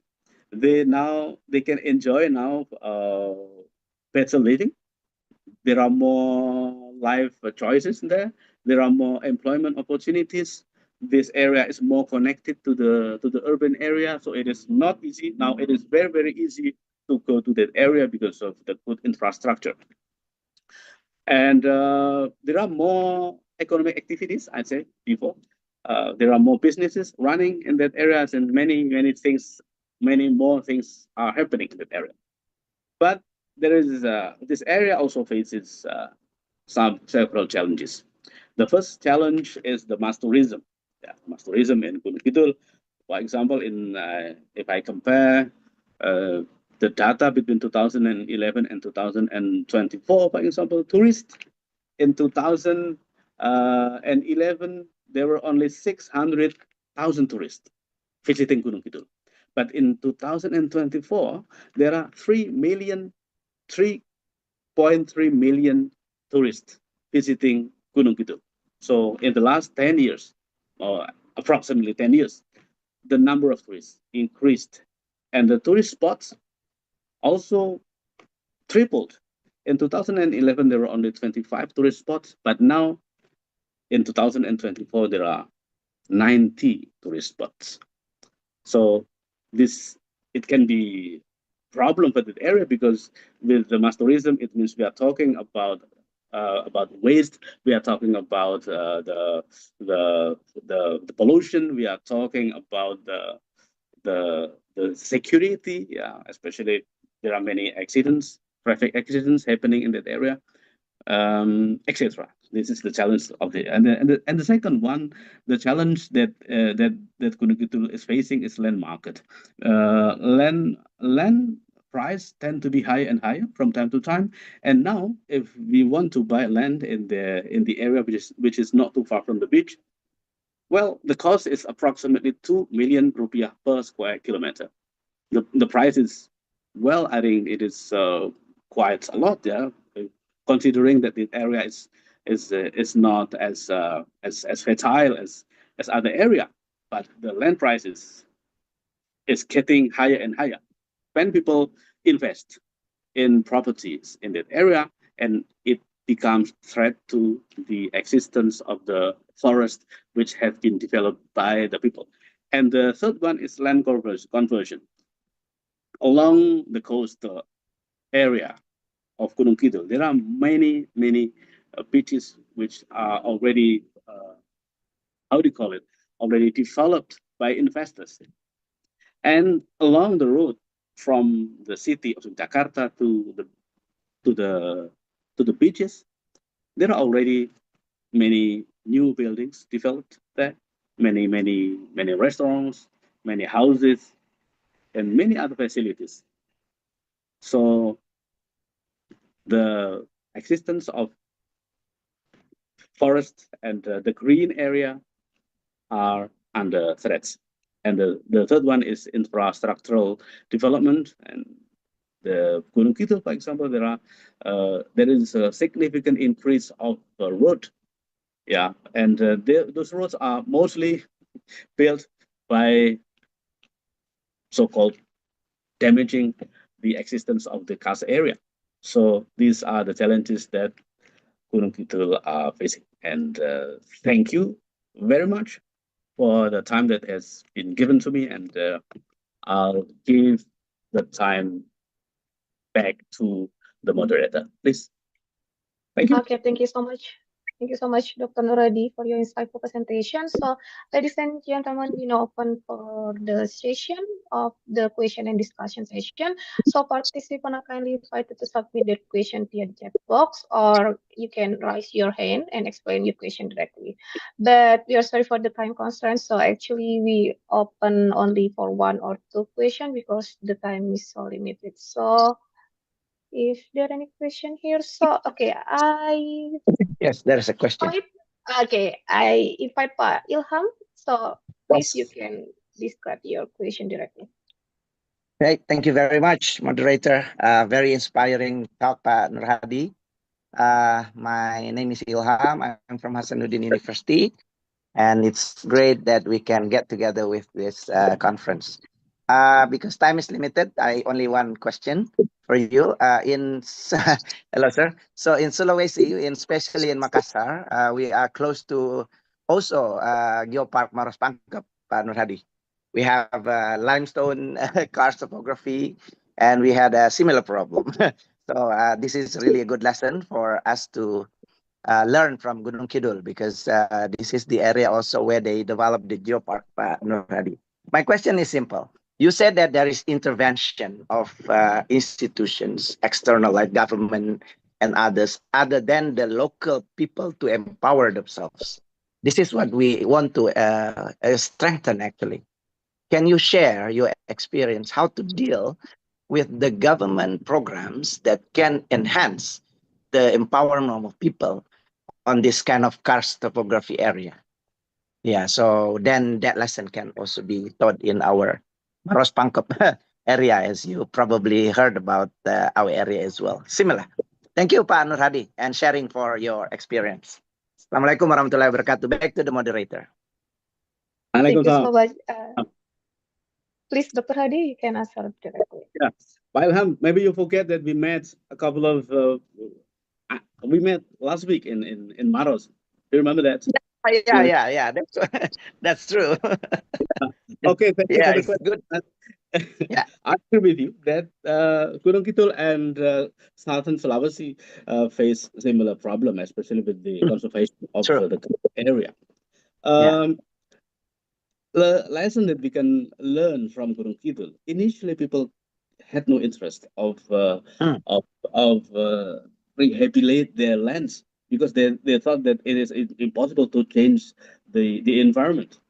But then there was an incentive from the government. The government gave, for example, like a free seats for the people, and also they were encouraged to grow trees which are economically valued. For example, teak. For example. And at the time, the demand of the timber in the international market was increasing. So people started to see the economic benefit that they can gain from this kind of activity. So not only rehabilitate the lands, but they can also benefit economically from the trees that they are planting. So this is what happened in Gunung Kidul. And even due to the program, the recurring program, people in Gunung Kidul began to have they started to be aware of the business potential from that. Not only planting the trees, but they also provide seeds. They produce seeds, not only produce but they also produce seeds, and they sell the seeds, not only the thick seeds. I mean, not only it to Gunung Kidul, but they also sell the seeds to Eastern Java, to Western Java, and even to Sumatra. So people see there is an opportunity, then they will see that there is something that we can do, and then they are more optimistic. But there is one key thing that we need to be aware of. Patience. It is the key, because the tree cannot be harvested in 1 or 2 years. They have to wait, like for example, 10 years. And 10 years is not a short time for the people who need more things to fulfill their daily needs. So that is why people in Gunung Kidul, they develop 3 types of cultivation. The first one is the forest. Forest is the place where it's the area where they only plant trees, and they harvest it for long term, 25 years, and maybe also for special occasion, which they have to spend more money. For example, if their family members are hospitalized and they need more money, they can cut. The second ones, they have so-called tegal. Tegalan is like forestry. Apart from trees, they also grow seasonal crops in order that they can earn money, they can have income in a middle, maybe in 3 or 4 months. And for the daily needs, they grow trees. They grow vegetables, and they grow livestock in their home gardens. So there are 3 types of activity: home garden, the tegalan, and the last one, and the forest. So they all of those activities in order to sustain their life. So Yeah. Okay. So the motivation has to be coming from the people themselves, yeah. So because if only waiting for the intervention from the government, there would not be enough because they have to be patient to wait until they can grow and revegetate the area, that kind of thing. So changing the mindset of the people is actually the main important of mitigating this kind of vulnerability. Thank you, Pak Nur Hadi, for this kind of discussion. I appreciate, and it's great. Thank Okay, thank you, you. Pak Bu Lita. Thank you. Back to you. Yeah, Yeah, thank you. thank you so much, Mr. Ilham. So we are going to the next question for Mas Ida. So please, Mas Ida, time is yours. Okay, thank you, Bu Siti, and thank you, Mr. Nur Hadi. I think one thing that I am take notice from Mr. Nur Hadi presentation is about vulnerability. That for this such data vulnerability is like the population's identity, like their age, are there disability or not. I think there is kind of data that's very important to have before we doing something in some area, right? Before we are doing something, I think that kind of data is very important. And maybe I want to ask to Mr. Nur Hadi, can we, especially in Indonesia and developing countries, fasten the acquisition of such vulnerability data, like in the social economy, that can be access to the public, like in the level of regionally at village, especially in the most lower administrative level. I think that was my first question, and the second question is actually related. How visible is Kuliah Kerja Nyata or Uni Student Program for Community Service to address this or take action for this in the lack of open access data? Because for my experience, we sometimes only have a tier 1 data, like it was only kabupaten original gitu. How do we make to spatial to distribute some vulnerability in the village level or maybe this sub-district level gitu. How I think that was kind of maybe the lack of what we do. I mean the lack of our data. Maybe we have a podes, yeah. But I think I don't know. Sometimes it can be open, sometimes cannot, and sometimes it's updated very randomly gitu. And I think that was a very much importance, right? The data about social and economy, because I think it can help us. I mean, not only academia, governments, or maybe local community and NGOs to participate. How we can encourage this some data which very vulnerable, some vulnerable, and that kind of thing. Maybe that's my question, Mr. Nur Hadi. Thank you. So please, Dr. Hadi, you can answer maybe briefly because the time is so limited. I'm sorry. I'll be quick. Yeah, thank you for the question. The first thing that we have to consider is that a certain group might be vulnerable to one threat, but maybe not too vulnerable to other threat. For example, certain group can be vulnerable to flood, but some other groups tend to be more vulnerable to the drought and etc. My lesson, the lesson that I can take from the research that I did for my PhD in after the earthquake in 2006 in Yogyakarta, for example, the most vulnerable group was not the poorest group, not the lowest group, not the lower, not the poorest group, but it was the middle group of the society, because the poor in the rural area, they have more social capital than the middle group. So with that social capital, they were able to reduce many costs for the reconstruction, and they had so-called, they help each other voluntarily. But people from the third group, from the middle class, tend to be more vulnerable. This is my lesson that I can get from my research. And the second one, according to with the data, I think we should pay careful attention to the data that we read, official data. I personally, well, do not 100% believe in the official data. In order to understand better, we need to do research. And this data at the small scale is, I think, it is more that data at the small scale that we collect by in a certain research is more. I think is more is more valid. I think compared to the data published by officially by officials in this country. This is so we have to be careful with the data. This is my main message about the data. Yeah, thank you. Time is yours. Okay, thank you so much, Dr. Madi. Thank you so much, Mas Ida. So, ladies and gentlemen, we apologize to the time constraint. So, for another question or answer, so maybe you can ask directly to Dr. Madi after this session. So, ladies and gentlemen, we formally close the session for invited speaker. Thank you so much once again, Dr. Hadi, for your willingness to sharing your expertise here.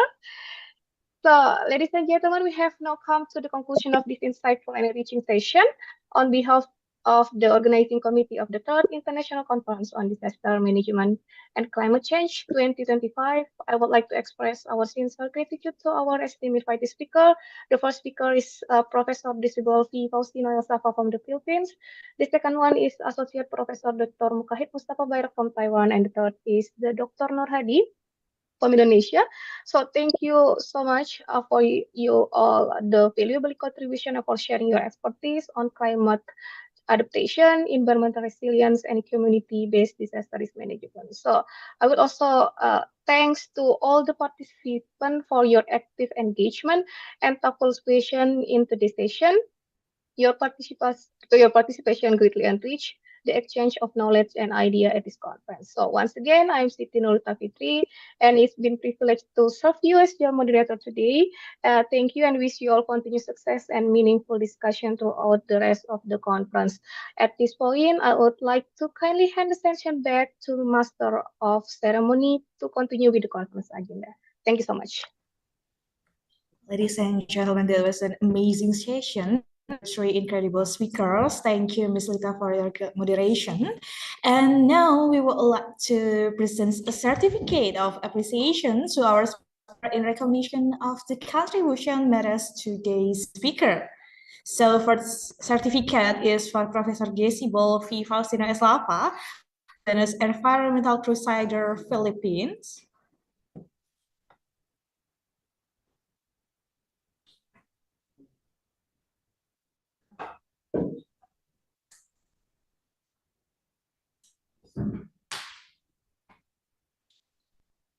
All right, so the second one, our Associate Professor Dr. Mukahid Mustafa Bayrak, Department of Geography, National Taiwan Normal University, Taiwan.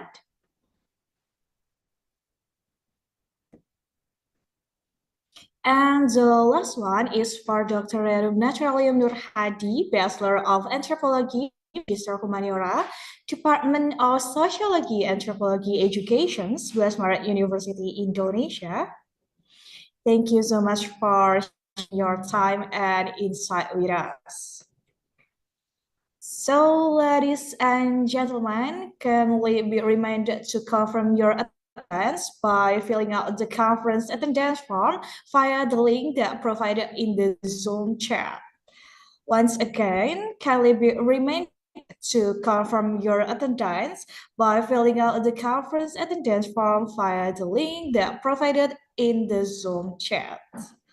And we will now have a 1 hour break. So please take this opportunity to refresh and also recharge yourself. And kindly be reminded not to go too far as our parallelization will commence afterward, where many of you will be presenting your research. Thank you.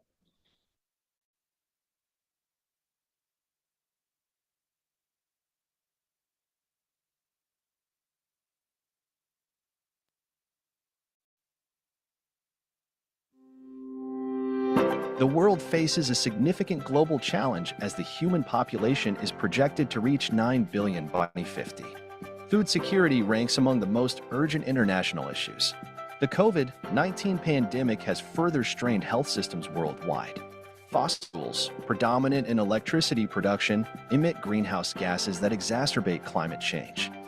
The last decade has been the warmest ever recorded, leading to devastating climate disasters. It is necessary to accelerate the transition to an affordable, reliable, and sustainable energy system by investing in renewable energy and implementing environmentally friendly energy technologies. Universities are pivotal in advancing global welfare. Universitas Sebelas Maret, as a higher education institution, has become the common thread holding together all solutions for the 17 Sustainable Development Goals through its research and community service programs. Every year, Universitas Sebelas Maret deploys more than 1,000 students and more than 1,500 lecturers to the community service program, together with research activities from lecturers, to solve various problems in society. Regarding food issues, Universitas Sebelas Maret develops various plant varieties and climate and soil mapping with adequate laboratory facilities.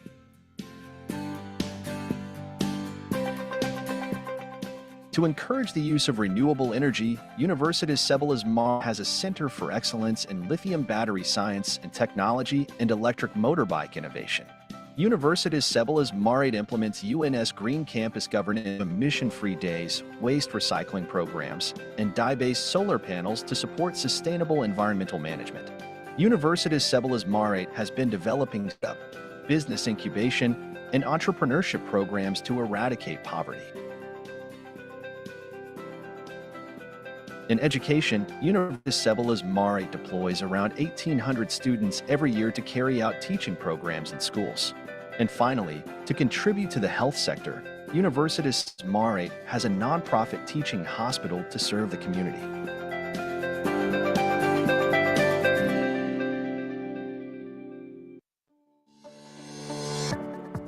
At Universitas 11 Maret, we believe that a university's true legacy is not only about knowledge creation, but in the meaningful impact it brings to society.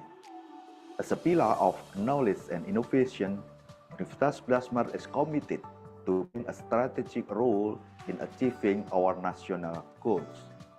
By providing impactful education, research, and community service, we nurture future leaders who are academically excellent and possess strong integrity, vision, and dedication to advancing Indonesia toward a prosperous and sustainable future.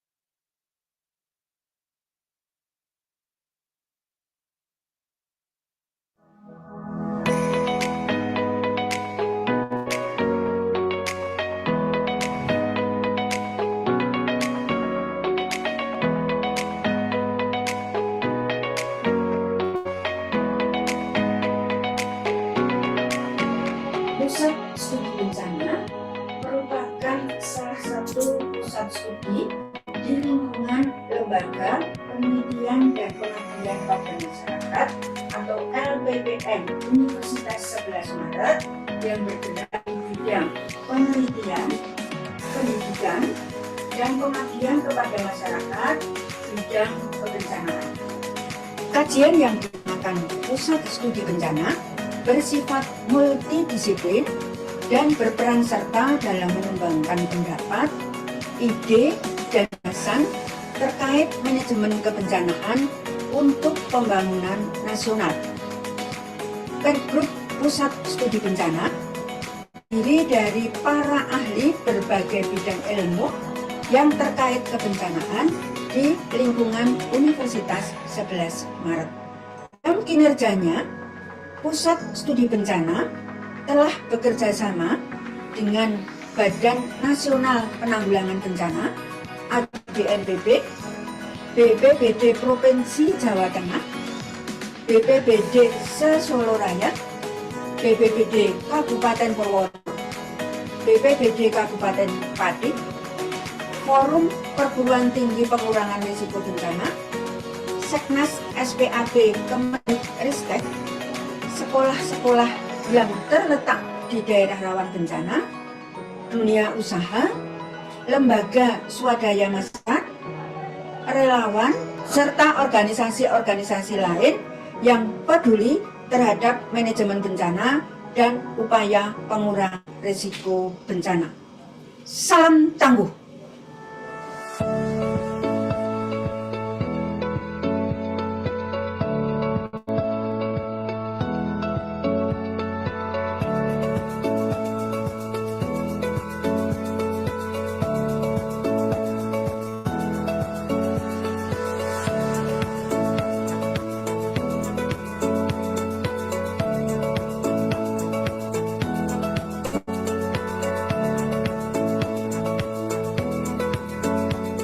Adanya kegiatan pelatihan SPAB di sekolah ini, kami sangat terbantukan sehingga kami dan anak didik kami bisa melaksanakan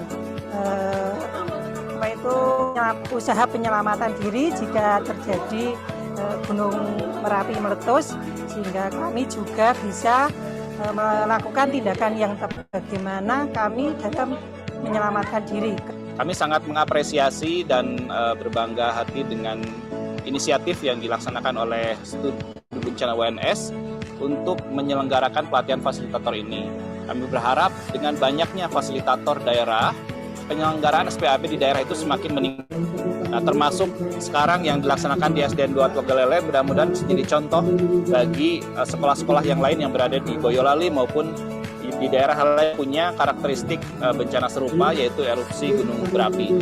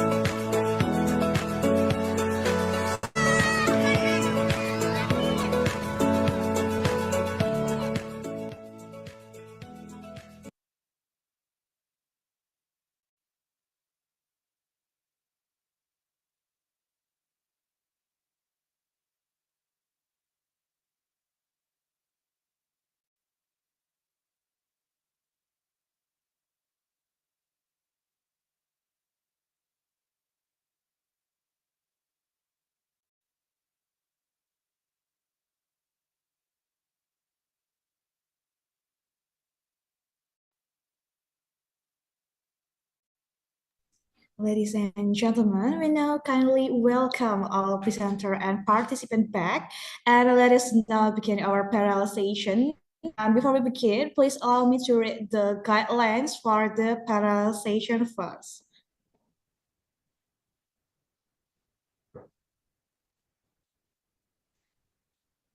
All right, so rules of the parallel session is registered presenter must check the presentation schedule and join the attached Zoom link in the conference program 10 minutes before the event start. And before joining the parallel session, presenter must change their user using the code that provided by the committee to enter quickly with the format room parallel underscore name. And each presenter must be in the Zoom room chat the session using the third ICoDMC virtual background. And the author must present the article according to the presentation template in the plotted space. And presentation template can be downloaded at the following link at icodmc.uns.ac.id/guide/presentation. And each presenter has 8 until 10 minutes to deliver the presentation and 3 until 5 minutes to do Q&A. And the presenter must close the presentation straightly within 15 minutes. The session chairperson must strictly control the start and closing times of each session. And during your presentation, the session chairperson will notify you via Zoom chat twice. The first notification is 2 minutes of presentation time remaining, and the second one is time is up. So finish your sentence and stop your presentation. For question and answer session, the participant provides question via chat, which will be read out by the moderator, or you can directly unmute your microphone, but please raise your hand first. And participants are required to attend parallel session until they are finished to receive notification of attendance, certificate, best presenter, and other important information that related to publication. Certificates are given to persons who attend, completed the conference fee payment, and present their presentation on the day on the conference. And one certificate as a presenter is given to the person who present the presentation on each title.